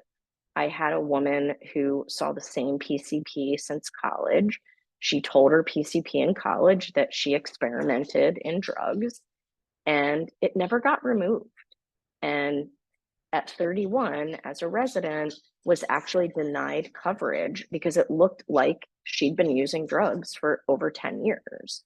It took us 6 months to get that record redacted. She had to submit to random screening, and it was not fun for anybody. So please be careful about your own medical records. Really take the couple of minutes. I know we're pressed for time, I get it, but make sure that what's in somebody's medical record as an active problem is still really an active problem. Look at their social history. Make sure that if something needs to be unclicked, that it gets unclicked. Ultimately, it comes down to cost. As I mentioned, it's more expensive for women than it is for men. The older you are, the more expensive. There are state differences, type of doctor distance differences. And the biggest reason that we tell residents and fellows is that oftentimes there are discounts that are only available when you're in training, but once you lock them in, they're locked in for the life of the policy. And it can be a difference of thousands and thousands of dollars. So I always tell people most of us are not getting younger, most of us are not getting healthier. If you have a plan and don't know what's in it, make sure someone goes over it with you. If you don't have a plan, you absolutely want to get one before you finish training. And as I mentioned, women really should be getting it before the first time that they get pregnant. And with that, I will hand it back over to Tyler. That was really great, Stephanie. Thank you. This is such an important area of planning, and it's really challenging to like see clearly like what to do and how to do it. And you're really good teacher, so that was really enjoyable. Thank you. I realize it was a lot of information in a short period of time, so if anyone has questions, please just direct them over to me. Okay. Yeah, will do. Thanks. Yeah. If any of you are looking for assistance with disability insurance, I know a lot of medical students, as they find out where they match next spring, and current residents and fellows, they often will ask, like, I don't even know if I have a GSI. I know that like you have your like that we can send people to you, and you can even find out if it's not you, it's whoever it is. And like, but I tend to think like, even so, like it's good for like someone like you to be the starting point for them, because you're not beholden to like a particular GSI program. Correct. So yeah, if yeah, and there, what is your website? Is it pearsonravitz.com? Yes, sorry. Yeah, I can put up my last slide if I share again. So Stephanie at Pearson Rabbits, that is the name of our company, and feel free to reach out to me. Okay, awesome. All right, thanks so much, Stephanie, and I'm sure I'll be speaking with you soon. All right, it is student loan time. Adam, I see you're here. Good afternoon. Thanks for coming today on this Sunday afternoon. Absolutely my pleasure. How's the weather down there? A lot better than it was 2 weeks ago. Yeah. Well, I'm glad that you all are okay, and hopefully everyone's able to pick up the pieces as quickly as possible. So yeah, for the next section, Adam Markowitz is going to be speaking. He is a tax professional, enrolled agent, and but he's also a certified student loan planner. And I would say it's accurate to say, like, in the past couple of years, all of a sudden student loans has like flown into your eyesight, right? Now, for years, we didn't have to worry about student loans because of COVID. And yeah, this has become a very interesting facet of what we have to be looking at as tax professionals. And what we're going to learn today is there's a lot that if whoever's preparing your taxes is not considering, that you could be costing yourselves thousands, if not tens of thousands of dollars in repayments to the government. Yeah. Yeah. All right. Well, worth a listen then. So I think the theme of your part is illuminate your loans, right? I like Yep. that. All That's right. exactly right. All right. Well, take it away. And if there's All any right. questions that pop up in the chat, I'll let you know. Sure thing. All right. Let's see if technology is going to play nice today. All right. Theoretically, everybody can see my screen, right? Yep, you're good. Brilliant. Okay. So thank you for that introduction, Tyler. I am Adam Markowitz. Again, I am an enrolled agent and a CSLP. And as we kind of alluded to here right at the very beginning, we're going to talk about the ever exciting world of income tax and how taxes and your student loans play hand in hand with one another. Here we go. Get that away here. Oops. All right, again, I'm Adam Markowitz. I've been doing this for 17 years. I have been an enrolled agent since 2017. That gives me representative rights to not just prepare your tax returns, but to represent you in front of the Internal Revenue Service or your state taxing authorities. And then earlier this year, I became a CSLP, and I frankly did that for you all. That's a little tongue in cheek there, but realizing just how much work there is in the tax world inside of student loans, and how few people are really good at this, led me down this path. And there are only 22 of us in the entire country that are both certified as tax professionals as well as student loan professionals. My company, Luminary Tax Advisors, there's a group of 6 of us. We handle around 600 clients or so, including 30 professionals or so who are seeking out our help, not just with their income taxes, but with their student loans as well. Okay, so this is going to be kind of a 101 here in student loans and how their taxes interplay with that. I'm going to throw a lot of information at you in a very short period of time, as I'm sure everybody has said to you today. You're going to see a lot of numbers here. I don't want you to get caught up so much in the numbers. I want you to get caught up in the concepts of what we're talking about and start thinking about how this already interacts with your life or will be as you continue. I know many of you in here are still in the education side of this, a lot of residents in here, a lot of people who have just started making money for the first time, and maybe some people who are just starting to make some serious money for the first time. And that's when it is probably most important to deal with a tax professional to help you with your student loans. So student loans, there's basically 2 ways to repay them. There's your standard 10-year, and this is just like any other loan you'll have in your life.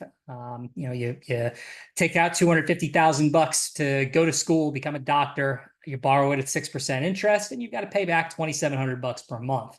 Well, the government realized long ago that people who are making 50 grand a year in their residency are not exactly capable of spending $2,700 a month for student loans. So rather than have everybody just default and go into forbearance and all of that, government gave us the ability to repay our student loans based on our income and created IDRs, income-driven repayments. And what these are is gives you the ability to pay back your loans based on your earnings over a 10-year period if you're looking for PSLF, or a 20 to 25-year period if you are not. And the goal here is whatever balance you have not paid at the end of that term is ultimately forgiven. Now, there are 4 types of IDR plans, though for practical purposes, there's really only one left, and that's IBR right now. Many of you on this call are probably locked into the SAVE program, Saving on a Valuable Education. I, frankly, am very much so looking forward to Tyler talking about SAVE here right at the end of the day today. This is a program that has been tied up in the courts, and quite honestly, none of us really know what's going to end up happening with the SAVE program and everyone who has loans that are in the SAVE program at the moment. Many of you are probably in the PAY program. It is my hope that the PAY program reopens up, but enrollment for that ended on July 1st of this year. There's also the much rare income contingent repayment program as well. We're going to talk about a few terms to know. Again, this is more grasp concepts. Don't necessarily worry about the terms themselves here, but I can't really go through the examples without all the terms. AGI is probably the most important term in my world as a tax professional. This is your adjusted gross income, and this is your income after all of your non-taxable deductions. And we'll talk a little bit more about what those non-taxable deductions are here in just a little bit. Poverty level exemption, PLE, is the income which does not factor into your income-driven repayment. And the way we calculate your PLE is two more bits of alphabet soup here: your poverty threshold and your protected income level. What are those things? Poverty threshold is a number that is set by HHS every year. HHS thinks that if you make $15,061 for the year, you are not in poverty. I think that is utterly crazy, but this is just an actuarial chart effectively that says you're considered to be below the poverty threshold if you make $15,060 or less, plus another $5,380 per member of your household. And the protected income percentage is set by each IDR plan. Many of you are in the SAVE program, so if you ever get to make payments again in SAVE, your protected income threshold is 225% of the poverty level. And if you're in pay or IBR, that number is 150%. To put this simply as possible, if you're just a single person, you're in the SAVE program. Ultimately, you take the poverty threshold set by HHS of $15,060, multiply it by 2.25, and you do not pay student loans based on the first $33,885 which you earn. Couple more terms here: discretionary income. This is the income after the poverty level exemption. This is what we use to calculate what your loan payments are. And then the IDR factor is the percentage of your discretionary income that you have to pay. And it's set by your IDR plan. Most of us are going to be in a 10% world. There are some where if you have undergraduate loans, or mostly undergraduate loans, you'll pay a little bit less than 10% if you're in the SAVE program. But for the most part, we're talking about people here who have a lot of grad loans and postgraduate loans, and you're going to be paying 10% of your discretionary income each year towards your student loans. And then you just take discretionary income, multiply it by that income factor, and divide it by 12, and then we have what your monthly student loan payment is. Easiest way to show you this is just in a very quick, dirty example here.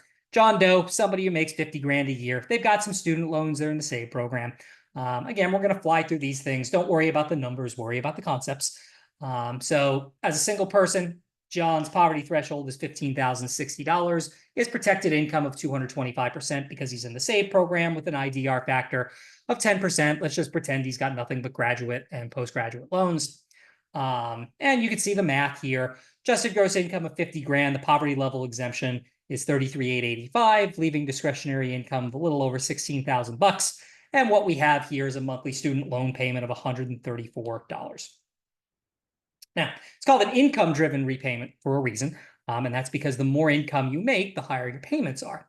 So what happens when John Doe becomes John Doe the doctor and he starts making 300,000 bucks a year?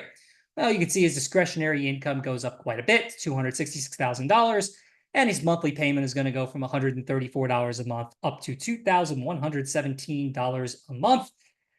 And the biggest question that I have gotten while I have been dealing with student loans with not just medical professionals, but also legal professionals and certain teachers and the likes is when they start making more money, what in the world are we supposed to do to lower our student loan payments? Because I don't care how much money you're making. Over 2,000 bucks a month in student loans is quite a bit of money. And some of you on here on the SAVE program very well could have regular monthly payments much, much higher than that. All right, 4 things we're going to consider today. The first one are these non-taxable deductions that lower your AGI that we talked about a little bit earlier today. What is considered deductible here? We're talking about your 401k, 403bs. If you have access to a thrift savings plan, fantastic. If your health insurance is covered under a Section 125 plan, which most are, the cost of your health insurance does not count towards your AGI. HSA contributions are a big one. If we haven't had too many discussions about HSAs today, this is probably the single greatest benefit the tax code gives to us, because we don't end up paying Social Security or Medicare tax or income tax on our HSA contributions. And from an income-driven repayment standpoint with your student loans, you also get that subtracted from your discretionary income. certain IRA contributions for some people, student loan interest deductions. There are other things that are on this list as well, but these are the big ones that reduce your AGI. So in the case of John, earns $50,000 a year. Let's say John contributes $7,000 to an IRA as well. Not only is John going to save the income tax on that contribution to the IRA, but discretionary income also goes down for student loan purposes. And whereas John was paying about $130 a month before in his student loans, by making a $7,000 IRA contribution, again, not only do we see the tax benefits here, but we also see student loan payments in the case of John are lowered by about $600 a year as well. All right, marriage. Most of us in here are probably at the time of their life where they've just gotten married. They're talking about getting married. And if you are in the talking about getting married world, the thing that I do not want you to take away from this is that Adam, the tax guy, said you shouldn't get married, because that's sure what it's going to sound like here when we're said and done with these next few slides. But there are lots and lots of good reasons to get married. There are lots of good reasons to not get married, though, for tax purposes and for student loan purposes. So do not go run into your significant other and go, Adam, the tax guy, said we should not get married. That is not what I am saying, but there are lots of things that we need to consider here. John goes and gets married to Jane. And when John gets married to Jane, a couple good things happen, a couple bad things happen. A couple good things that happen, obviously he is a hopefully happily married man. His poverty threshold goes up because now he's got 2 members of his household. So his poverty threshold is now $20,440. The bad news is that Jane also makes money. And with Jane making $75,000 a year, this is going to have a very, very negative effect on John's student loan payments. In this example, I've used the pay program just so you can see how it works a little bit differently with the protected income level at 150% as opposed to 225%. And just for getting married, John's student loan payments end up ballooning up to $786 a month. And that's what we call the marriage penalty, folks. We see it in taxes all the time. We see it in student loans all the time, that when you get married, you are going to get penalized if you and your spouse both make money. Now, what can married couples do? Most frequently, what married couples do when one has student loans and one does not, or when both have student loans, is they end up filing separately. Now, the IRS does not like it when married couples file separately because they have more tax returns they need to process. And as a result, they really ding you on a lot of things. Your income tax brackets are less favorable when you file separately compared to filing jointly. You lose the ability to deduct an IRA when you file separately instead of jointly. And there's a bunch of other things on this list as well that go out the door when you are filing as married filing separately, as opposed to married filing jointly or single, or as we'll see in a second here, head of household.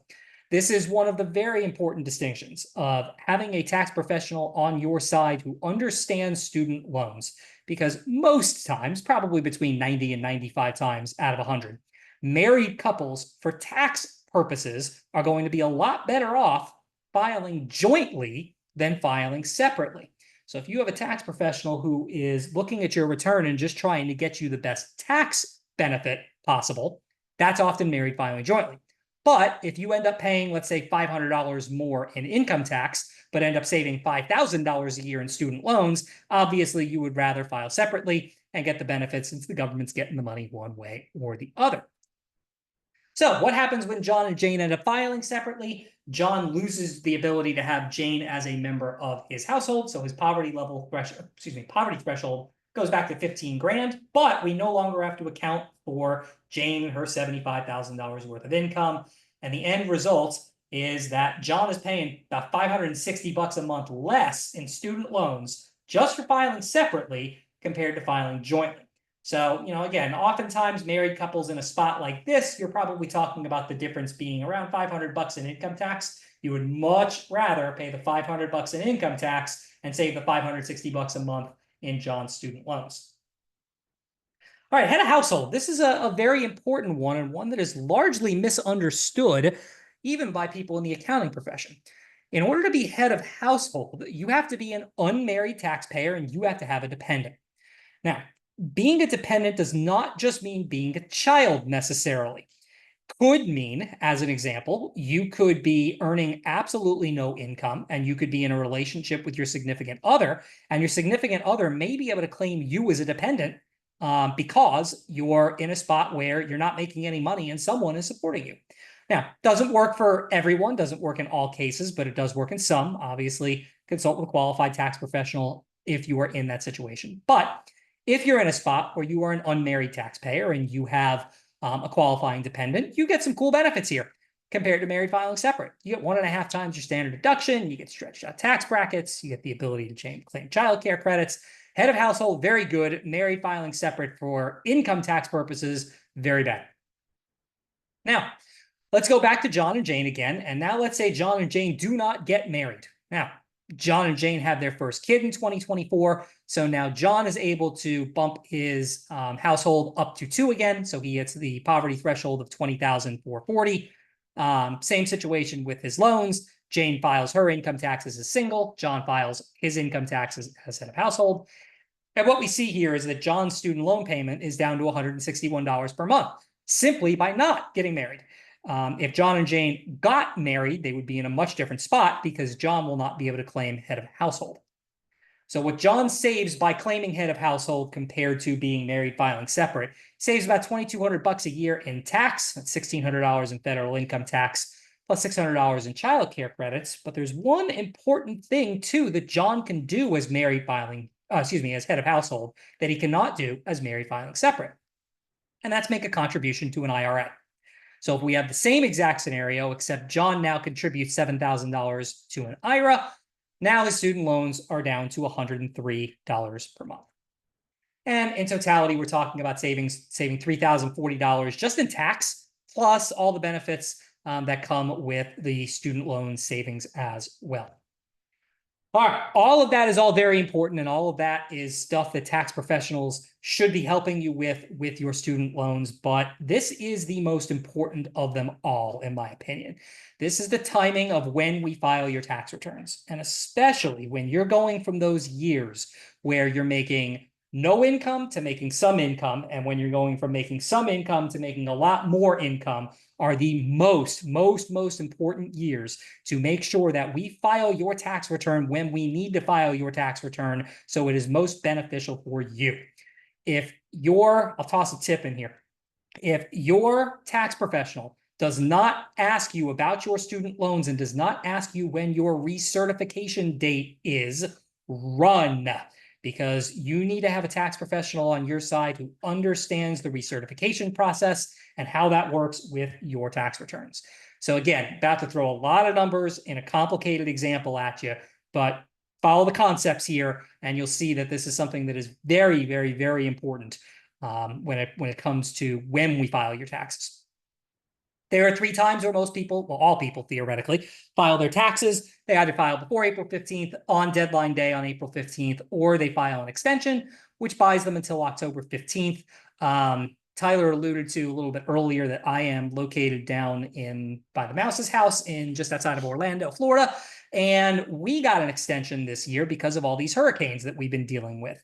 So if you live in the Southeast United States, which in this case would be Florida, Georgia, Alabama, South Carolina, North Carolina, Eastern Tennessee, and parts of Virginia, you actually have an extension until May 1st, 2025 for filing returns that were due on October 15th. So every now and again, whereas in Florida, it feels like it's every year at this point, but every now and again, people do get extensions of time to file taxes, and that can come in real handy as it pertains to student loans. The goal, of course, is to amass as many payments as possible under your lesser earning returns. The less income you have, the less you pay in student loans, the more you get forgiven in the grand scheme of things. All right, single person, let's go back to John Doe again. This is a relatively easy example of what happens when we file our tax return on the right time we need to file it in to maximize your student loan repayments. So John is a $50,000 employee on the SAVE program, would have student loan payments of $134 a month. Now that he's a doctor, he's making $300,000 a year, so his student loan payments are $2,217 a month, and he's got a recertification date of August 1st, 2025. So what are John's options here? If John ultimately just does what most people do and file their tax return prior to April 15th or up to April 15th, when John goes to recertify his student loans in August, he's going to have a significantly higher payment of $2,217 compared to the $134 he would have had before that. Now, what if we just put John on extension and filed his return on October 15th, or basically anytime after he recertifies his student loan?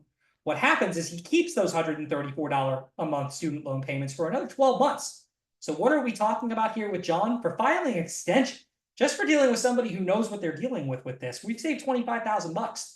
This is real money that we're talking about, especially at a very sensitive time in a physician's life where you're just starting to make money, you're just starting to really figure out how to go about your financial life. This $25,000 is real serious money we're talking about here. All right, and now we're going to get into the much more complex situation. Again, concepts matter, dollars don't so much, numbers don't. So this is Joe and Jen, and Joe and Jen are married, and we are going to assume that Joe and Jen are going to file separately so they don't get stuck with massive student loan payments here. Joe had $60,000 worth of income in 2023, but Joe and Jen had their first child. In 2024, he took paternity leave and expected his income to drop to around $20,000 in 2024. If he's recertifying under his 2023 returns, his payments would be $193 a month. His payments would be zero based on his 2024 return. And Joe's recertification is April 1st. Jen, meanwhile, made $40,000 in 2023, gets a pay bump in 2024. It's going to make $80,000, and her student loans would go from $385 a month based on 2023's income to $478 per month based on her 2024 income. And Jen has a recertification date of August 1. Again, what happened if Joe and Jen just kind of do what the average American does and they file their tax return right around April 15th? Well, when Joe goes to recertify his loans, what's going to happen is the government's going to see his 2023 taxes, which show that he was making some money, and he's going to keep his $193 a month student loan payment. And Jen, when she recertifies, is going to have her payments go up to $478 per month. And this is if we file somewhere between April 1st and April 15th, like a good probably 20% of America files during that time. Now, what if we filed March 1st instead of April 1st for Joe and Jen? Well, what would happen when Joe goes to recertify, he made way less income in 2024. So his student loan payments starting in April of 2025 are going to be zero. And meanwhile, Jen's student loan payments, when she goes to recertify in August, would go to $478 a month from $385 per month. But now, what if we filed Joe's return March 1st and Jen's return on October 15th? We can do that because they're filing separate tax returns. Well, what happens is now Jen gets the benefit of her lower income from 2023, and she gets to recertify in August of 2025 with that tax return. And what we've done here with Joe and Jen is simply by playing around with when they file, we've saved them $286 per month. But the game plan is a longer term game plan than just worrying about one tax year. Let's go to 2025 now, and let's assume that they're both making $100,000 a year in 2025.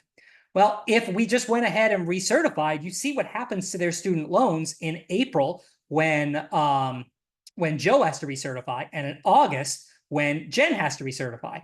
And they're going to be paying, Joe $663 a month and Jen $708 per month. But again, if we play around with when they file, if we put them on extension for 2025, now all of a sudden we've extended both Joe's $0 per month student loan payment for another 12 months and Jen's $385 payment for another 12 months. And now what we've saved is almost $900 a month going back to the government. And especially if Joe and Jen were headed towards PSLF, this is a big chunk of money that is never going to have to be paid back to the government. Again, at a very sensitive time in their lives here, where in this case they had a kid, but also it's when they've just kind of started to make a little bit more money, and that difference of $900 a month for a couple that makes $200,000 a year between them is serious money. So again, 4 things that we kind of talked about today that your tax professional should be helping you with as it pertains not just to your taxes, but your student loans. Coming up with a game plan to lower your AGI if it makes sense to do so within your family's goals. If you are married, looking at filing separately. If you are not married, potentially looking at filing as head of household if it applies to you. And again, the most important thing here, in my estimation, is the timing of when you ultimately file your tax return. So that's it for me. What we have here for your next steps, I have a little QR code down here in the bottom left. This will get you straight to my calendar to book an appointment with me. This can be very complex. No two situations are exactly the same. And, we're here to help walk you through it. We've done this now. Geez, I've done this probably, about between 50 and 60 times. For varying professionals, not just doctors, but varying professionals who have these issues with their student loans and their taxes. This is something that is not the ability to sit down and really analyze your student loans and make a plan with eyes on your taxes is just not something that's really out there too much in this world, really. And it's something that we can really obviously save you lots and lots of money for. Normally, we charge $600 to sit down and have this consult for everybody who's on here. Today, by scanning that QR code, so long as we have this consult before the end of the year, we're taking half price off of that, and it'll be $300 to sit down with me and my team for an hour, and we'll sit and we'll really dig into your student loans and a good long-ranging game plan that is catered to you and your family for how we can best minimize your student loans, maximize your tax benefits going forward. And this is something that will hopefully be really, really beneficial to you here. My email address is also on the bottom of this slide. If you have any questions, please feel free to reach out. Tyler, I did it in 25.5 minutes, just like you asked. So I appreciate the opportunity today to get to speak with you all, and please let me know if you have any questions. Thank you so much. That was very, very educational and thorough, Adam. Thank you. I think a lot of people they're concerned, about obviously making the right decision, and it can feel like, even looking at all the minutia of it, especially like around like being married and like your spouse having an income, boy, does it create a lot of it looks like so someone even told me, they're like, it looks like I should just like not get married for like the next 10 years. That would be simpler. There's an argument for that. But I didn't tell you to do that. That's just, I'm No. strictly looking at this from a tax and student loan standpoint. I'm not the one who told you don't go get married. Yeah. Let's see. Oh, could you stop sharing your screen? Yes. Thank you. And you can, if you want to, you can keep your video on, because I think the student loan stuff is quite relevant to your side, but you don't have to either. It's up to you. Sure. So yeah, I wanted to conclude today's discussion talking about a continuing conversation about student loans, because they're going on, and I don't have any magic news for any of you as far as the SAVE plan is concerned, because we don't have any definitive decision by the courts in terms of how they're going to proceed with the injunction that was filed by the court in Missouri. But we can talk about a few things as far as like which decisions physicians need to make dependent on where you're at in your career. And I'm going to start with those who just graduated from medical school. And a lot of you have to you were diligent in applying for loan consolidation, like in late May and early June, doing the right thing, and got onto the SAVE plan, because between that one and pay, and it just seemed like SAVE was the right choice to go with. And depending on when you actually made the consolidation application, if it was before June 30th or if it was into July, you may be in a variety of types of forbearances. There's a processing forbearance, there's an administrative forbearance, and they have different impacts, as well as maintenance because like processing forbearance is something that has to get renewed every couple of months. Administrative forbearance is determined by them, and they'll extend it, and they have done so for everyone who was on SAVE. Like, so anyone who's like PGY2 or 3, anyone that's been on SAVE were put on an administrative forbearance in early July. But some of you graduating students who are in your intern year now, you got into this weird in-between situation where you applied for the consolidation was accepted, but then you couldn't be received into the SAVE plan because of this court injunction that occurred. And so you got payment requirements October 1st, November 1st. I've got a lot of your messages, and I'm sorry for the stress of all that. Nevertheless, the hearing that was held this past Thursday, it gave us some insight into what sort of steps you could take. So the end result of SAVE is yet to be determined. Before I give you the options, I want to give you some context on why this is even happening. There are different ways in which these income-driven repayment plans were created to begin with. And mind you, let's get the acronyms right too. So there have been 4 different IDRs, income-driven repayment plans, 4 different IDRs. One of them is called IBR, and it's confusing because people sometimes get those mixed up. IBR, or income-based repayment, is one of those 4 legacy income-driven repayment plans. And then the others that you may have heard of is ICR, income contingent repayment plan, SAVE, which is the newest one, and then PAYE, PAYE, or pay as you earn. SAVE was previously known as REPAY, revised pay as you earn, but then last summer it got a robust improvement in terms of interest subsidies and increasing even the baseline threshold of income that is not counted in the calculation.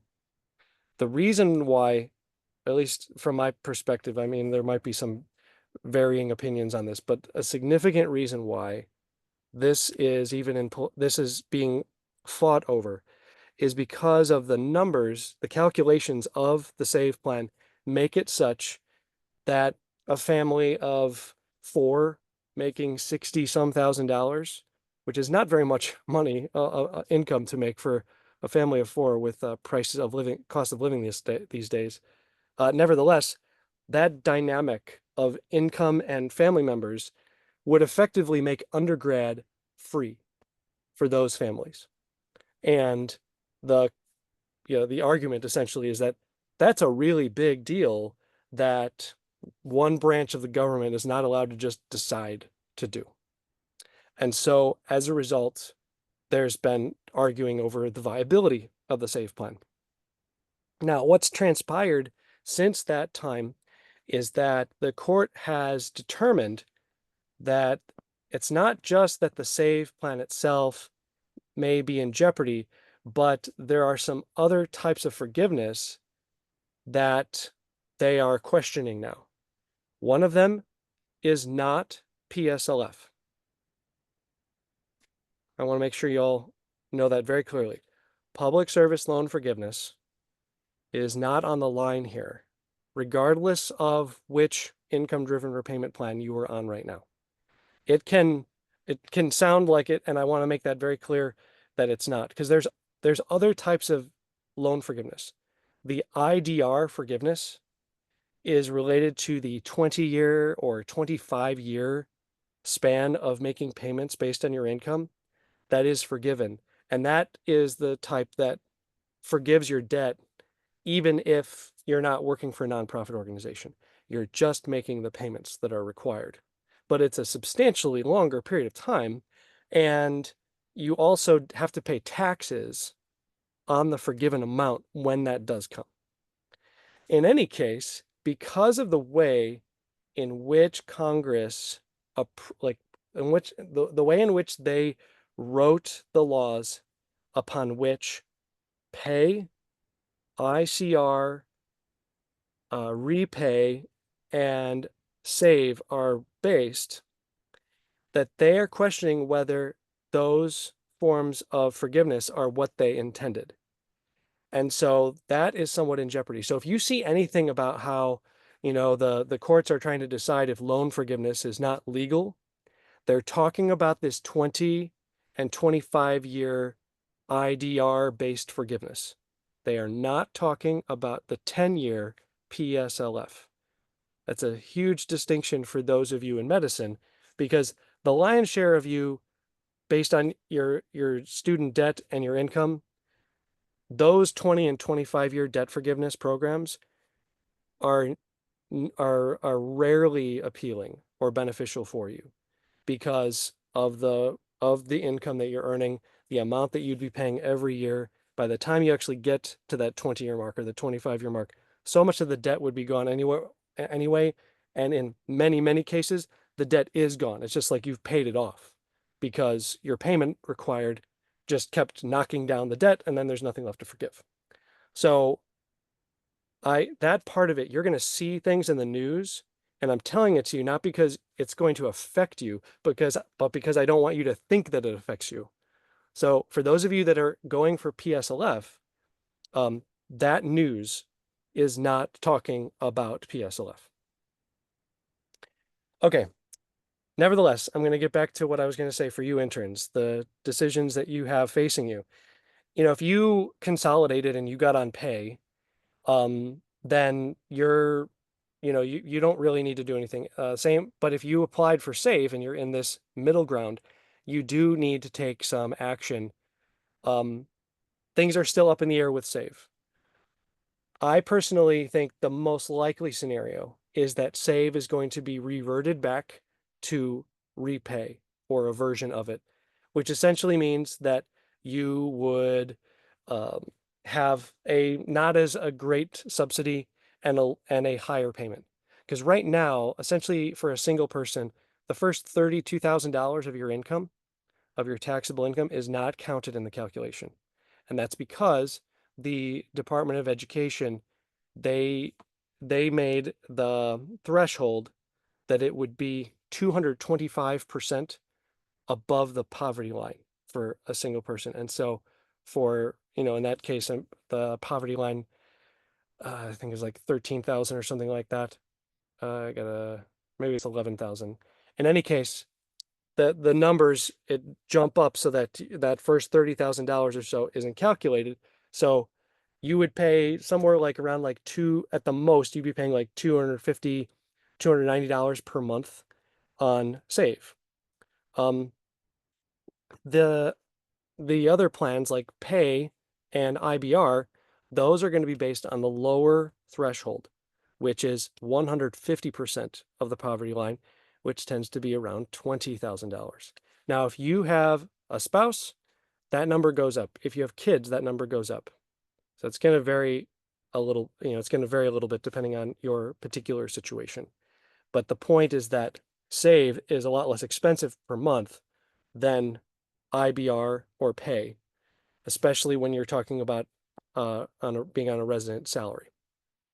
So your choices of, well, should I just stick with save and wait things out, or should I switch over to IBR?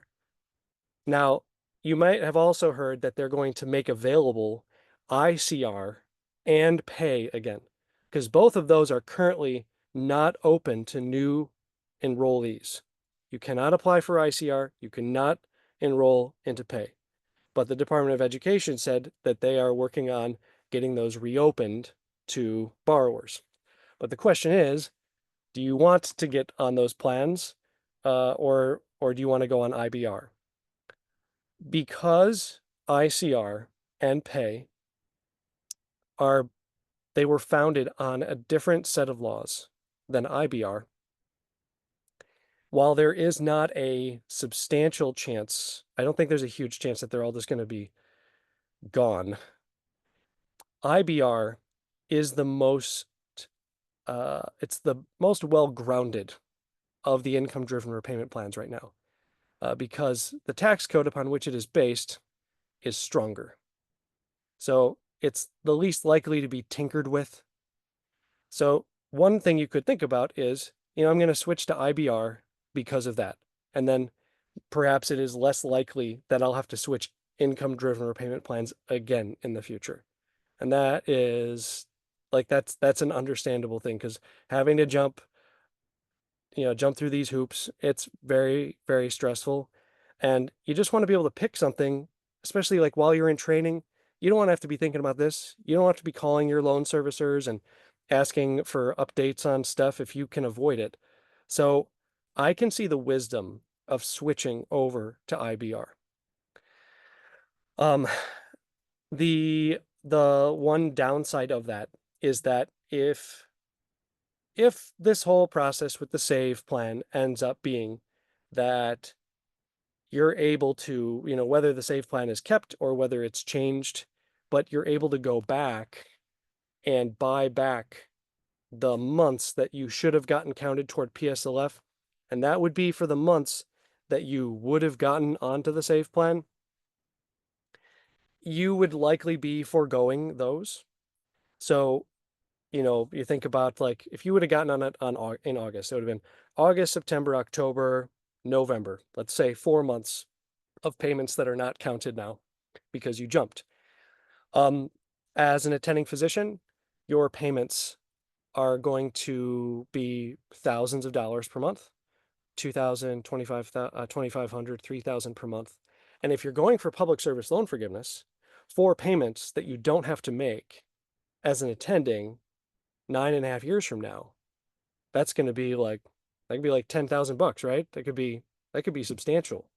So from that standpoint, you could be hesitant because you don't want to give up that potential for payments.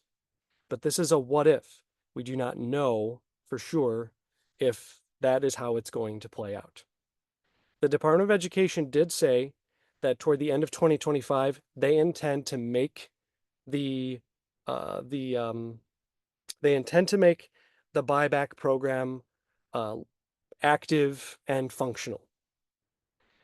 So you have that, but you have that choice, IBR and save. And if they open up ICR and pay, you could go with either of those two. But in all honesty, IBR and pay are really, really similar. And you don't want to be on ICR. ICR is expensive. It counts the first 20%, or sorry, no, let me back up. It is still based on that threshold, but then the amount that you have to pay on IBR and pay and save is 10% above that threshold that I mentioned. So if you're on pay and you're paying something that is above your $20,000 of income, say you're in training, so you've got 60,000. So, and it's not as clean as this, but let's just say, for example, say 40,000 is that difference. So you've got 20,000. If you got 20,000 as the threshold and you make 60, so you got 40,000, you pay 10% of that amount per year. On ICR, you're going to pay 20% of that amount. So it's twice as expensive as pay and IBR. So I don't even think we need to be talking about ICR anymore because of that. It has some functionality, and it has had some functionality with regard to Parent Plus loans. That is just, that's a very different discussion that I'm not going to get into right now, but it's not something that you would be choosing. So pay may come back, but we don't know. But IBR, you could apply for it if you want to right now. They are accepting online applications, and the Department of Education also said, yes, we are going to begin processing applications, but that is going to take a while. No matter, it's going to be it'll be delayed for sure. So you need to you really just have two choices. You can wait out save, see what happens. If all turns out positively for you, you could buy back these months that should have counted toward PSLF. And whether or not the save plan gets modified or not is kind of a secondary concern to this decision as far as PSLF counting payments. Or if you just want to skip it and say, you know what, forget about this ambiguity, I want to just get on to IBR, you can do that. and then you can start having payments counted going forward. Given the political nature of this process, the administration that is going to be in the White House for the following 4 years is going to weigh heavily on how easy, difficult, how all these things are communicated is. So I don't even think any of you should do anything right now. Like we've got just a couple of weeks before we're going to get a lot more information about how things are going to look over the next few years. The Department of Education and the court decisions also, those will take a bit longer to come out. It's going to be some weeks ahead. So you can wait out for all these things. But I can tell you that regardless of the administration that wins, and regardless of what this court decides, you could still view it as like a pretty straightforward choice of save versus IBR. You can wait a couple weeks if you feel like you're going to get some more information that'll be relevant. But IBR is the strongest based income driven repayment plan anyway. So maybe if we don't get any clarity or any like reassurance about what's going to be happening with student loan management going forward in a couple weeks, then you could jump over to IBR. And you can do so by logging into studentaid.gov, and you can apply to the IBR plan. So those are the choices that you interns have. In the interim, if you're having any sort of payment requirements coming from your loan servicer, you have to give them a call. And I know it's hard to be able to get a hold of them, and I know you're very busy. If it's possible to communicate to your seniors that you've got to be able to like contact them about this because you can't make a $2,000 payment next week, talk to them. You could, I mean, I know I'm not your financial planner, but you could tell them like, hey, my financial planner told me I need to call my loan servicer as soon as possible. You can throw me under the bus if that helps. Just like you got to be able to call them. I have heard that a lot of people have been getting responses where they know that they're not having to make payments now. But if you happen to be in a situation where they're still showing a payment due date and there's no way that you can be paying a couple $1,000s right now, you've got to give them a call. But in summary, for you interns, your choice is wait it out and see if you can reap as much benefit from SAVE as you can and the PSLF qualifying payments that you could have had this late summer and early spring, or cut your losses and jump over to IBR. In either case, your payment amount should be the same if your income in 2023 was $0, which is pretty typical for many and most of you medical students, or when you were medical students. So that's it. So your payment amount initially should be 0 on IBR, or continuing with SAVE whenever that does restart. So that's a consideration. And it's a more substantive consideration for our next group. And that is for those of you that were already on the SAVE plan, and now you're trying to decide, should I jump to IBR, go on pay, or what? None of you were in the situation where you were put into the processing forbearance, or at least I don't believe that's the case. That was just something that the interns had to deal with because of the timing of their consolidation applications. For those of you who are PGY 2s and beyond that are on the SAVE plan, you had you were put into forbearance in July, and you were told these months don't count for PSLF, and we are stopping interest accrual. So there's a couple of things that you want to take note of. One is, what is your career trajectory? Are you even planning to go for public service loan forgiveness? I've had many messages from doctors who have asked, they're like, I've got, $180,000 in federal student loans, and I'm planning on going into emergency medicine, or I'm planning on going into cardiology, and I want to open up my own practice. And it just doesn't seem like I'm going to be working in a setting where I'd get PSLF anyway. And to me, it makes a lot of sense then to just stick with the save plan. Because yeah, sure, your payments aren't counting toward PSLF, but you don't care about that anyway, right? But you do have an interest accrual pause, so your loans aren't growing. So it's like the COVID pause all over again, except, it's for this new reason. I would suggest, if that is your situation, that you do absolutely nothing. If you're in training and money's tight anyway, if you were to switch to IBR, not only would you start having a payment, but you would also start accruing interest on your debt. So if you know that you're not going for public service loan forgiveness and you're in training, you should just don't poke the bear. Just like leave it alone right now and ride this out. I don't know how long it's going to be, of course, how long this forbearance will last, because they keep extending it because, the courts have, they're taking their time. But there's a very decent chance that this is going to continue on into, the middle of next year, because the earliest that we'd have any sort of definitive decision from the Supreme Court, if they were to take that position, to take up the case, would be in June. So if that ends up happening, it's not unlikely that this forbearance could continue through that time. Now, of course, time will tell. Maybe there will be some pivot that none of us could foresee at this point, and then you can make a decision at that time.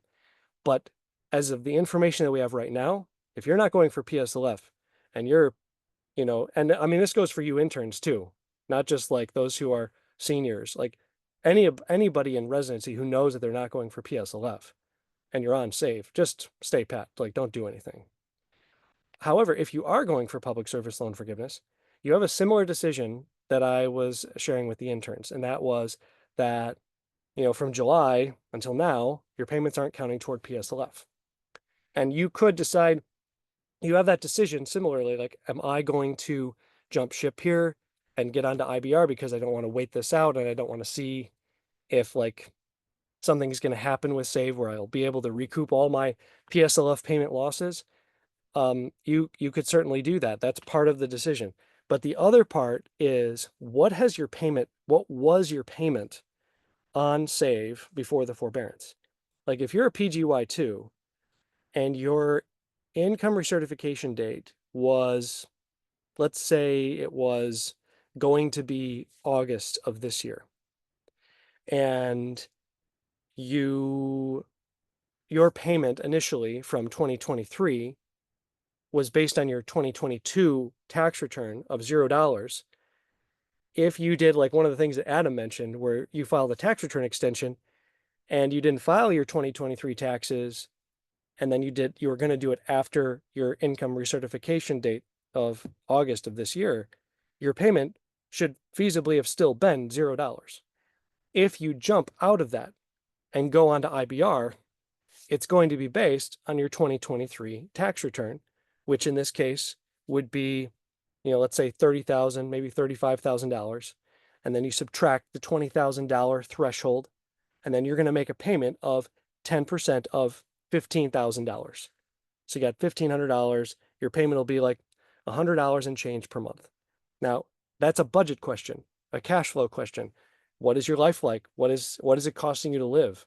You're going to go from paying nothing to paying over $100 per month on your student loans.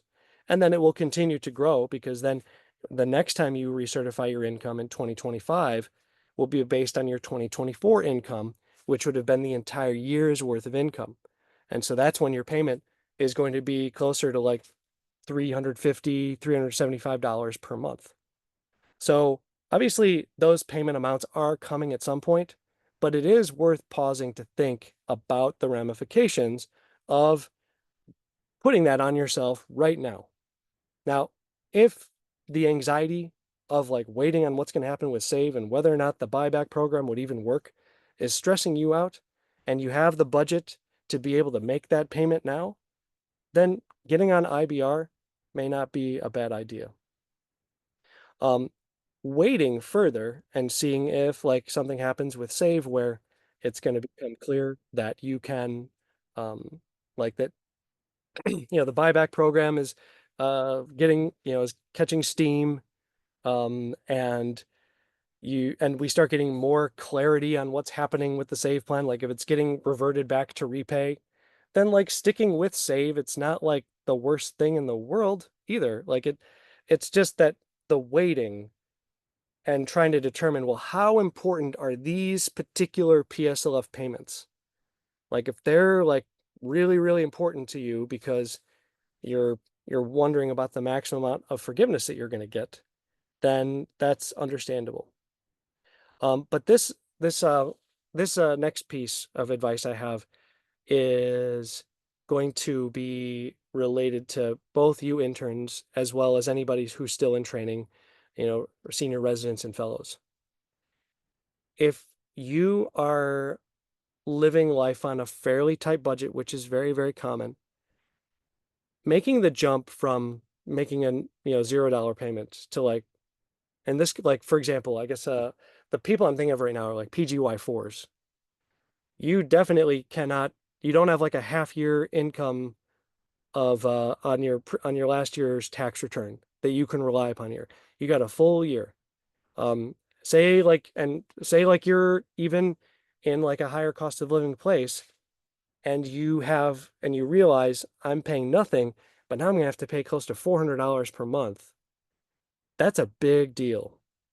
And even though the money of saving $10,000, $12,000 extra on the back end of your 10 years of PSLF is a lot of money, in the grand scheme of things, that forgiven amount is a blip, especially if we're comparing it to a $300 or $400 swing of a resident budget. If you're like really struggling to be able to pay your bills and you're just like, well, I gotta get my payments counted as soon as possible, and I need to be able to know for sure what's going to be happening with my PSLF payments now, but you're sacrificing a bit of a cushion that you have in your current cash flow situation.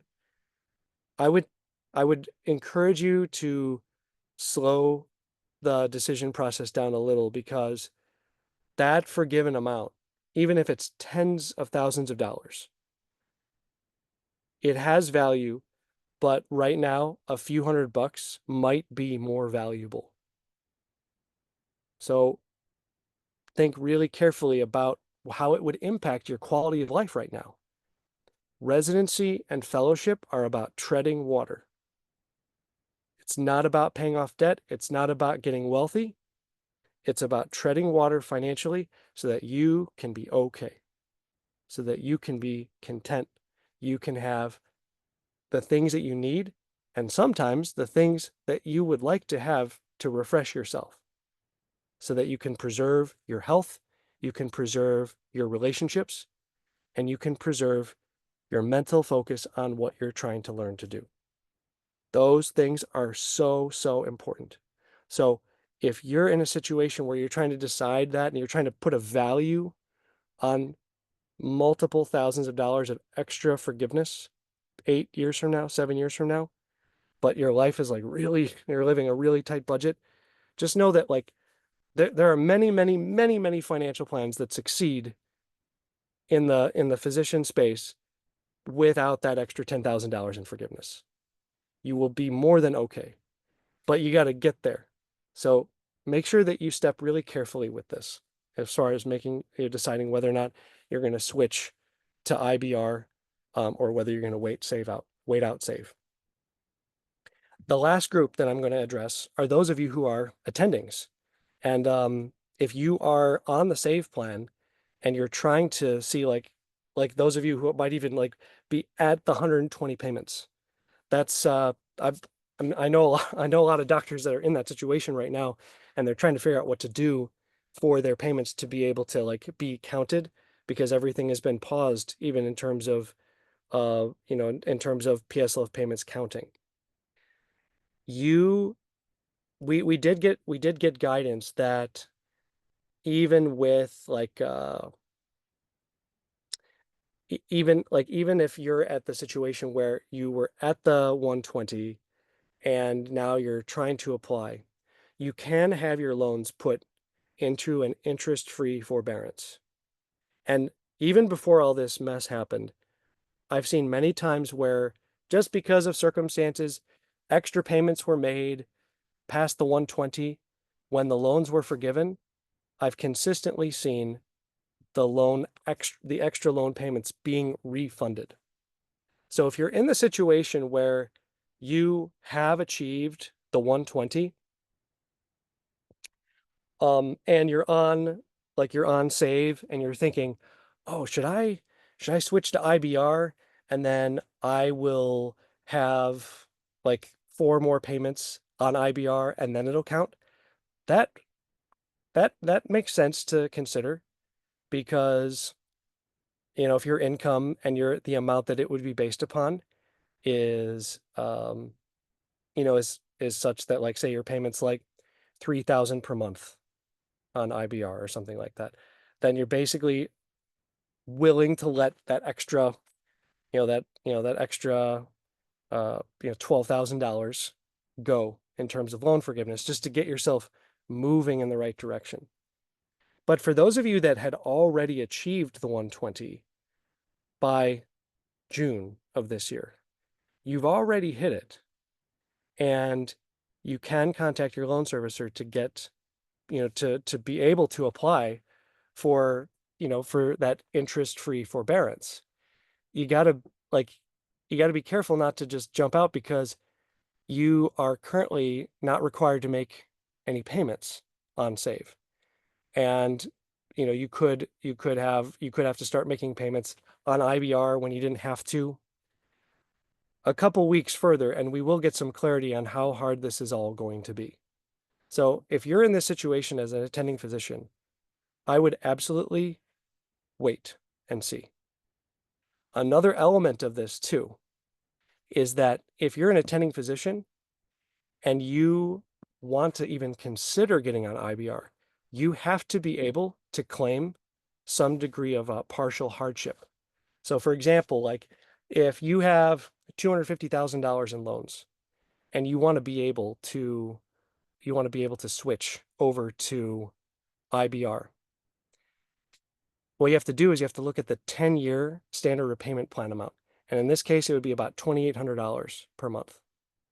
So if your payment on, like, using the calculations would require your payment to be higher than that, then you cannot get onto IBR.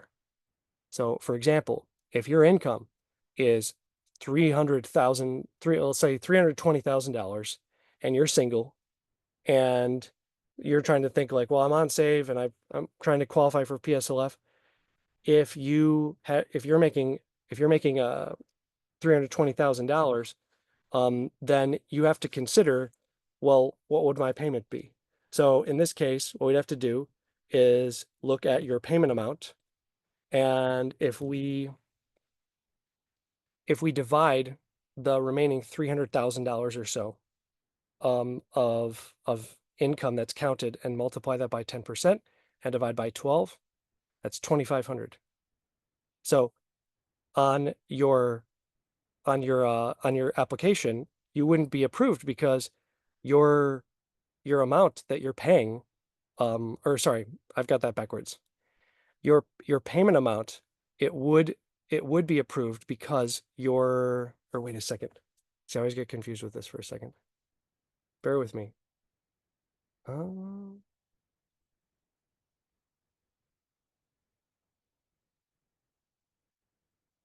Yeah, no, like as you would, because your income based on your income of $300,000 or $320,000, you'd subtract the 20, that brings you down to like 300,000. You multiply that by 10%, that gets you to 30,000, and then you divide that by 12, and that gets you to $2,500 per month. Based on that amount, you would be allowed to get onto the IBR plan. However, if you are making $420,000 and we subtract the 20,000 again, and then multiply that by 0.1, and then divide that by 12, that gets you to $3,300 per month on IBR. So we don't have a hardship. In that case, your payment amount on IBR would be higher than the standard 10-year repayment. So you wouldn't even be able to get on IBR in this case.